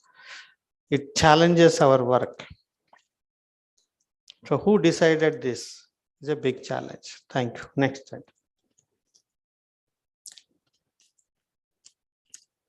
So it is a lot of change from charity to disaster relief to development, which includes education, health, income generation, to rights, human rights work, to advocacy,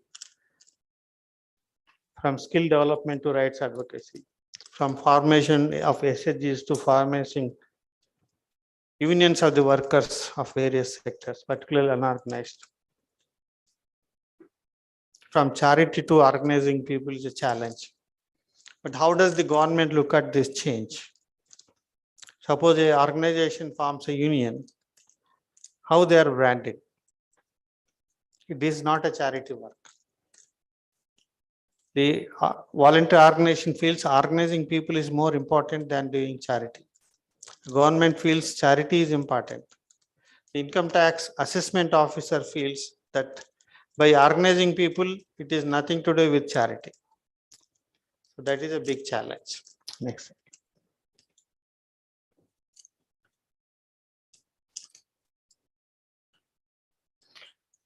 So latest challenge is because of COVID, the reduction in foreign contribution is almost 35% in the last 5 years. So how does organization survive? I know ActionAid person is there. We have been asked to rethink of our organization style, our administration.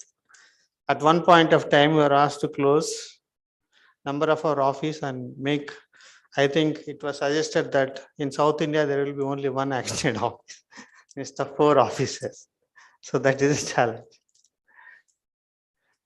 Some international NGOs, which are funding agencies, are not supposed to fund in India. They have been restricted by the government of India for whatever reason. They may be funding human rights education. I say they are funding human rights education. The government say that they are funding extremist group, what you call urban Naxalites. So that is also a challenge for us. So whether the CSR funding is going to fill that gap is a big challenge for both CSR and for us also. Many NGOs are not able to open bank accounts, the SBI Delhi, which is a mandatory by the amendment to the FCRA Act. That's a challenge. Many NGOs are not able to renew their FCR account. Maybe there are 35 to 40% NGOs who are not able to register or renew their registration with the FCR. So can the CSR meet the funding requirements of these 35% organization? Next slide.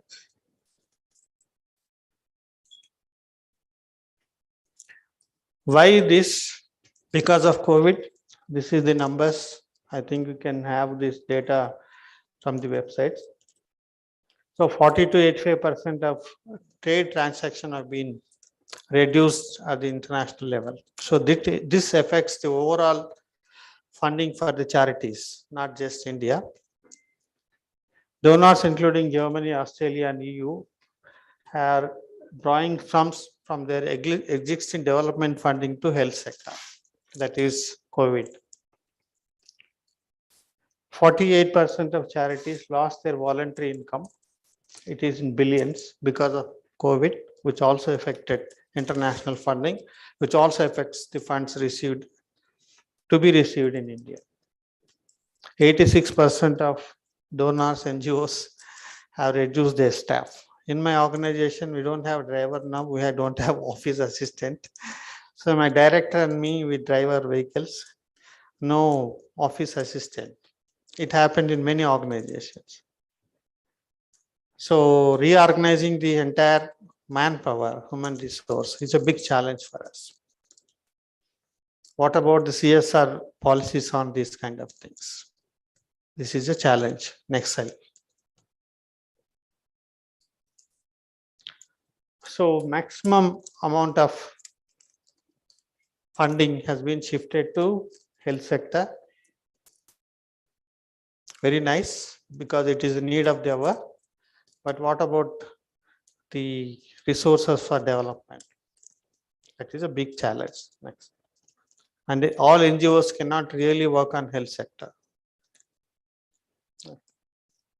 So how long NGOs can survive in this context? Is a big question. Next slide, please. So this is also numbers. I'll skip. You can go to the next slide. So my question is, can CSR fill this gap? Almost 16,000 crores per year, which is the reduction in the foreign contribution between pre-COVID and post-COVID. I don't know how much the CSR fund volume is now. That's the fundamental question. The other questions are still there.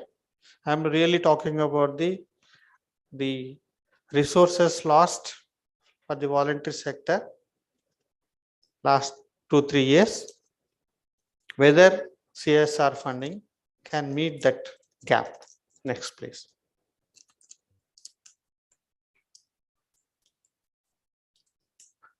I've been just very quickly analyze the CSR context in India. About 7 years back, HCL organized regional consultations, workshops across the country. We had one meeting in Vijayawada. HCL person was there, and I was there, and my friend was there. So we were there about 100 NGOs who attended that meeting. After 3 years, when I look at their website, only one NGO got funding. Only one NGO. And some of us said, we know who is going to get the money after the meeting. During the meeting, we know that looking at their criteria, out of 100 NGOs, only one NGO will get funding. So the first criteria is average 3 years. And HCL that day said the NGOs to get funds from HCL should have at least 1 crore grant per year. And the 3 years, last 3 years, they should have received 1 crore and handled 1 crore. That's good. The HCL wanted to have NGOs, not voluntary organizations, who have the capacity to handle that much money which they are going to give. Good. But how many are going to fit? And Economic Times says that many CSR funding criteria remains private. It keeps changing. What is in the website, what is in their brochures, always changes. There are so many inner questions. The reading between the lines is there. As one navigates to their websites, I find what I see and what is inside is different. There is a lack of transparency to some extent, which is very difficult to say how much transparency is there. A generic contact as automated response is often the answer of the CSR funding. And CSR offices are located in these cities.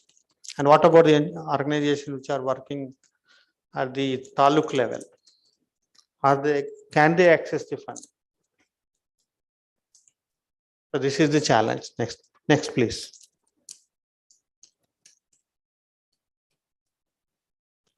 We analyze the last 7 years, 2013 onwards, outcome of CSR. Qualitative analysis states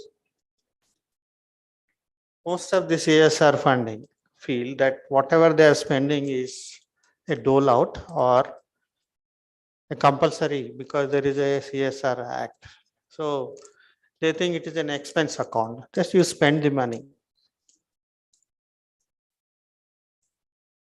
The environment which encourages legalistic creativity but stifles innovation in line and spirit. So most of the CSR funding says, you look at our website, if your aims and objectives match ours, then you send a concept note and we will decide whether to fund you or not. So that is the fundamental difference between a donor agency and a voluntary agency, and a donor agency and a NGO. So if NGO can do anything or everything, if it gets money, a voluntary organization doesn't do that. They have their own aims and objectives. There are NGOs who can even change their bylaws to suit the funding agency. It will go on, but where is the voluntary spirit?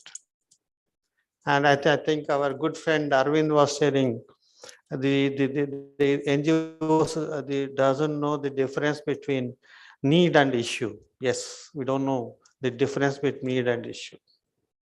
But I know the difference between the basic need and the need. I know the difference between basic need and the comfort and the luxury. I'm very candid and critical. How much a executive in a CSR agency gets? How much a grassroots level NGO community worker gets? Does they get the minimum wages?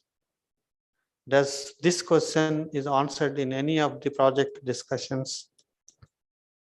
Does the CSR executive asks about the provident fund, medical insurance, things like that of a grassroots NGOs when they finalize the budgets? These are the fundamental. In Hyderabad, one organization was fined and the organization was asked to clean the lakes. And the organization cleaned the lakes and debited this money to the CSR fund. Is it right? Is it the way the CSR should function? This is a question. This is not a challenge, it's a question, it's an ethical question. This has happened in my state, Telangana. So an organization which is fined by the court for some misdemeanor asked to pay either the penalty or to clean lakes, that much amount. So that organization, that CSR fund, cleaned the lakes and debited the expenditure to the CSR fund. Very innovative way of not spending money under CS. Next slide, please.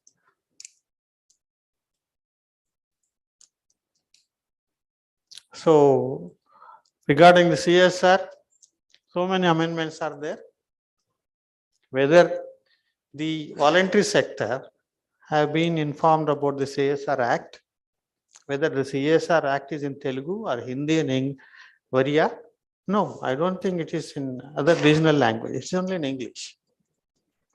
And nobody knows. I don't think Save the Children or ActionAid or my agency ever really looked at the CSR Act or whether we have given our partners these acts. I work with 14 social service societies for which I am the program manager, a forum. I have not done it so far. I don't think ActionAid has done. I don't think Save the Children has done that kind of service. And 2019 disaster relief was not even part of CS. So how this is the challenge. So after COVID-19, I think the government has to give a circular saying that COVID relief is part of CS. So this is a challenge. Next slide. So broadly, my suggestions are, next slide. Next slide. I feel there is need for clear guidelines for corporates, NGOs, and government agencies. I have seen the guidelines prepared by Spare India and Institute of Corporate Affairs. I think it talks about mostly about the NGOs, but what is the role of government? What is the role of CSR and what is the role of NGOs? It basically talks about how do you submit a concept note, how do you submit a scope, how do you submit so and so document, analysis, monitoring, all these things. But how do you fix roles of a corporate? How do you fix the role of government agency? So agencies or organizations which are going to get money from corporate sector, how much income tax rules they should know, how much other rules they should know. So what is the coordination between Corporate Affairs Ministry and the Income Tax Department? Why I'm raising this is it's not only FCRA which has become strict and stricter, going to be more strict. The income tax assessment has become more and more complicated, more and more vigilante, and each assessment officer is taking, because Act says the assessment officer has the full authority, freedom to assess, because the Act says he can give his own, apply his mind to the meaning of charity of an activity of NGO. So that gives a lot of freedom for an income tax officer, assessment officer to accept the expenditure of NGO. So there is need not only for Ministry of Corporate Affairs and the CSR to have guidelines. So it also requires how does income tax define the charity work? Is also a question of future. Perhaps Spare India and Corporate Affairs will also look into that. And as I already told, the CSR Act need to be in the regional language, because so many organizations are there. Hardly maybe 1% know that there is a CSR Act. And as I said, corporate CSR funding should have a flexible criteria so that more organization can fit into their criteria, not 1 crore per year budget kind of criteria. So that is a must. And more frequent workshops like this, consultations like this, and Spare India should take lead in this, even if Ministry of Corporate Affairs doesn't take lead for various reasons, because Spare India is an organization, volunteer organization, they should take lead. And that's my suggestion. Thank you so much.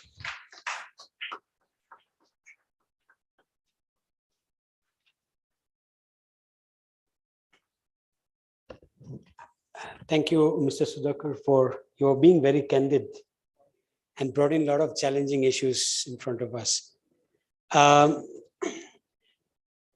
don't know how much it suits if I say when you are in when you are in Rome, be like Romans. Changes are happening. This world is dynamic.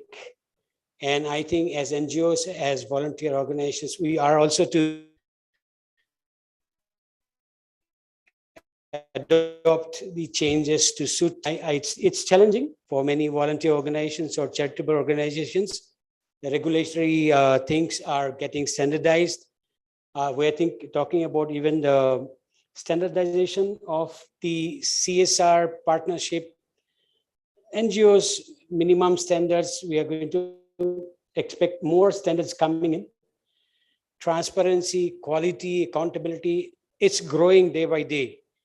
And ideally, as NGOs probably will have to work on toward matching the requirements so that we also stand at par. There is a hesitation. Even I'm working with few partners in Northeast, and I always felt there's some hesitation there to comply with some certain, say, for example, finance monitor would say these are the things observed. Therefore, these are the things have to be complied within certain time of period. It is very difficult to see that they are complying with, and very often they take it as a challenge, like why should we do all these years we have been doing this? The government regulations are definitely standardized, and I first encountered with such standard protocols when I worked in Bihar for European Commission's project in 2008. I was interviewed after reading through 140 pages standard operating guidelines, and this fellow would sit in front of me face to face. He said, what is this? If this happens, how would you do? How would you go by this? So one particular thing that we faced was that they said that, if you are providing food, you're saying, I have provided 1,000 people food for 10 days. What is your calorie count? You are not going to count these by the quantity. It has to be by the calorie count. So that calorie count in European standard was 2,700. So I had to find out ways to, evade that, and saying that in India, the BMI is low. Most of the relief beneficiaries are women, children, and so the men folks are not in the place. And therefore, we have to bring down. I think we also had discussions in Sphere India when we talked about Indian standards. So I'm sure we have come down to a level where, so these are regulatory challenges, standard challenges, but somewhere down the line, we have to do justice, regulations and standards coming up. So thank you, Mr. Sudhakar, for bringing up very candidly many challenging situations. Thank you for clapping, because this shows that you're not sleeping. Over to Mr. Amin Mudassar, and before that, if Mr. Tanveer Ahmed is somewhere available in the hall, because my voice will not go out.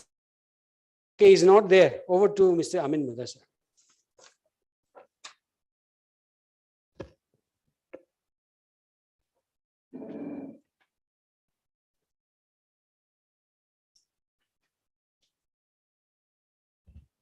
Good afternoon, everybody. You're with me? Okay. Please, all of you raise a hand like this. Very nice. Touch your chin.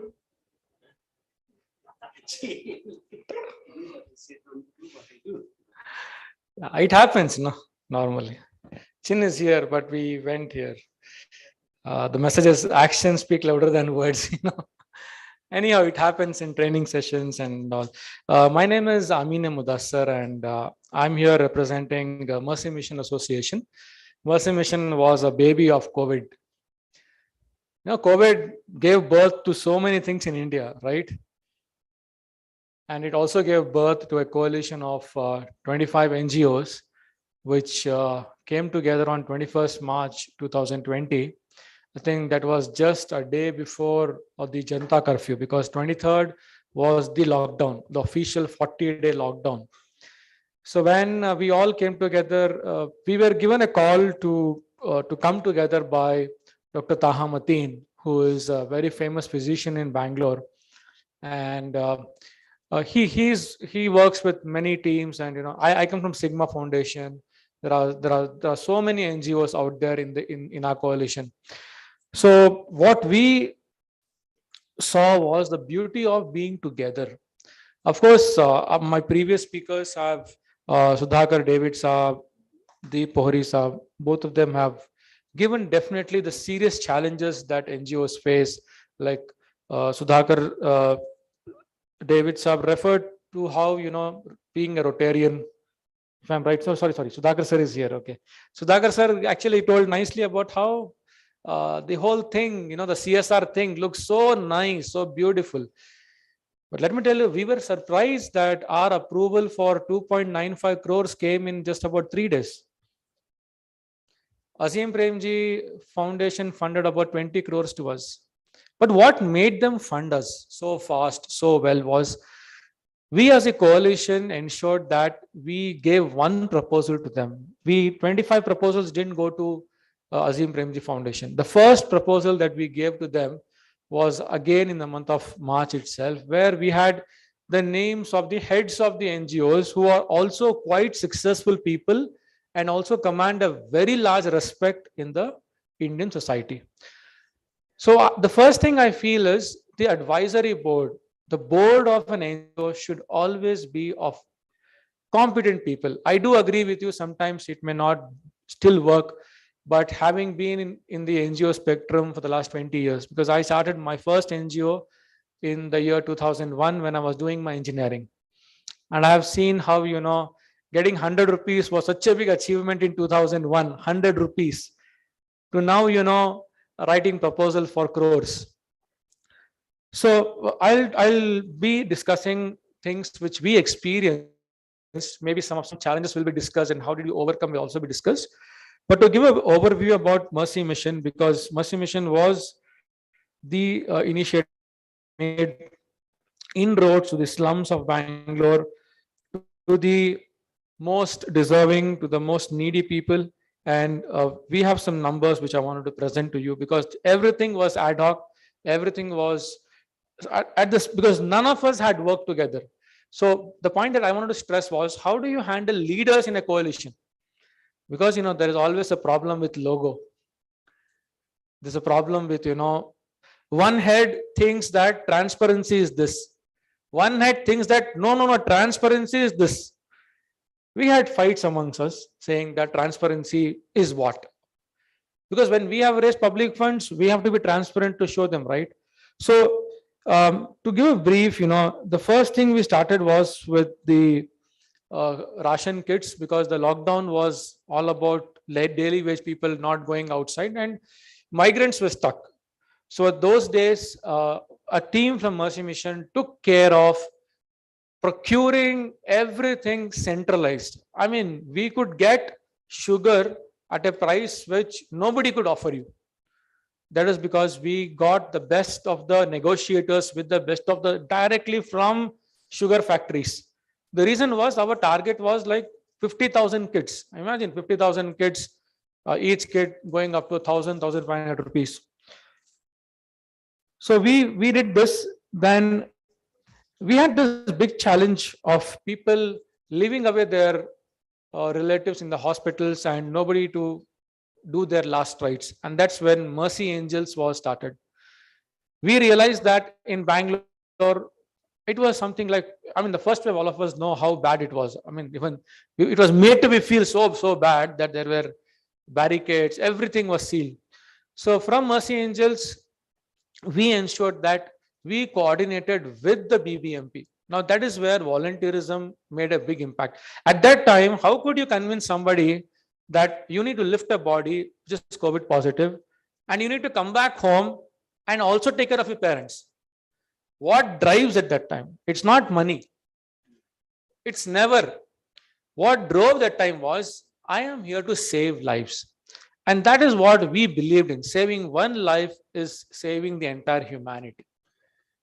So in the last 2 years, Mercy Angels has done the last rites of more than 2,000 people who died due to COVID. This was done free of cost.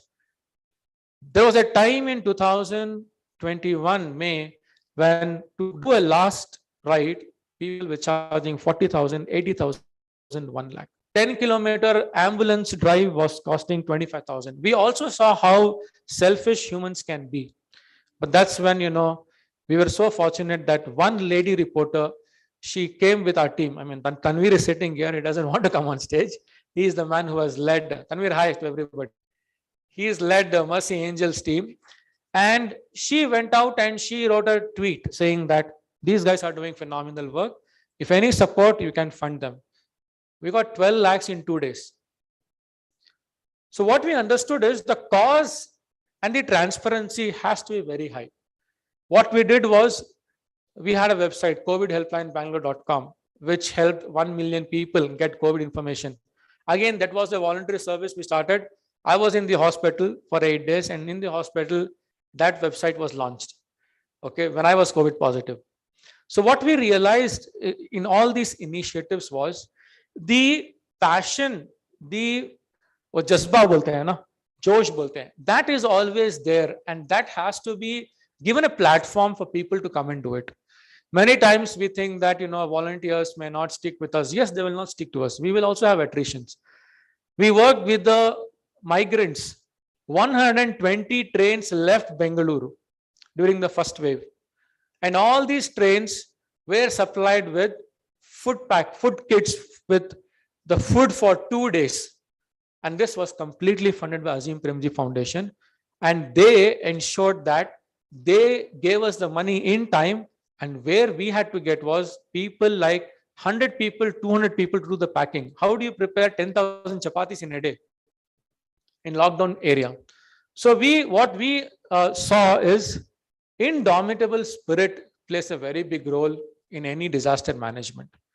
And the cause drives you bigger than what is actually coming into the organization. And there will be chaos. We worked with ambulances. We had the plasma team. We had a helpline team.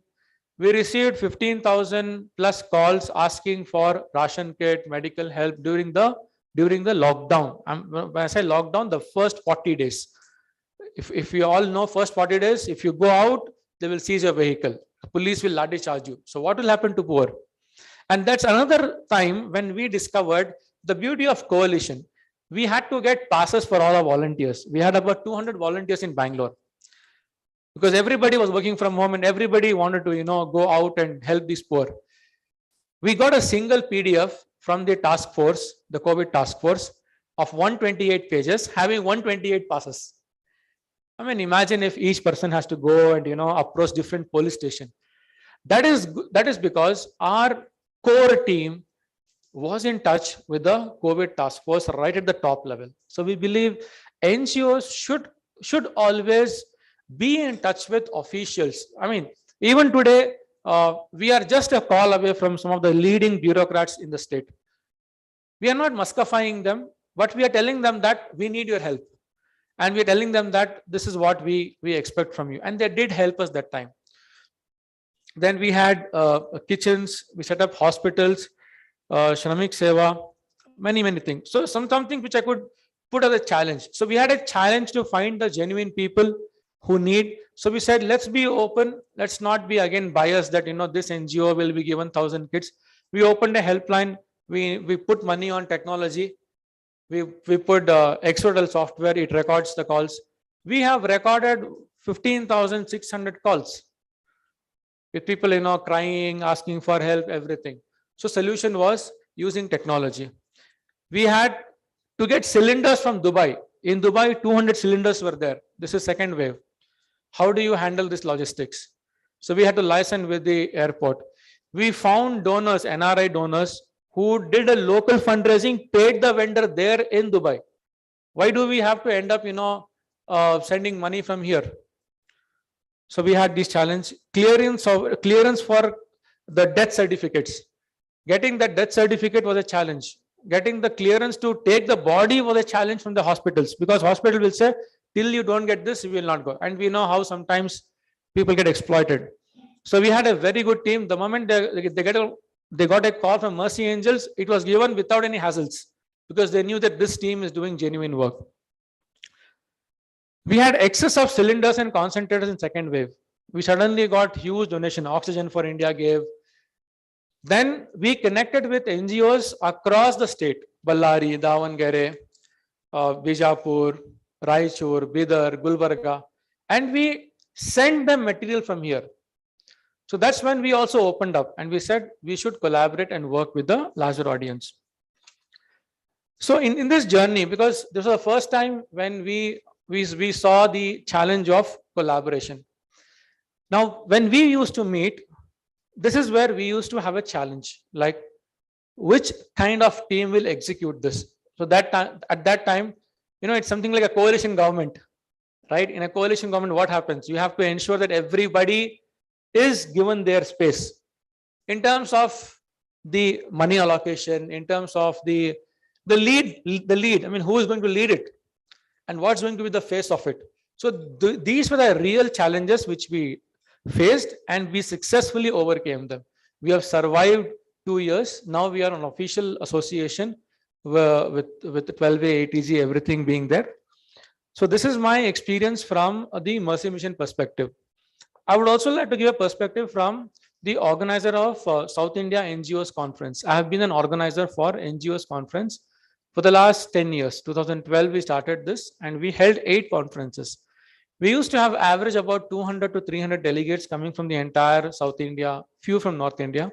And what we saw in most of them was the lack of capacity to run their own NGO.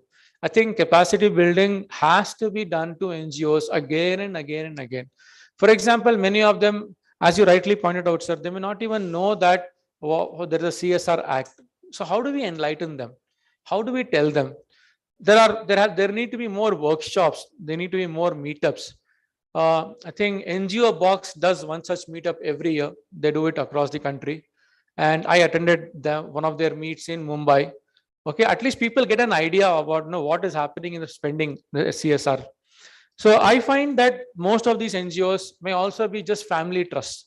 If you see their background, they may not really be NGOs which are in the proper mechanism. I mean, I'll not say professional, because when NGO comes into picture, it should be their vision and the change they want to bring in. Professionalism may sound very nice by having a beautiful website. Having a beautiful website doesn't make an NGO great. Your success stories, the hearts you have changed, the lives you have saved, that really matters. The other thing I would like to tell is another challenge which NGOs will face is the filing of the IT 10 AB, which has recently come after the amendment of the ATG Act. I'm sure some of us here, while we were taking ATG 12A, it used to take 6 months, 1 year. You will be surprised now that you will get this in 2 months now. There is a catch by the government.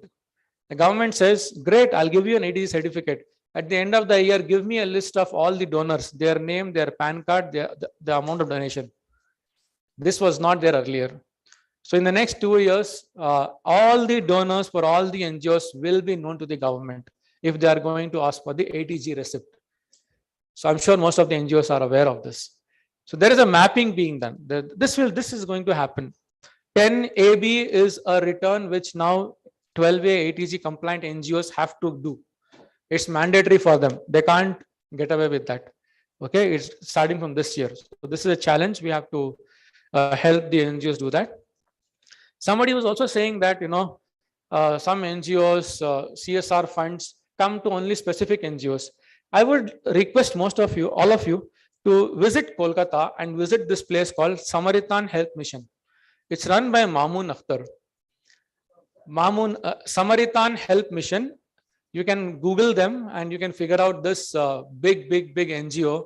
It's an institution run by Mamoon Akhtar. Such a humble man. You go visit it's a school, it's a skill development center. It has a spectacles bank. It has an hospital. It has an ambulance.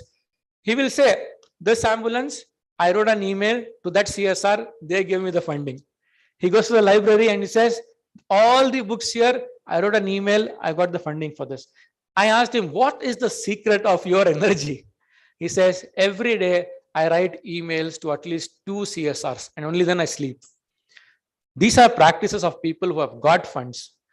I'm sure most of you would have got CSR funds, but his dedication, he converted a slum, 2-acre slum, into a very beautiful school with a lake, with animals, with such a beautiful atmosphere. Okay, you must visit that. Last, I think NGOs should also enter the segment of social entrepreneurship. NGOs should do things which will generate revenue for them. Sigma Foundation in 2010, we realized that we should become a social entrepreneurship organization, and we started helping students to apply for scholarships. Those days in government of Karnataka, I mean, the scholarship rule was everybody had to produce a affidavit that the income is less than 1 lakh, 2 lakh. And those days, these poor were looted by the so-called notaries, charging 200 rupees, 500 rupees. We got a notary for 5 rupees. We got a notary, sir, you are a blessed person. He was 65 plus. We said, sir, God will bless you. You have to do a notary for 10,000 students. He agreed. He got 50,000 rupees. We charge from the students 50 rupees with a 5 rupees saving in that to run the operational cost. The remaining entire amount went in paying the notary, doing the 20-page affidavit, doing the data entry, everything. We were able to cover, till today, we are able to help, we have helped 2 lakh students from our foundation to apply for various corporate scholarships, government scholarship, and the benefit they have received is up to 50 crores. Now, what did we charge? In 2010, we were charging 50 rupees. 2022, now we charge 250 rupees. Inflation. We are matching it to inflation. Okay. But 2010, we were helping 10,000 students. Today we are helping only 2,000. Why? Once we made this model in Bangalore, today we have 20 organizations like Sigma who do our work in their own capacities. Models have to be created. Examples have to be given. Many NGOs don't know how to. Today, I'm so proud. They literally copy us. They come to our office. They say, sir, we want to do this. Please go and do it. We are more than happy if you do that. So we were able to inspire people across Karnataka. I think through our motivation, more than 100 NGOs do this and they self-sustain. So I think self-sustainability also has to come because everything can't happen only with funds, right? Thank you so much, and thank you for calling me. I'm really honored to be here. Thank you for the organizers.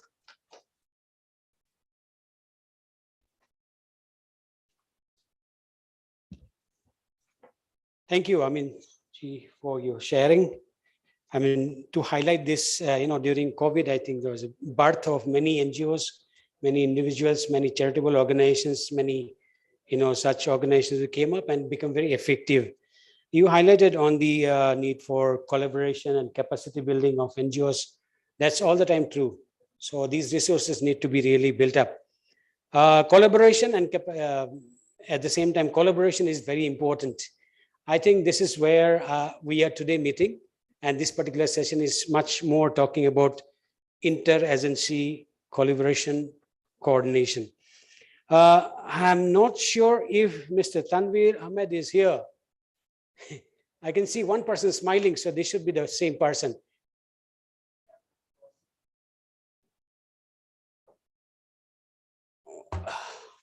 Okay, so you can please meet him after this. He's not going to run away. I'm sure. Sure.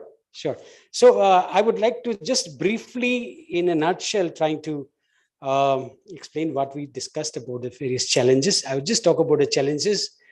There are also success stories. Resources, it's a financial as well as human, trained human resources. We talked about compliance and government regulation, CSR regulation, new partnership format coming. Talking about collaboration, there is a hesitation sometimes. Otherwise, why won't NGOs and all other potential stakeholders come to same platform before disaster happens? Coordination, pre-disaster coordination is extremely important. I think one very good lesson we heard from this afternoon session is that we have to build rapport with the government officials beforehand. If Mr. Amin can say that one call, there's a help available, it's because of good rapport. Management of project, timeline, and lot of other compliance issues are challenging, but we have to overcome. Reaching out of virgin areas. Currently we are planning to reach, we worked on 2 districts and develop the partners' capacity. So in the next phase, we're going to tell them to adopt 2 more villages and replicate what they have done. And I'm sure we have a lot of things to learn, yet to learn. So there's no end of learning. And then the last point is like very poor and almost very weak linkage or connecting point between the NGOs, CSR, and also DDMA. See, we talk about the grassroots level. Yeah, this is somewhere that in Sphere India, probably in other consultations and negotiations at the national level, if this can be really solved, I think that would be one problem solved in building up stronger inter-agency coordination. Thank you so much for your resources, and also Vivek Kaur. Thank you for waiting till now. Most of the messages on behalf of or towards the CSR probably is not available here, but I hope Vikrant and his team would pass on immediately or whenever it is possible. So thank you all for your rich inputs, and thank you all for your patient listening. I won't say again, do what I say, but do what I do, or do what I do, don't do what I say. You will be confused. I don't want to end with that, but thank you all, Sphere India, for arranging this regional or national level workshop. I am sure you have got very rich resources. And please don't forget to track back or trace back the information that is collected and collated. And please remember, in your own place, try to be the ambassador for interagency coordination. That is what very essential before a disaster strikes. And if anyone is there, last question, can challenge and say that there won't be disaster in your area, I would walk up from here. Yeah, if it did not happen, wait for some time, it will happen. So let's not be lazy or lay back. Let's proactively work on interagency coordination. That's what I can say from my side. Thank you all, and thank you all for your patient listening. Over to Nupur.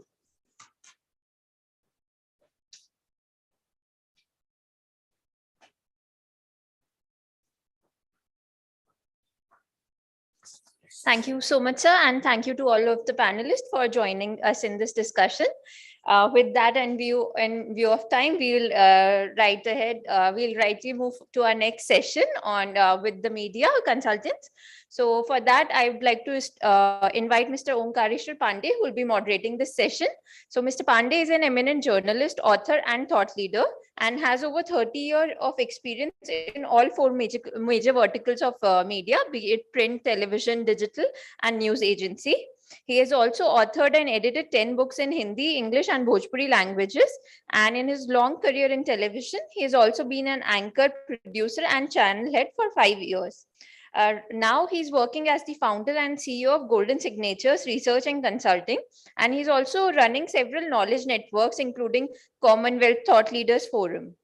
Mr. Pandey is an executive president of Broadcasters Club of India, executive director of Dignity India, managing trustee of Disapora India, and executive director of ADRIT, which works in the field of disaster management. I invite Mr. Pandey to kindly steer the discussions ahead. What do you, sir? Thank you, Nupur. So before I formally begin this session, I would like to invite our panelists on dais. So I would request Mr. KV Lakshmana, Mr. Sangamesh Mena Senakai, Richa Khandilwal Bhatt, and Ms. Chetna Belgare to kindly come on the dais.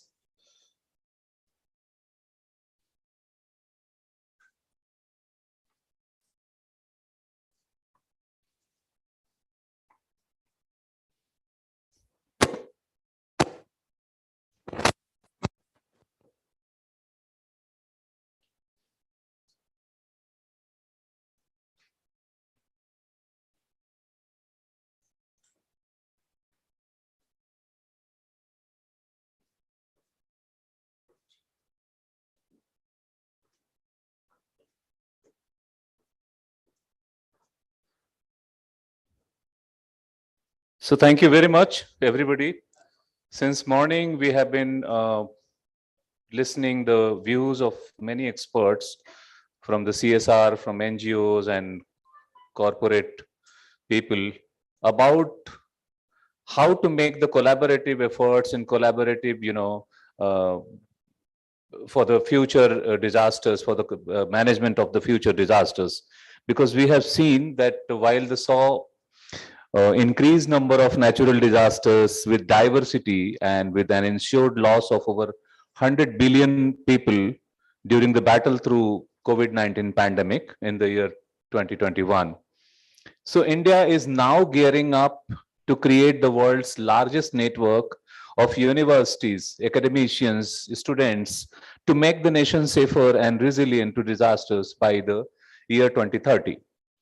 So following the Prime Minister Narendra Modi's emphasis on Constitution of Universities Network under Agenda 6 of the 10 points for disaster risk reduction, the National Institute of Disaster Management under the Ministry of Home Affairs has already formulated a model curriculum on disaster risk reduction and management. And the UGC has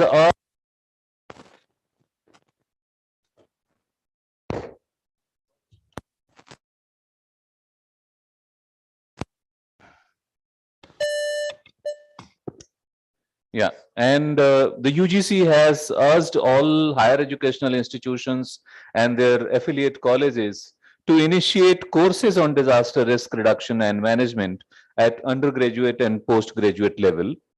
So in this backdrop, and with an aim to develop a new partnership standards framework as envisioned by PM Modi during COVID-19 response, Sphere India, a national coalition of humanitarian development and resilience organizations, and IICA, Indian Institute of Corporate Affairs, has organized this regional consultation with various stakeholders.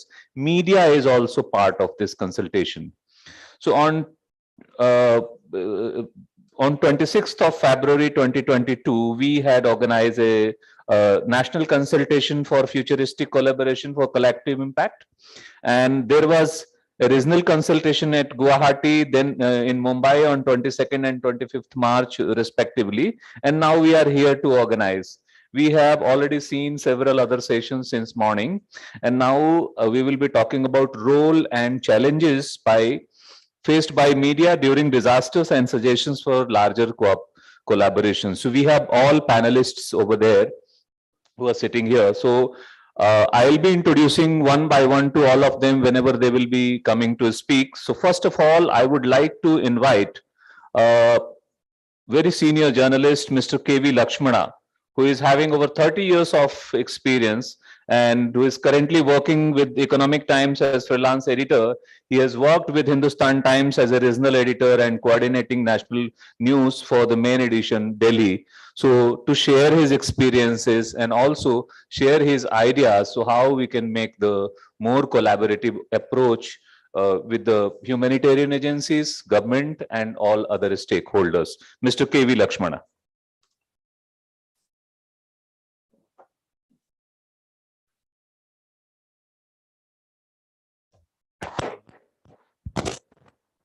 Hello.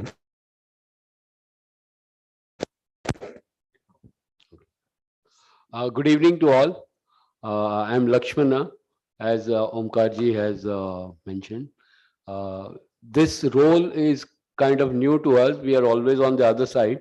So you will pardon me for anything that goes amiss. What I will be speaking to you about is from my own experience as a journalist. We have covered disasters which were man-made as well as natural. The man-made ones, I started my journalism career way back in '84 with the anti-Sikh riots of Delhi, where for 3 days Delhi and in fact most parts of the nation were burning. But that is a man-made disaster. But recently, just before I retired, I was in Chennai for 8 years. And we had 2 successive years. One was drought and the other was cyclone in 2015 and 16. And it is in these both kind of disasters, whether natural or man-made, the role of media, as I see now, when I'm no longer a part of active media, is much more important, because that is the time when rumors and mischief makers have a field day. So it is very, very important that the media plays its role, which is expected of it, that is to disseminate the proper factual information, get it from authoritative sources, and do not get carried away by emotions or prejudices. I mean, it's very difficult for a human being to be able to do that when passions are aroused, when, say, if it's a man-made disaster or in natural disaster, nobody has a clue as to what is happening around.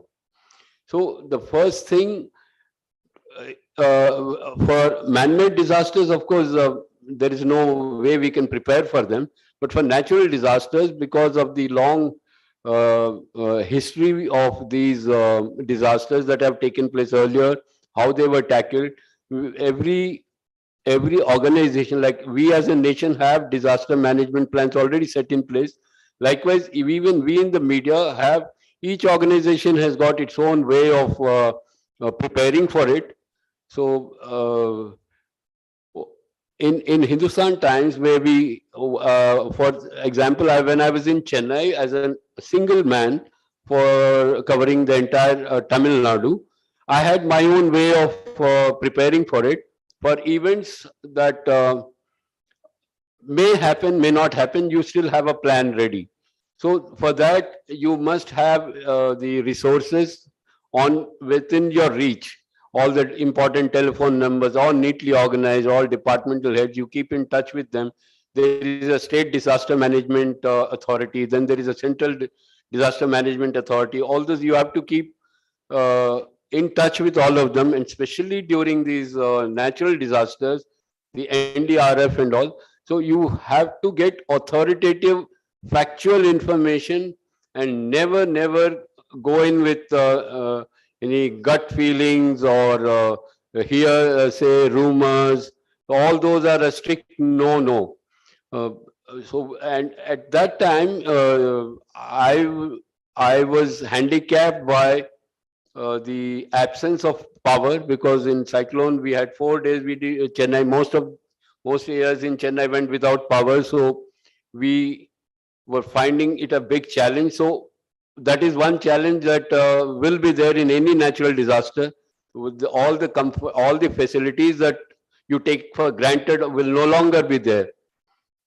So and each organization has to prepare for it. Like hospitals, they have to do it. In Chennai, the transformers and the generators were kept at a low level, because Chennai never had any rain in the real sense. So first major rain of 100 millimeters in a single day, 4 days of deluge, and most of the generators conked out, and there was no power. So the hospitals, many deaths happened because of that. So all these, out of these experiences in 2015, we thought Chennai learned, but it was proven that we never learned anything. As 2019, it was an action replay. So, but on from the media side, I'm very happy to report that the technology had come to the aid of many journalists in Chennai. When we did not have power, we could not move around much. It was the radio journalists, most of them FM, young people who never had any journalistic experience, or they were not regular journalists as we know. Many were these FM channel anchors, were doing entertainment programs and other programs, but they all rose to the occasion. They were the ones who got callers to call them to give real-time factual information from various spots, which was so useful for even the authorities. The kind of crowdsourcing of information that the youngsters, they thought on their feet, they managed with the resources that they already had, with the battery backups and all. So that was one lesson that we had learned during Chennai floods, that this technology should be leveraged to the maximum. And when we are going forward, I think for future, we should try and get these into a systematic plan, wherein we are already collaborating with a lot of these agencies, the NGOs which are involved in relief and rescue, and authorities which are working on the first teams that go in. So if there are some training courses for media persons along with the other stakeholders, I think it will serve a useful purpose. Or probably if this as a subject, if it gets evolved into some sort of a training module for media persons as well as the general youth starting from school, it might be a good idea for all others to think about and collaborate to form some sort of action plan, which could be taken up at a national level through collaborative networks like the one which Mr. Pandey is building. So with these thoughts, I leave this debate to my colleagues to carry on with their own experiences. Thank you. Or if there are any questions, if you think, or we can do it later. That will take later. Yeah. Thank you. Thank you very much, Mr. Lakshman. That's why I deliberately called you as a first speaker. And you rightly said that more collaborative approach is needed in the future. And some trainings are also required for the journalists who are going to cover disasters. And education is also very, very important. And this is the time when I would like to invite Mr. Vikrant Mahajan, who is the CEO of Sphere India and who has organized all these things. So give a thought and what he thinks, what is there in his mind, what kind of collaborative approach he thinks that there should be some collaboration with media and all, because media has already been covering such kind of disasters on their own. So where is the gap and where is the need? And what is there in his mind? So I would like to invite him. Mr. Vikrant has been leading Sphere India intelligence processes for humanitarian coordination, training and capacity building, knowledge management and collaborative advocacy for the last 5 years. He has an extensive experience of over 16 years. He has been working in emergency across different states of India and South Asia for more than a decade. So, he has worked with international agencies, army, paramilitary forces and all, and he has a long experience. Over to you, Mr. Mahajan. Thank you so much, Mr. Pandey. I think and the objectives of the consultations which we are doing. But I think specifically speaking for media, where is media coming in here in it? And though you asked me to share my perspectives, I think I'll, being a a coordinator of a coalition, I'll share the maybe a collective, a coalition perspective here, and from here we can go with regard to media and the role of media here. Firstly, I share the few days back, last week, NDRF, National Disaster Response Force, has organized a meeting in Vigyan Bhavan.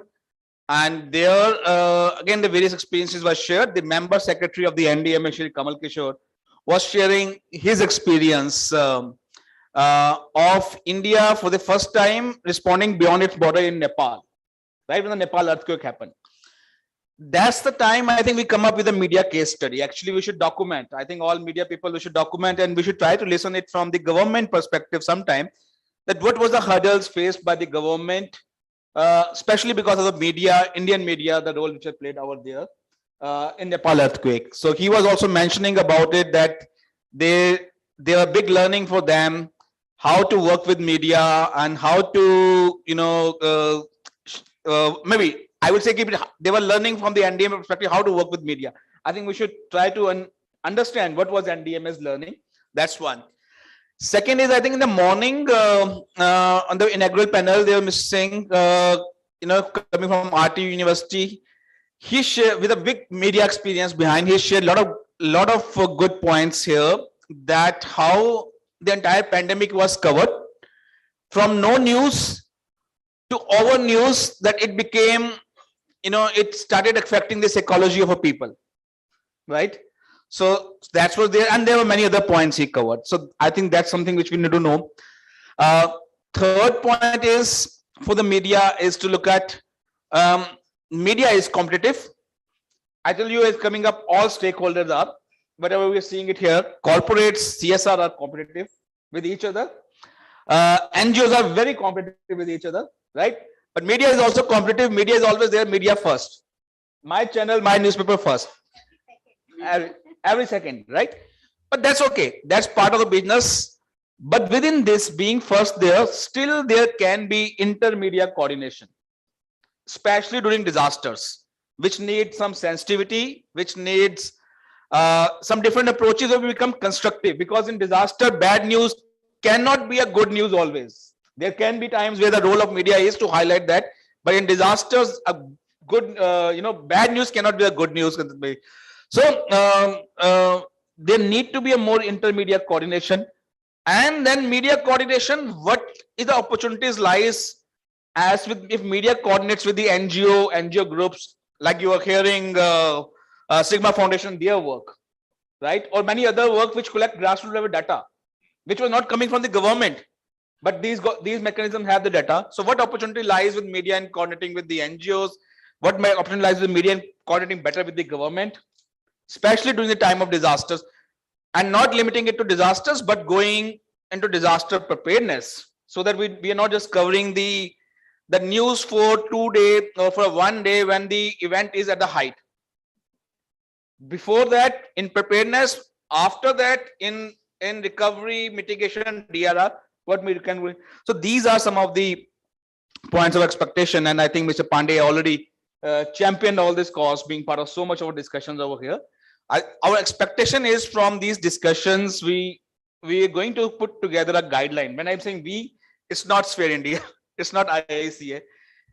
I'm saying on behalf of media, maybe part of their fraternity, we as media group, media professionals will put up a guideline for ourselves, right? How do we coordinate with each other and how do we coordinate with the other stakeholders? So that's a guideline comes up so that, we take it to the next step. So that's the expectation. I would like to put a point here. And I think that's where I'll end it here and hand it back to Mr. Pandey. Thank you so much.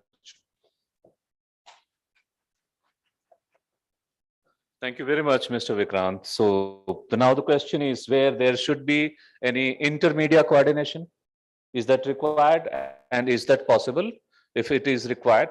And can always not be the good news a bad news a good news? That's the question you will have to reply.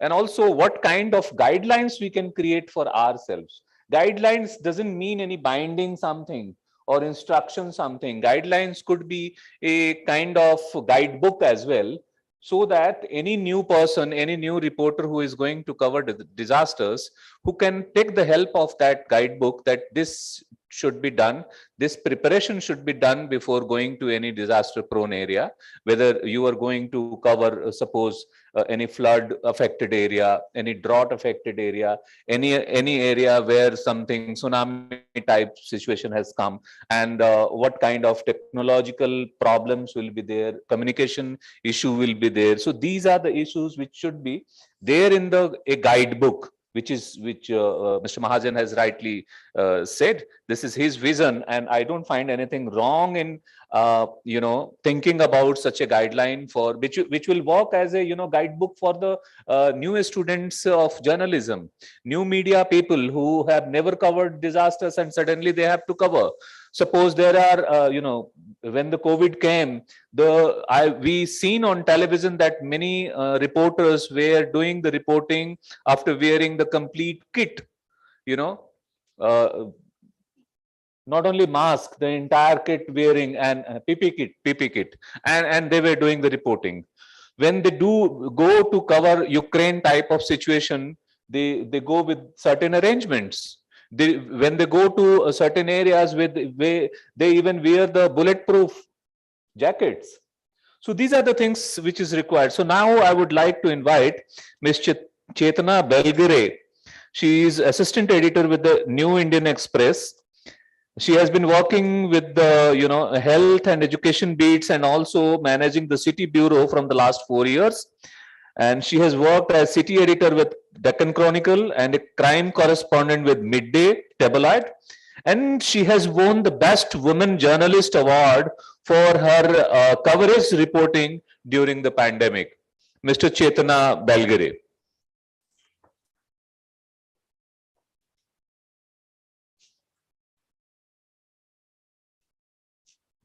Hello, everybody. Thank you so much. It's a privilege to be here.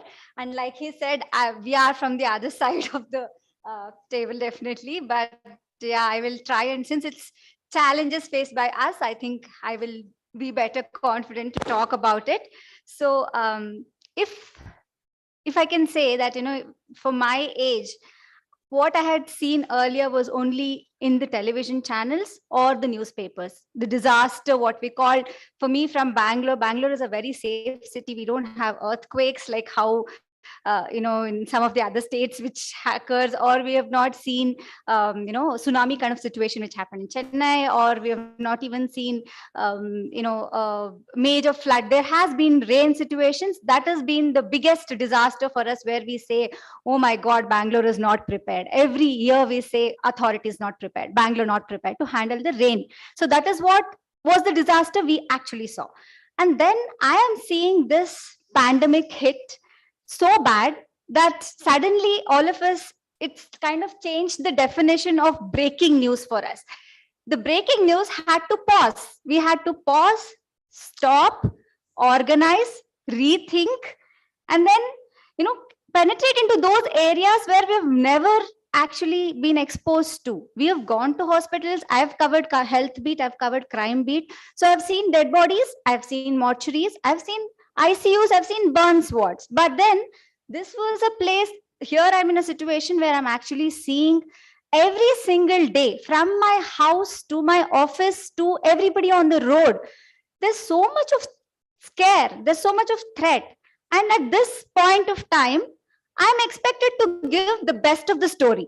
Remember, the best of the story. I'm supposed to come and tell the story to the entire city, state, whatever you want to call it. So my paper is going to every household here in Bangalore. So I am supposed to tell the story. And how do I tell the story? It's my story also, right? So I have to be sensitive, but I have no training on, of course, we have been taught to be sensitive about news. Definitely all of us, I think, agree that we have been, trained on how you shouldn't be insensitive, and how do you talk to a family which has lost people. But this is a very new situation for all of us. So in this situation, first of all, how do we make ourselves safe, and then enter into another situation where you actually make the other person also safe? It's not at all, now it's not about just one person, right? So I'm interacting, and I have to ensure I'm going to a hospital. I have to go. I cannot say, look, my health is a priority and I will not do this job. It's my job. Now I have to do this. So then initially we didn't know. All of us were out in the ICUs. I'm sure my colleagues here will agree that, Amin was here. I have interacted with him majorly on, he has given me information. I have requested him for beds. We were doing not just the media role, but we were doing all-rounders role, I thought. So, when I was asked, when the pandemic broke, the first case, when it was there in Karnataka, the first death which happened, initially when we saw the news, somewhere in China this is happening, and then we see it closer to our country. We are seeing it somewhere in India, in Kerala, there is a case, and then suddenly you have it in Karnataka. And there your antennas go up, your newsroom is buzzing, you have to go and do the stories. Yeah, we initially started off with full zeal. All of us are there, up there. Health reporters, we were put 2-3 people on the beat. They said, COVID is going to be your beat now. It's not health beat, but COVID is going to be our beat now. So we started churning more and more stories around it. So we were working on it, fine. Then when the first wave hit, it was closer to we could say that, somebody whom we know is ill, somebody whom we know is needing of care. And we are doing a reporting of that. And then suddenly it came to your house. And that is when the challenge began, which you are not trained for. We don't know what to do. Our editors or our team is expecting, they're telling us, be safe, but get the story. How do we do that? Where do we go to? Whom do we go to then? We have our officials, like, say, for instance, Kerala is reporting the highest number of COVID cases. And then Karnataka here is trying its best to be the lowest in terms of reporting its cases. So we as journalists, we are going on saying Karnataka is reporting the lowest cases, but Kerala is reporting the highest cases, not knowing that because Kerala is reporting the highest cases, that means the testing they're doing is really good. Nobody told us then that Kerala is actually doing a good job. So we had to unlearn it and learn that testing is the reason why this is happening. So the role of epidemiology, I mean, somebody whom we just communicated for a dengue fever or something, maybe for a quote, we would just call them and meet them and say, sir, can you give us a quote? That became so important. We realized Karnataka has hardly very few epidemiologists. When I wrote a story on how many we had some 4 of them in the entire state, only 4 epidemiologists. So that was the state at which we were. So even media didn't know how to report it. So we had to train ourselves into the understanding of the news. WHO has said that it calls it, I wrote down the word infodemic, where he was talking about fake news. So we were seeing television channels bombarding over, showing visuals constantly of people's bodies lying everywhere, people's bodies being thrown there because there's nobody to bury them, families leaving their children just like that because they don't know what to do, they can't get the dead bodies back. So there's a lot of emotional toll. There's also the stress which is there in your own homes. And second wave, when it had hit, is when I think the media may face the most challenge of how to do reporting, being there out on the ground. Because television, I work with a newspaper, but television reporters, I have lost a lot of my colleagues who were not given a PPE kit or a mask, even a proper mask. Not everybody can afford to go and buy these things. Then at least it was not even available. Sanitizers were not available. So we had to fight in our own spaces to get these things arranged. So most of the television channels, especially with cameras, just went there. They had to be there on the ground. So for us to pause there, we had time. Newspaper journalists still had time to think, rethink, see whether it is safe to go there. How do we ensure safety there? So I think, this is when second wave is when I realized at least that this is a time when even journalists need to be considered as one of the stakeholders, and the government and the other agencies, all of us have to collaborate. Otherwise, this is not going to happen. Now we are actually done with first wave, second wave, third wave. We're talking about the fourth wave now. Situation is better. Definitely preparedness is better. We are already writing about how prepared the state is, how prepared the officials are, and what also in terms of, whom to approach, where to go, and those things. But it was not known then. So like he said, a guideline of that, which will actually give us not just on, we were all asked to do work from home. I'm sorry, I'm going everywhere around the places, but I think, I'm just trying to touch upon some of the things in that given time so that when we discuss in the panel discussion, these things also come up. So we were asked to do work from home for a few days because when the situation was really bad. So that is when, like the other streams, I'm sure IT, everybody faced this problem where your spouse is at home. But as a journalist, what I realized is we are better outside when we are out doing the story, where you're inside the house, and I'm constantly on the phone talking to people and trying to get their sad stories, their happy stories, their survival stories.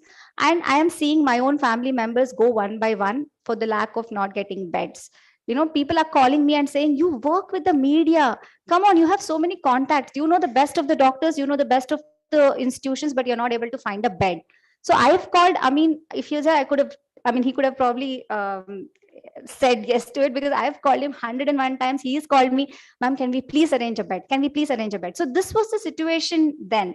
So all these things, it's going on in your own personal life, right? So how do we disconnect from there? How do we as a third person look into this, still do a proper sensitive reporting? Let's not go and say, oh, so many cases today, and then keep on scaring people. It was like new variant, Mahamari. In Kannada, there's a word called Mahamari, which, I don't know why they use the word of Mahamari. It was there sometime in plague and those things we realized. So I think the narration slowly changed of that too. Channels also understood they can't go like that. There are some of the channels which still do it. There are some of the newspapers which go bombarding over that. But I think at least we have been told by our own media section, and our own understanding is that we have been through this. Let's not scare people. So we have come down to that now. But then it's always better to have a preparedness and workshops like they were talking about, where we are told of how to report sensitively. We know we have to report sensitively, but when it's a disaster situation, we are supposed to give out information. We can't say we will not give out information, right? Just like how the testing numbers in state I said. So that's how we have to give out information. So how do we do that? How do we cover this sensitively? I think workshops around that will definitely help. So one last thing I would say is definitely State Disaster Management Authority ambulances, services which handle the ambulances, NGOs, research centers. Research played a major role. We all understood how important, if they also can come and tell us how do we understand reading their research works, reading their papers, how to understand the next situation. Now, IIT Kanpur has predicted a fourth wave, but we have some of the epidemiologists debunking it, saying, no, this is not the right way to find out. So how do we as media personnel understand and decipher the information rightly? That also, if we can be told, and also health department officials and even private hospitals, if they all also can be part of a collaboration like this, I think it really helps. So that is all I have to say. Thank you.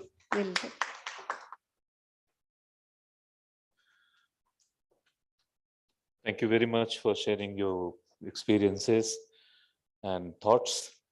I would like to invite Mr. Sangamesh Menasenakai. So it's a difficult name to pronounce. He's a very senior journalist, a media professional with the experience of over 2 decades in Kannada and English publications like Taranga, Dikshuchi, Vijay Kannada, Vijay Karnataka, The New Indian Express, Daily News and Analysis, The Times of India, and now he is currently working as a special correspondent of Times of India at Hubli.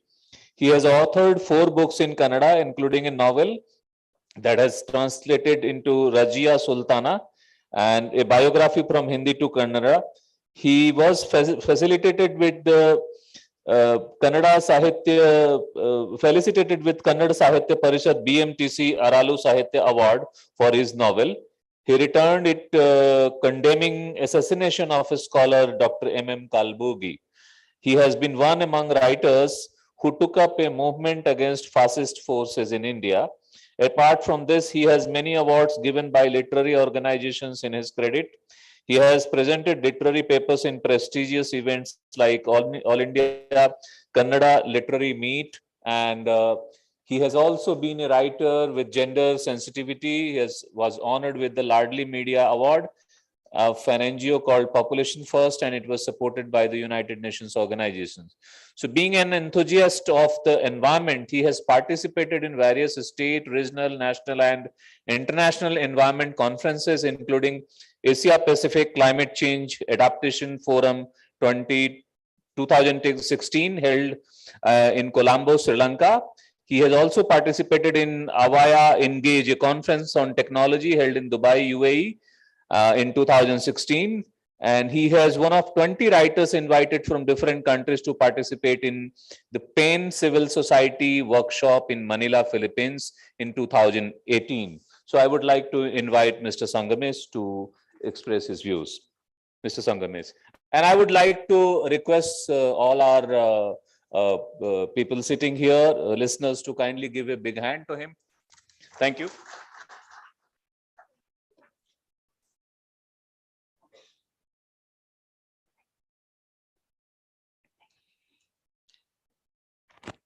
Thank God I am not last panelist of this consultation. I am last but one. And moreover, I am happy because this is the only session that has all panelists offline. It shows we journalists always go offline to cover news, whatever it is, disaster or whatever. So this is an indication from our side. So, ladies and gentlemen, let me start with a doubt that always haunts me whenever we cover disaster management. We always say man-made and natural disaster. I always question myself, is there any disaster that is natural? Can someone reply to this question? As far as my knowledge is concerned, all disasters are made by man, whether it is earthquake, flood, or whatever. So I would like to coin a word, immediately man-made, directly man-made, or indirectly man-made. So if it is earthquake, flood, it is indirectly man-made. If there is any building collapse or train accident or any some other advanced or modern type of disasters, they are directly man-made. So with this question, I would like to focus on challenges being faced by media personnel while covering disaster management and disasters. So Japan Meteorological Agency, JMA, had issued a major tsunami warning within 3 minutes of the March 11, 2011 tsunami. So in the Indian context, I always face this question: is it possible to disseminate the news within 3 minutes? No, all mainstream media are also floating such alerts on social media. That is good development as far as media is concerned. And we face another challenge. Indian media is capable of doing it in 1 minute. If anything, any government agency is in place to disseminate the official warning after a disaster. So we need coordination from the government in this context.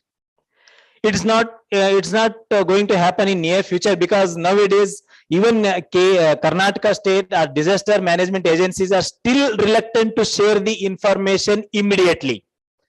They always wait for approval for their higher ups. Higher ups wait for approval from the ruling government, whichever it is, whether it is Congress government or BJP government or JDS or whatever. They always wait for approval, while people will be dying for their survival, in search of shelter, in search of rescue operations. It's not going to happen in near future, as still our bureaucratic mindset is not changed. Apart from mainstream media, social media is faster to communicate, but it has a demerit. Many, as KV Lakshman sir said, there may be possibility of spreading rumors, false news, misinformation, because there is no censor on social media to prevent such rumors. Media role not only start after the disaster, it start with the my friend from my moderator from previous session said, it starts from pre-disaster time. Pre-disaster time, our role starts from there itself. But it plays crucial role in keeping the administration on toes to respond. Because I hail from northern Karnataka, I have been covering situations like flood and earthquake. And my first coverage on floods was in 2006. When Gadag district faced the first time flood, district administration was in deep slumber, because that district had never faced floods earlier. So it was in deep slumber. When media cried attention of the government, our so-called government authorities reached there after almost 36 hours of the flood. So responding to the media reports, Karnataka State Legal Services Authority took the cognizance of that reports, and it instructed the district judge to visit that flood affected areas.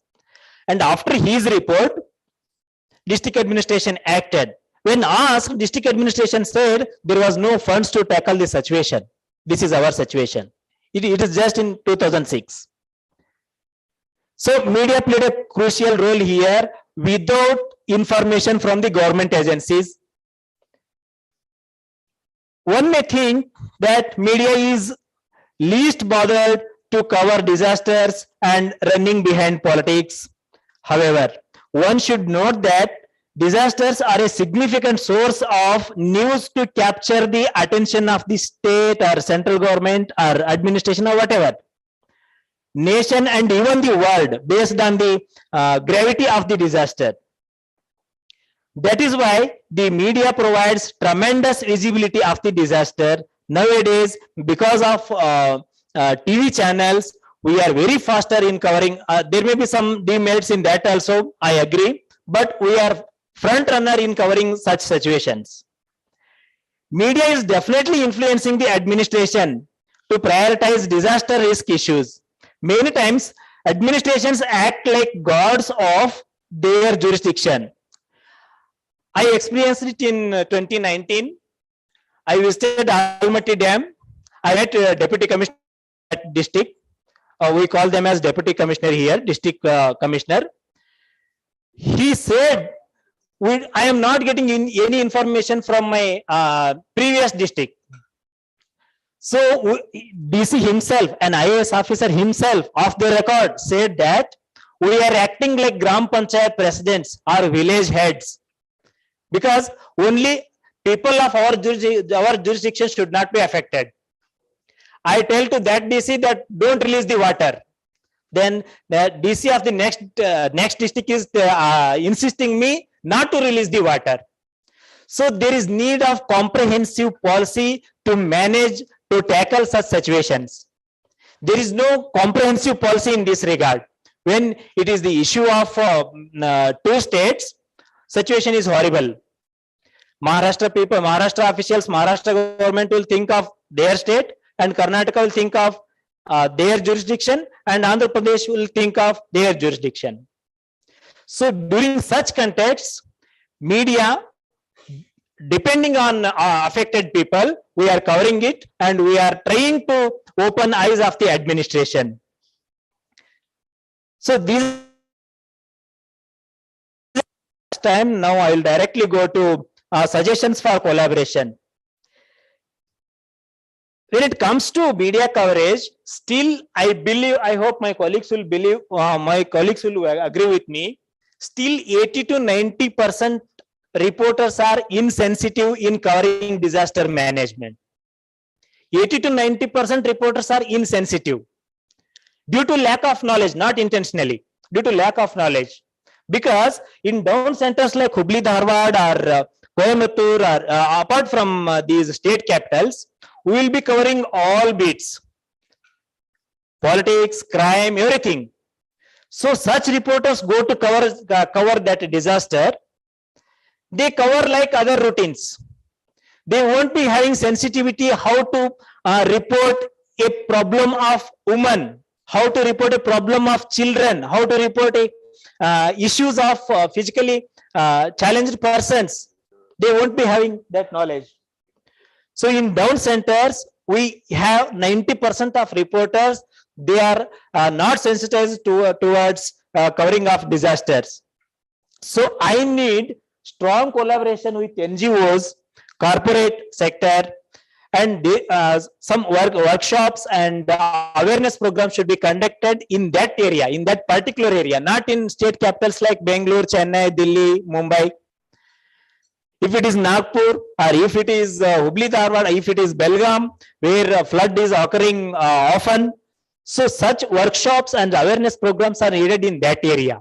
So I request all concern of all stakeholders of this concern, I mean this disaster issue, to hold such workshops in particular area, because many times, I am sorry to say that many editors are also not aware about such issues.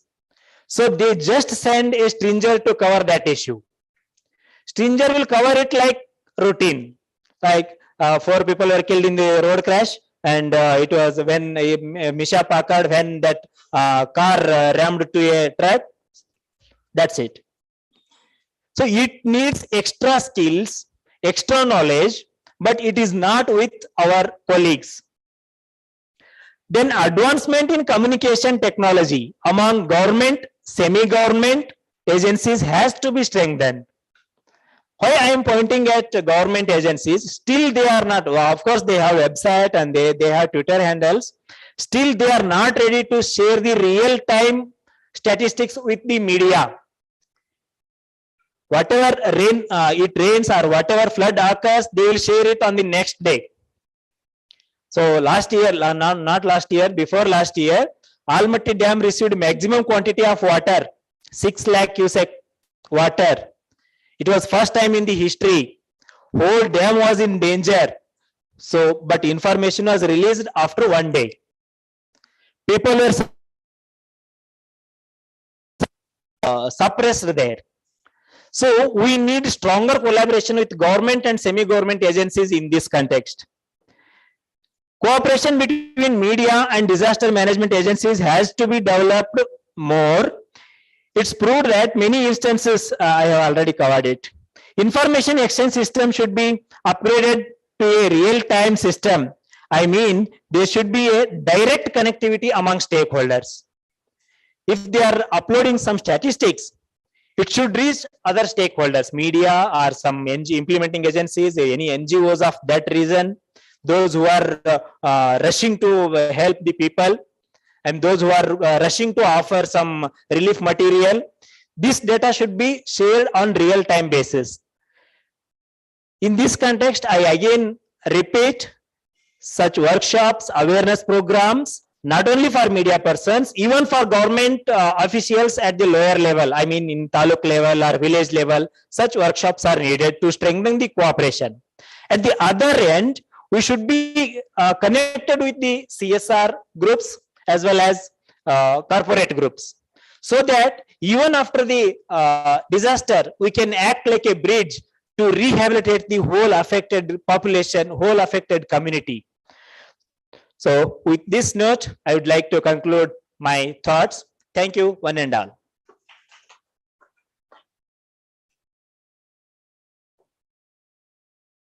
Thank you, Mr. Sangamesh. You really made many, important suggestions. So how to make more collaborative approach with the media. And also you talked about that there should be an actual, networking between the media and other agencies. I can see that several not-for-profit agencies, humanitarian agencies who are working for the disaster risk reduction and the management. So they really don't know how to communicate with media. They really don't know how to prepare the press releases and when to disseminate that. And also they do not know in which format they should send their messages to them so that that can covered. So I think that requires a lot of, as you rightly said, a lot of workshops, lot of such events and interactions are required with the media. Also, I would like to tell you that today media has become so much of localized that you are being published in your area's newspaper only. Suppose you are published in any big brand, any name, but your newspaper is being circulated in your area, not in the entire city. Because in one city, there are 3, 4, 5 editions of a national newspaper or the local newspapers. So there's so much of localization is stopping your masses to be spread to the decision makers and policy makers. It never reaches. Suppose you are in Gulbarga or any other city, that never reaches back to Bangalore, and perhaps the chief minister is not reading. Maybe the same newspaper, the Times of India edition in Delhi is different than edition in Bangalore. That's okay, but edition in Bangalore and South Bangalore and North Bangalore is also different. So the news which has been published in one edition doesn't mean that that has been published in the all editions and that will reach to the decision makers. So that you will have to understand. It's the television which you can watch from any corner. It's the digital media which you can search and you can download from any website or any mobile device or from anywhere, but not the print media. Print media has become so much of localized, so that has to be kept in mind. Also, since you are doing your work, you are into humanitarian field, you are supporting, you are doing your social work, whatever you have been assigned for or you have envisioned for. Media is doing its own. Media is a business. Media has its own priorities. It sees where it has to give more coverage or no coverage. So if the synergy is required, I think there is a strong need that media advocacy should become part of the CSR activities. No media house, please note, no media house can go to any CSR to ask for funding because they are supporting whether it's disaster or whether any social cause, because that is not covered. But you require, and the cause requires media support. So why not one should start talking about that media advocacy should also become part of the CSR activities. I would like your suggestions also of the people sitting here, the experts. So I think this is the core issue. Why media does not given, you talk about the pre-disaster, you talk about the during disaster, that's our job to cover, so we do cover. But when you talk about the post-disaster coverage, especially when you are giving relief materials, when you are doing lot of humanitarian services to them, and you want that should be covered, media is not bothered about to cover, because they have their own priority, and because they are not being paid for that. You have taken some donations, some public funding, CSR funding, or any funding, so you are doing that. This is a major, it could be a little bitter, but it's a truth. That's a feeling in the media. Why should we do that? That's your job you're doing. If the government is doing, that's the job of the government. So sometimes they do cover and sometimes they do not cover. So this gap has to be, filled up, and that can be filled up only with one idea, that CSR activities should cover the media advocacy as well. If you take them on board, they will be with you for all other activities. So with these words, I would like to invite our last speaker. She is a dynamic lady, Richa Khandelwal Bhatt. She is the CEO of Keshwa Productions Private Limited and Managing Director of Narayana's Art Nirbhar Bharat Foundation, which she founded after the COVID, pandemic. So Richa's productions for television and films have won international awards, primetime slots, and emotional reactions from viewers across the globe. Her production company has recently been impaneled at the National Films Development Corporation as well. In her 7 years of working in India, she has worked with several big clients like ITC, Walmart, Asian Paints, Government of Karnataka, Manipal Global, and Indian Air Force, to name a few. She has been awarded with Professional Achiever of the Year in 2018 by eMug. She was also among the 40 women entrepreneurs shortlisted by Walmart for the prestigious WEDP graduation in 2019. Her screenplay for the short film Spiral of Silence has won several international awards for Best Screenplay in 2018. While in New York, she produced SCCC Presents Masterminds, quiz shows and talk shows, impact and theater talks on famous Broadway shows for Proctor's Schenectady, New York. Richa's one-hour documentary film Canada Curry won the Special Jury Award at TV Kogakso Star Awards in Ontario, Canada in 2008. Her first short film Atma won the Best Documentary Award at Millbrook International Film Festival in 2007. For 3 years before moving to North America, Richa worked as a hardcore television reporter and news anchor for Sahara Samay television news channel. She also worked as a freelance reporter for the Hindustan Times, India's leading national daily. In her 2 years in the Toronto neighborhood, she also wrote a column for the Peterborough Examiner and also worked on a number of independent film projects with local filmmakers. She has a lot of experience from media to entertainment, and also she has been working with the artists who has suffered during the pandemic, and that's how she created Art Nirbhar Bharat. I'm inviting Richa to share his views. Richa Khandelwal. A big hand for Richa, please. Thank you so much. I'm getting goosebumps talking after Omkareshwar Pandey sir here, who is not only, he was a senior journalist at Sahara Samay where I used to work, but he's also a mentor to me, because in those days, young days, he was one person that a reporter like me could go to anytime we were confused, because he was one of the nicest people, nicest senior journalists to be working. So sir, I'm truly honored to be here and truly honored to be called by you and sitting with you on this panel. It's truly an honor for me. Hello everyone, and very well spoken everyone. And it's really truly amazing to have this discussion in Bangalore. Because Bangalore has been for me a place of entertainment and a place of doing business. But to be talking about journalism, to be talking about my reporting days and how things have happened and how things should go further, specifically with regards to disaster management, I would love to have a few points we put across. Now, I just want to take you to this, time travel with me. I was in 2005, I was a primetime news anchor and a journalist. I was covering crime, CBI, international politics. Omkar sir knows about it. So I used to work very hard. Morning 7 o'clock, I used to be ready, catch the bus at 8, reach office at 10, finish the story by 2 a.m. almost every day.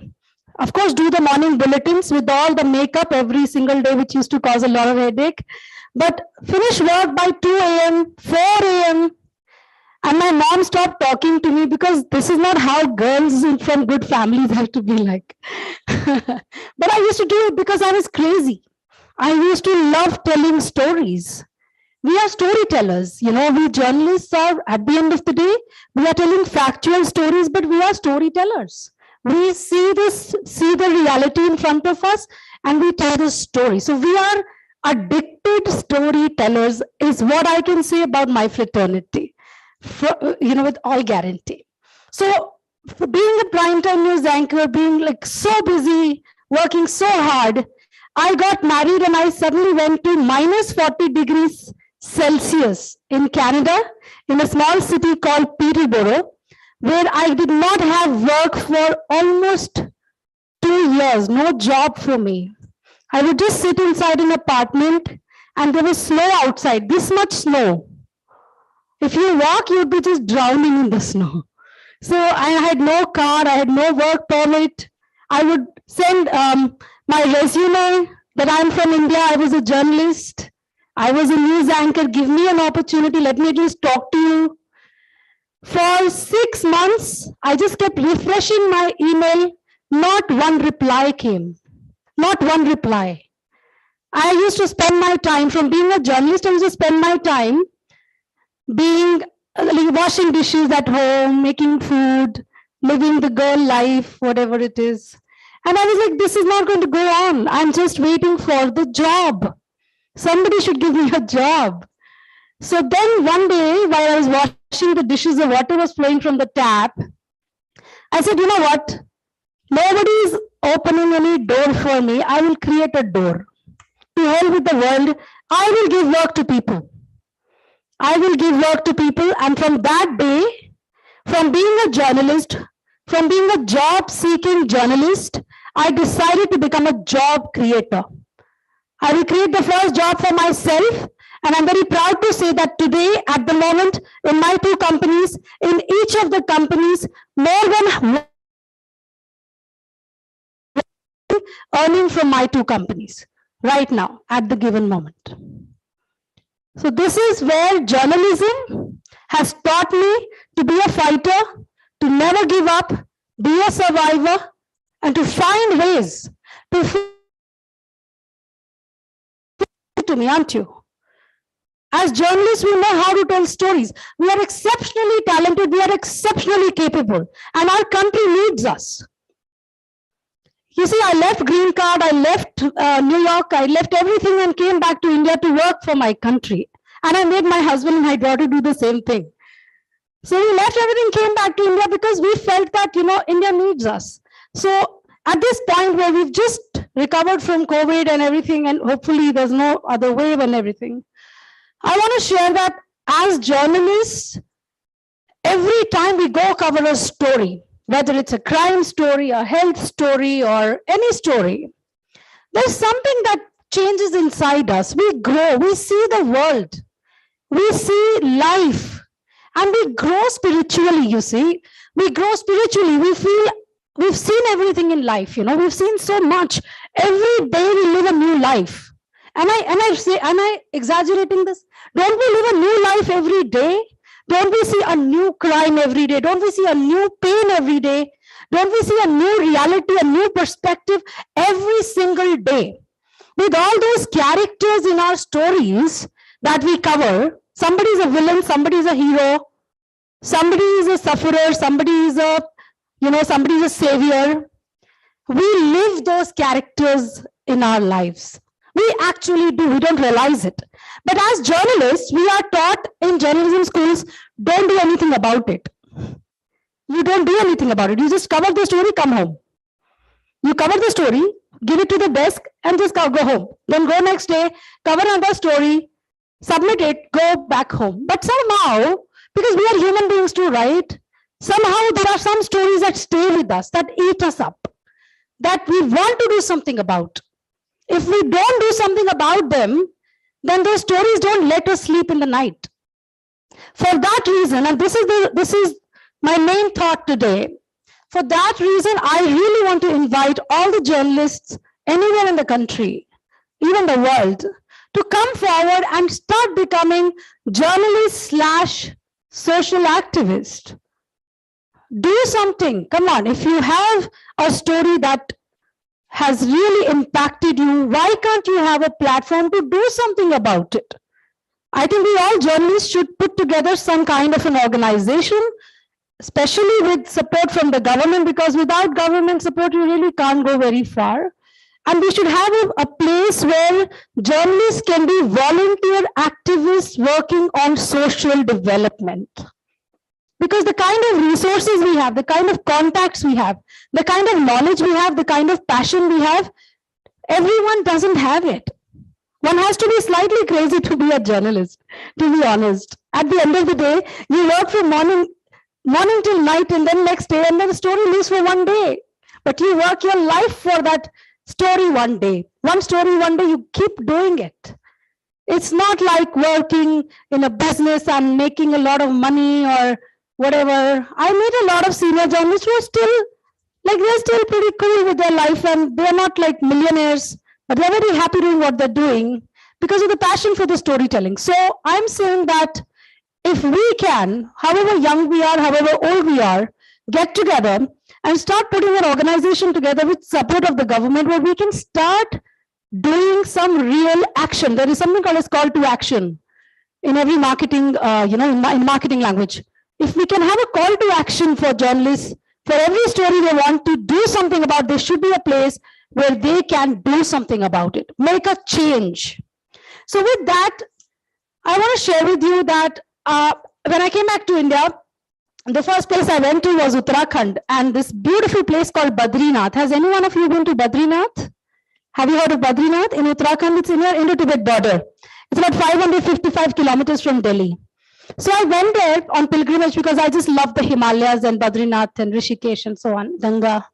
So I went there and I found that there are people, young boys and girls, girls though they don't work at all, but young boys who are from 20 years to maybe 30, 35 years, their annual income is about 50 to 80,000 rupees annual income. Like that's the total they earn. 50% of them are into drugs. They have tattoos everywhere, they have golden hair, but they don't do anything. There's no work. There's nothing they do. They don't have any work. They just sit there and play games, watch porn. Sorry if that's not allowed, but they do all that. They just they have no purpose in life.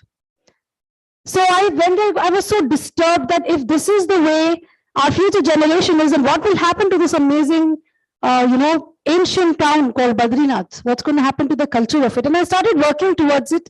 I started, trying to create some work there for youngsters. They're very talented musicians and writers and artists and all kinds of performing artists, actors. And then during COVID, I was working with them very loosely. And during COVID, one of the ladies called me from Badrinath and said that we are struggling so much, we don't have money to give milk to the children. So then I thought at that point, now this is where the journalist in me turned into an entrepreneur, came into the picture. I thought this is a story that is so heart touching. Why don't we, instead of giving them 20,000 rupees or 30,000 rupees or something, why don't we create a business model for them? And the story is people in Badrinath are suffering.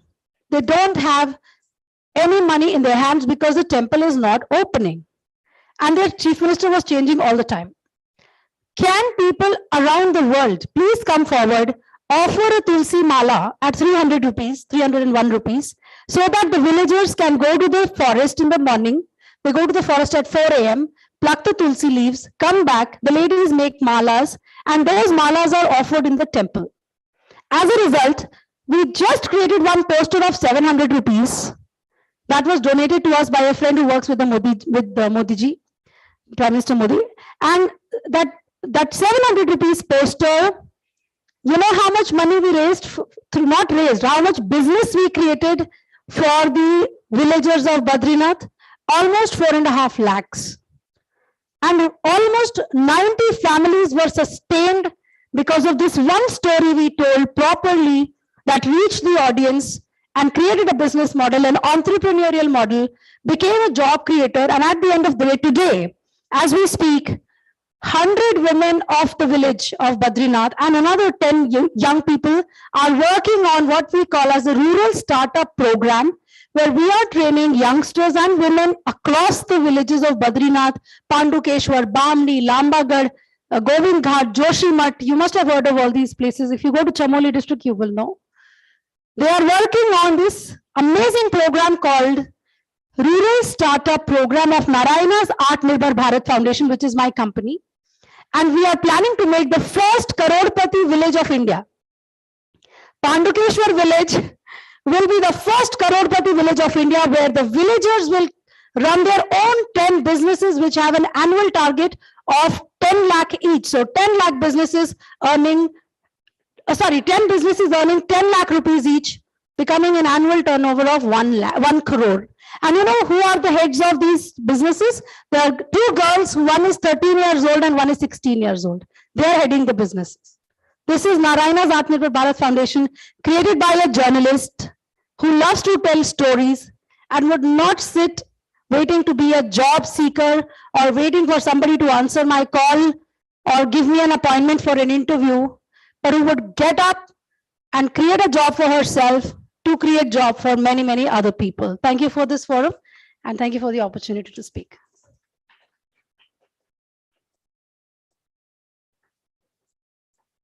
Thank you, Richa. From a journalist turned entrepreneur and from a job seeker to job giver, she became an example for itself. And here is the role of, again, the media. Many times media is missing such kind of inspirational stories, which can give, inspiration to others also, not only to the NGOs, but also to the people who are affected. And that's how they can support the cause. So that way, this is very, very important. Now, since all our speakers have expressed their views, the house is open for any kind of questions. If you have, please raise your hand. And if you want to ask any question, so that they can reply, please identify yourself and also say that from whom you want to ask the question. Anybody? Nupur, please help.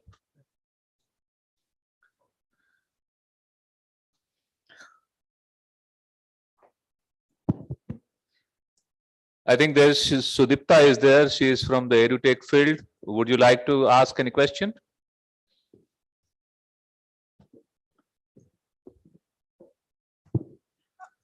I was actually listening very carefully to this, and as Mr. Pandey said that I'm from the education sector, edtech sector, and I've had my fair share of experience for quite a few years in the NGO sector as well. I do appreciate the people who have gathered here, the eminent panelists, and I appreciate the fact that I did not see any biasness, because these days finding unbiased media people is as difficult as finding diamonds. So I think that's something I would really compliment the panel for. My question is that how do you really, what can eminent journalists like you do to ensure that we create a breed of young, energetic, driven, honest media people with high integrity? Like, you must have thought several times, seeing what happened in Lucknow in the Haldiram store. I hail from Uttar Pradesh. It did really hit me because the UP I grew up in was not like this. The Lucknow I knew was not like this. So these kind of people are brainwashed. They are getting brainwashed in a very wrong way. So what would you, and this is to all the panelists, what would you do from your side, or what do you think you can do to actually stop this kind of brainwashing and create a high integrity media generation, upcoming media generation? It would be great to hear some thoughts. Thank you. That's very important question. High integrity, honest, next generation. How would you like to create, and for whom? She has not replied. For a society, a certain part of the society which has already become corrupt, for a system which has already become corrupt, for the houses, whether it's media houses or the political structure. In the four pillars of democracy, the corruption is there everywhere.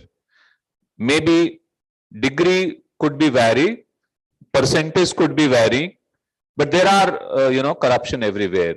But still, we all should work for creating a better society, and at least we should think about that how the next generation, or even our generation, should also be on the path of honesty, integrity, and the high integrity. This is a very, very good question. So who is going to reply?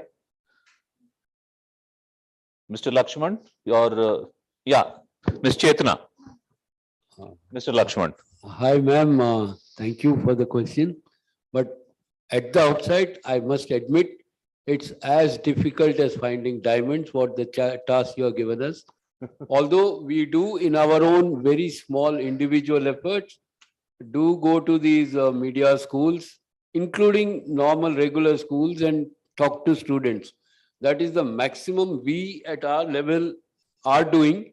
Some of us will be doing, or maybe into the future we might come up with some dedicated group that does it. But it's a huge challenge. It's much, much bigger, many times infinitely bigger than the task of finding diamonds. But yes, I mean, we have to do it. I do appreciate what you're saying and know where you're coming from. In fact, Sudipta, I would share my views on this note. When we joined the media, in the interview, the seniors were saying कि fire नहीं दिखता है इसमें. Certain time के बाद जब आप experience हो जाते हो मीडिया में, तो आपके fire को पानी डाल के वो शांत कर देते हैं और कहते हैं fire नहीं दिख रहा. I was among the journalists who is still facing a 3.5 crore defamation suit. And thanks to the Sahara Group, still I'm not working with Sahara Group anymore, but they supported me, and that was against one government in Assam. I had exposed a 400 crore LOC scam, and for that exposure, I am still facing a false defamation suit against me of 3.5 crore. When I exposed another, through a sting operation about match fixing against Mr. Mahendra Singh Dhoni, India's cricket captain. And that was said by his own team members, his manager of the cricket team. So Mr. Dhoni sent a 100 crore defamation suit against me. So I wrote, Mr. Dhoni, I don't have 100 crore to give to you, but I still have the courage to write what is fact. So let's go to the court of law and they will decide. So he never sent any second notice, because he knew that if he sent second notice and if the court takes real cognizance, then he will also come under the scanner and then the things will be exposed. So there are people still who are fighting, but yes, we are at the age where at some time you will see the people are talking about Godi media, you will see the people who are little bit normal or neutral, they will be immediately branded that they are some whatever, anti-national sense all. So it's very difficult. No journalist comes in the field of media to become a corrupt journalist. What happens? The media house for which they are working, the owners for which they are working, they ally with some organizations, some politicians or some parties for their own benefit, and then they start putting up pressure on their journalists. No, don't write against them, don't go against them, and write in favor of them. That's how this all starts. So one should not blame the media journalist as a per se, but you should blame, you can say that it's people who are sitting above them, who are the owners basically. You can see that big industrial houses are having a stake in the media, in every big media. I don't want to name any such industrial groups, but there are stakes. And that's how, the difference is there. But still, there are honest media like him, whosoever is sitting here. No one can say that they are biased or they are. Our role, and especially when we talk about such kind of disasters, when the disasters happens, whether it's a man-made disaster or the natural disaster, the core issue is to provide relief to the affected people. There is no biasness. But what stops us, as he rightly said, that Karnataka state or any state for that matter, the authority is sitting who will not confirm the news. Why? They are waiting what the Supremo will say in that political state.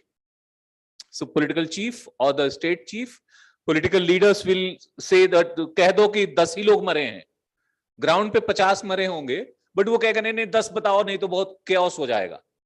Why many times they hide the figures, actual figures, because they calculate that if we give the right figure, there will be fear among the people, and there will be a kind of failure coming on us कि सरकार fail हो गई, ये हो गया, इतने सारे लोग मारे गए. कोविड में क्यों फिगर कम दिखाया जाता है कि जितना ज्यादा दिखाएंगे उतना ही ज्यादा कॉम्पेंसेशन देना पड़ेगा. सो कह दो कि वो कोविड से नहीं मरे हैं, किसी और वजह से मरे हैं. These are the reasons. So anyway, any other question if somebody wants to ask? Yeah, Mr. Mahajan wants to say something.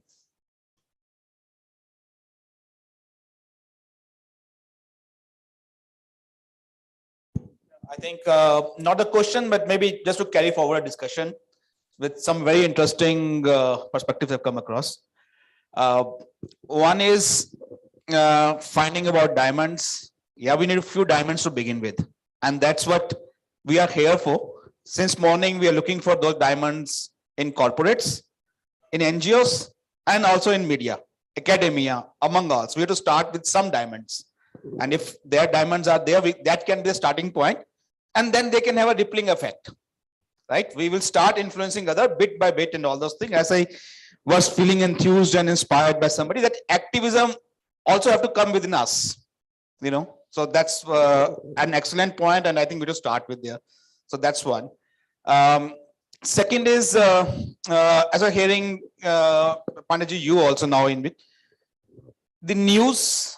I think coming from my disaster experience of being on the forefront of, I think, more than 100 disasters over the last 1.5 decades. I've been on, I will not count like a media, always first being there. But then some of my colleagues know it, that we are generally the one of the there to produce some assessment reports within first 72 hours, which serves the purpose of many organizations for taking decisions, right? We do that. So coming from that perspective, Pandeyji, I think initial days we need to coordinate with government. Perhaps we need to move, not just coordinate, we also need to cooperate with them a bit, right? Now, it doesn't mean that in the longer run, it's going to be like that. The first few days of immediately after an emergency situation, when we ourselves are discovering what has happened and all, whether it's the news about figures and others, we have to rely on government data there. Subsequently, once the immediate response has been addressed, right, there's time to do our own independent research and come up with other things. And that's a time, again, maybe our relationship with the government can also be like that. At that time, the government can be made part of our research to look at our research. And then we work together to see that each and every individual and household who's affected get their benefits. Now, this is where we definitely need our media collaboration, because media news ends the day, the disaster event has something new event has come in. One, there's a disaster news being covered, but something else happened. So that media attention goes there. And the day 1 or 2, the immediate impact of disaster has been addressed. That's the day that disaster news end. But some of these things, to see that each and every individual has got its right, whatever entitlement was there, in a longer run, that's where we can look at a media collaboration. Right? Absolutely, absolutely. And probably how to do it. Again, I myself believe in that kind of a thought. Again, share on this forum very enthusiastically. We begin somewhere, maybe few diamonds. We can create an organization, as you're suggesting. it can have a business model, right? But all businesses starts with a lot of personal commitment and personal investment somewhere, right? I'm personally, as an individual, I'm not speaking on behalf of organization as of now. I can't take that commitment, but I'm personally ready to take that personal commitment and investment to set up that organization.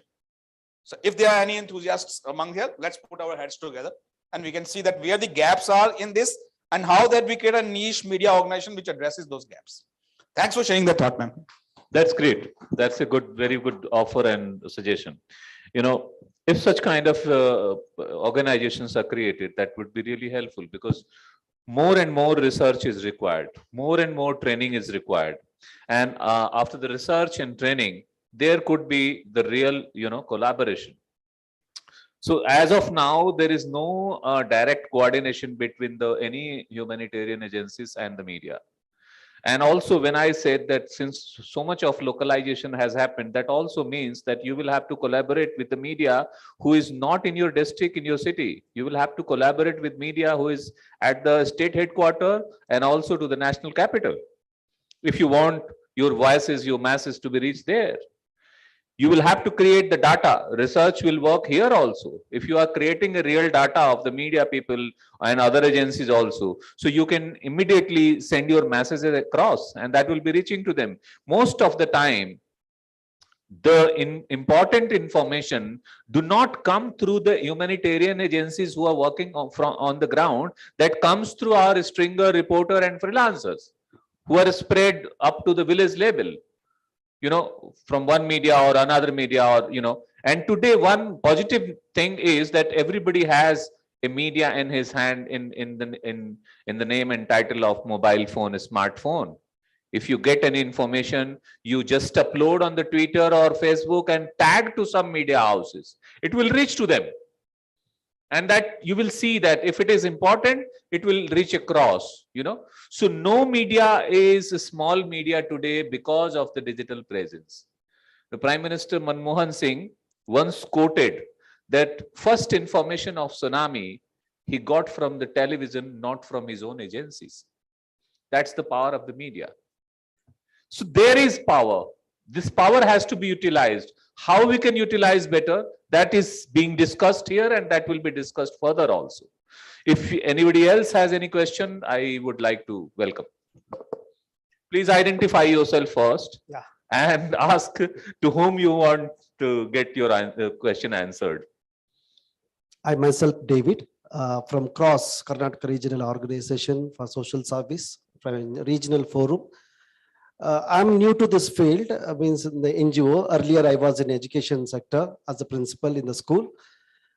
Just I wanted to share my moderator, Father late Father Ambrose Pinto. We might have heard he's a journalist, and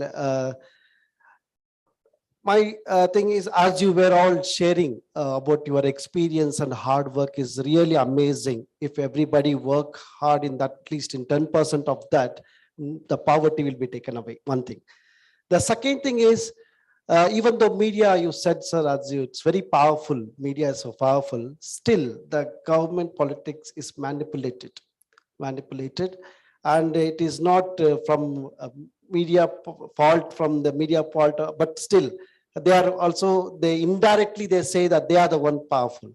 But my clarification is part is, you are so influenced and you know everything, and directly or indirectly, I don't know whether your contributions are there more, but still I say that people who undeveloped and marginalized people, or places where marginalized and undeveloped or are not sustainability places, why your contributions are not, is there or not there, or you really want to contribute, or what exactly? Because as after joining in NGO, I see and visited the field, and still not developed places are not developed, and the media also, they come, they catch the problems, but still it is not sorted out the problems.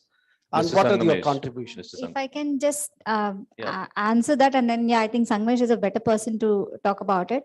Unfortunately, what happens is when we are brought, when some a community or a area is brought to our notice, we do go there and report about it. Very few reporters actually, tend to follow it up. Like what happens is when you do cover that area, when you write about it, it's not that we don't write.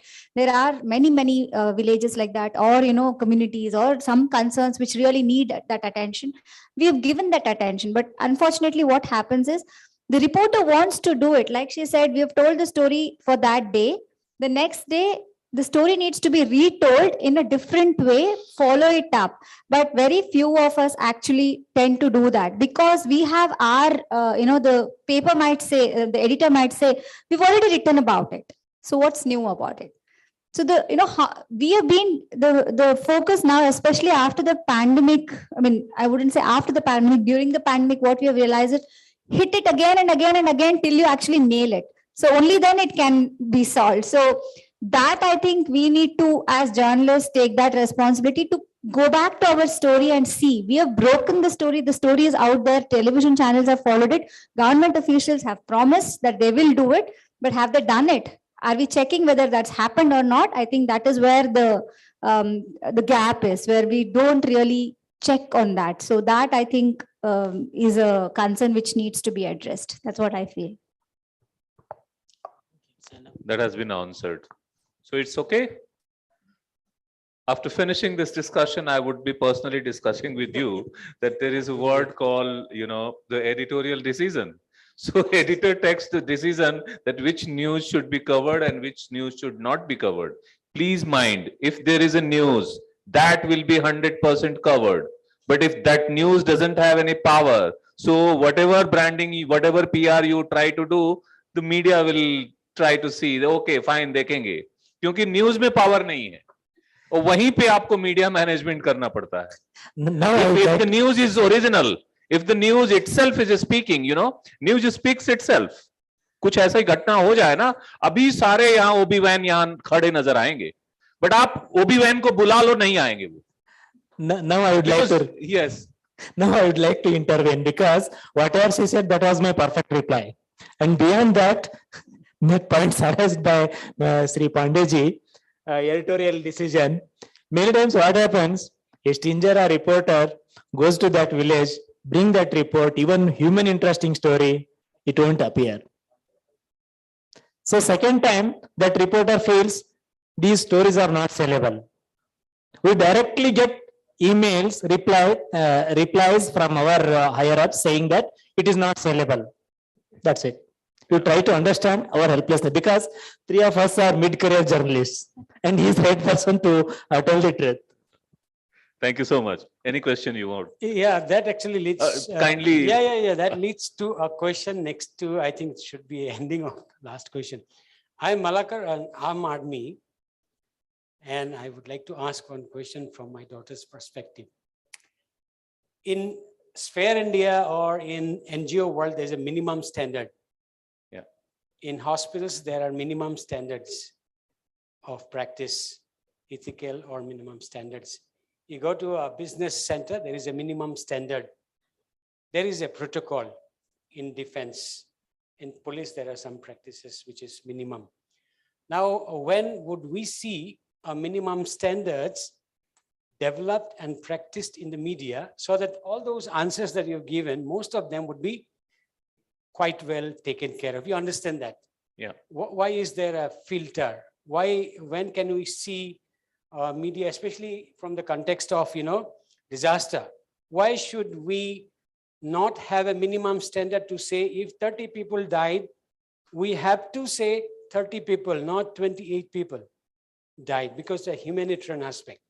So my daughter, who is actually also aspiring to be a journalist, put a big stop to it, saying that it's so difficult, Papa. You watch one media, it says one thing of the same incident, two other media, two more different stories. And she had to go back and do a research to find out, saying at the end of the day, this is the true story. So when can we see true versus hype? And when when there will be a clearly defined minimum standards. So the journalists, be it ground level, who are, foot soldiers like those people, and up to even the editorial level, that will be minimized, I guess, if we see a minimum standard or protocol of reporting. Thank you. If you don't have to really answer it very big. I because just other want to questions are- answer for the sake of your daughter. I just want to say that, there is one SAGE study which really spoke of, around 53 countries which spreads misinformation, especially during the pandemic, and India topped the list. Okay, so, it's now we have some of these collaborative effort again, different agencies like you have Healthy Indian Project, then you have these news Google News checkers. Initiative. So there are a lot of these sites which have come up now. Again, from the media itself, it's a collaborative agencies to check whether this is correct or not. It's like he said, it's not intentional, but sometimes there is, in the hurry of breaking the news, you tend to break the story and then you kind of give wrong information. And we journalists are really proud to say that we do, at least I'm sure of all the panelists here, we do fact checking. We ensure that we double check before we give out the news out there, because it's like Bible, it's already, once it's printed, it can't be changed. Digital space, like he said, is going to every nook and corner of the world. So we want to be double sure that our news is the right one. So I'm sure all of us are striving towards it. Like you said, minimum standard is difficult in journalism, I would say. But personally, I think we should all adapt that minimum standard to recheck our facts. Yeah. Definitely. I think these organizations do that job where we can now, even as we go and recheck on those sites to see if it is right or not. So a lot of news which gets circulated like that. I will share it with Pandeji so that he can send Yes, it. Yeah. yes, Thank yes. So I would like to add something to your question. The minimum standard is there, and that is being utilized by all the media. But that varies, What is minimum standard? The minimum standard is कि 2 आदमी कम से कम मरेगा तो news आनी चाहिए, ठीक है? Suppose for example, किसी भी जगह पे अगर एक आदमी भी मरा है तो कभी न्यूज में आता है, और कभी 10 आदमी भी मरा है तो वो फ्रंट पेज पे नहीं आता. क्यों नहीं आता है? Sometime, the media has its own focus, its own circulation area, and its own readership. So it sees if the 10 people have died in Bangalore, all the Bangalore newspaper will take it on the front page, but not the other cities editions of the Karnataka itself, because they have their own audience, they have their own circulation area. Similarly, if nobody has died, but 2 people have a heated exchange between the 2, and if those 2 are cabinet ministers, will it come on the front page or not? Tell me. So where is the minimum standard? So these standards varies, according to the situation, according to the people, according to, our own, circulation area or readership area or the viewership area. If for a Hindi news channel, a small crime report should be or could be a very, very front story, top story. But for an English media, they will be looking at what is happening in Ukraine and what is happening in other countries.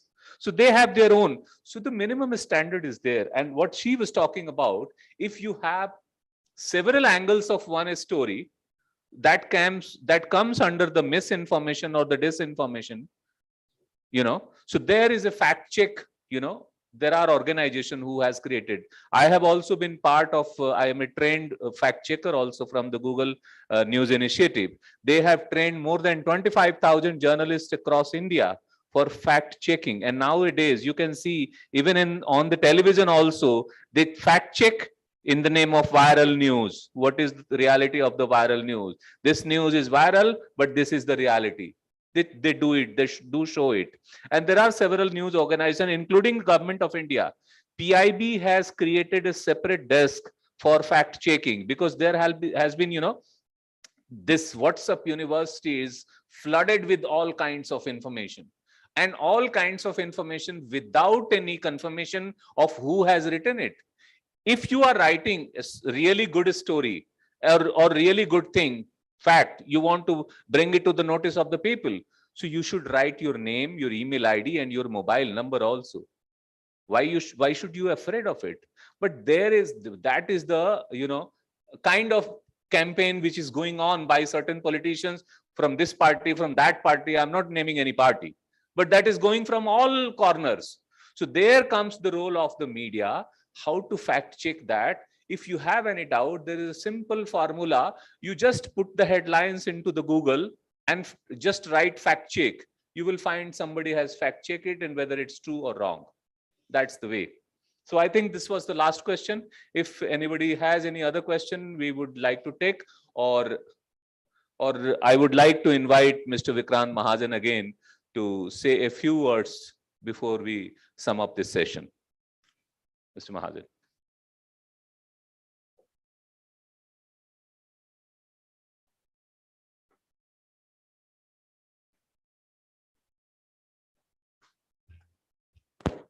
Well, I don't think I have more to say. I was more here to listen to the media people and spin few thoughts, as they call media spin. So we do wanted to spin some thoughts across.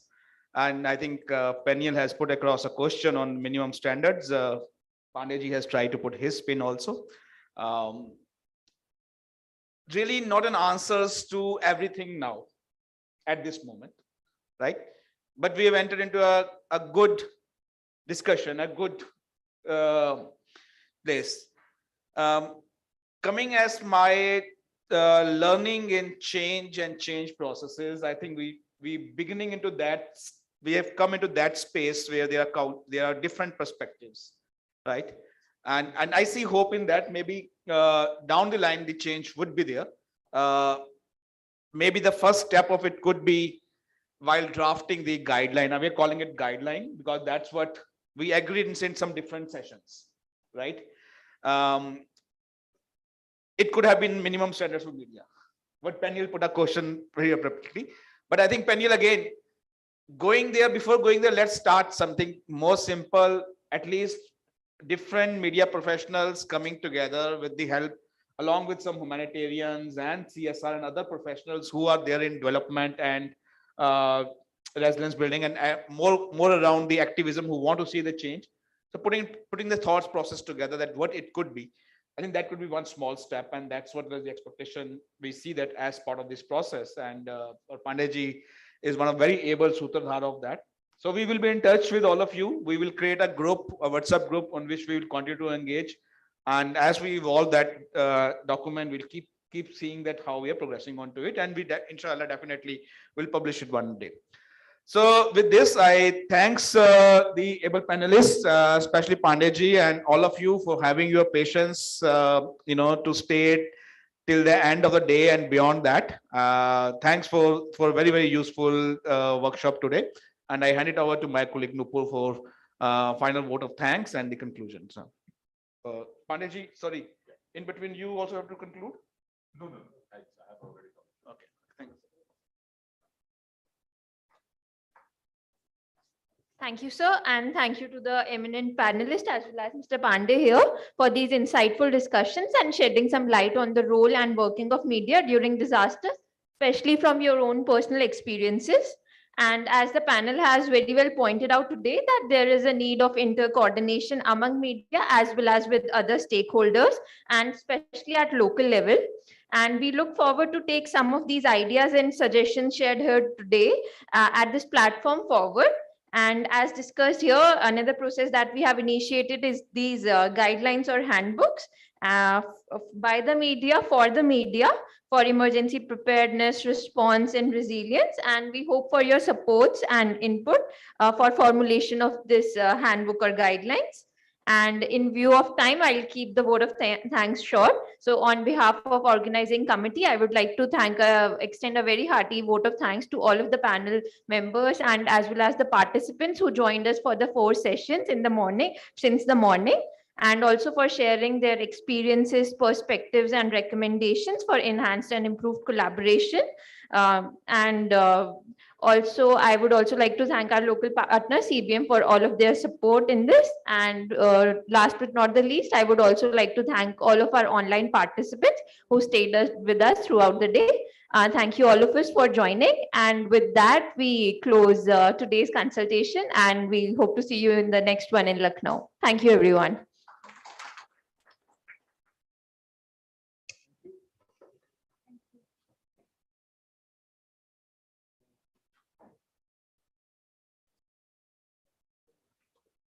Maybe a group picture.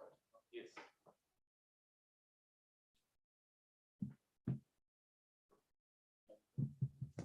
Everyone can join us here for a group picture.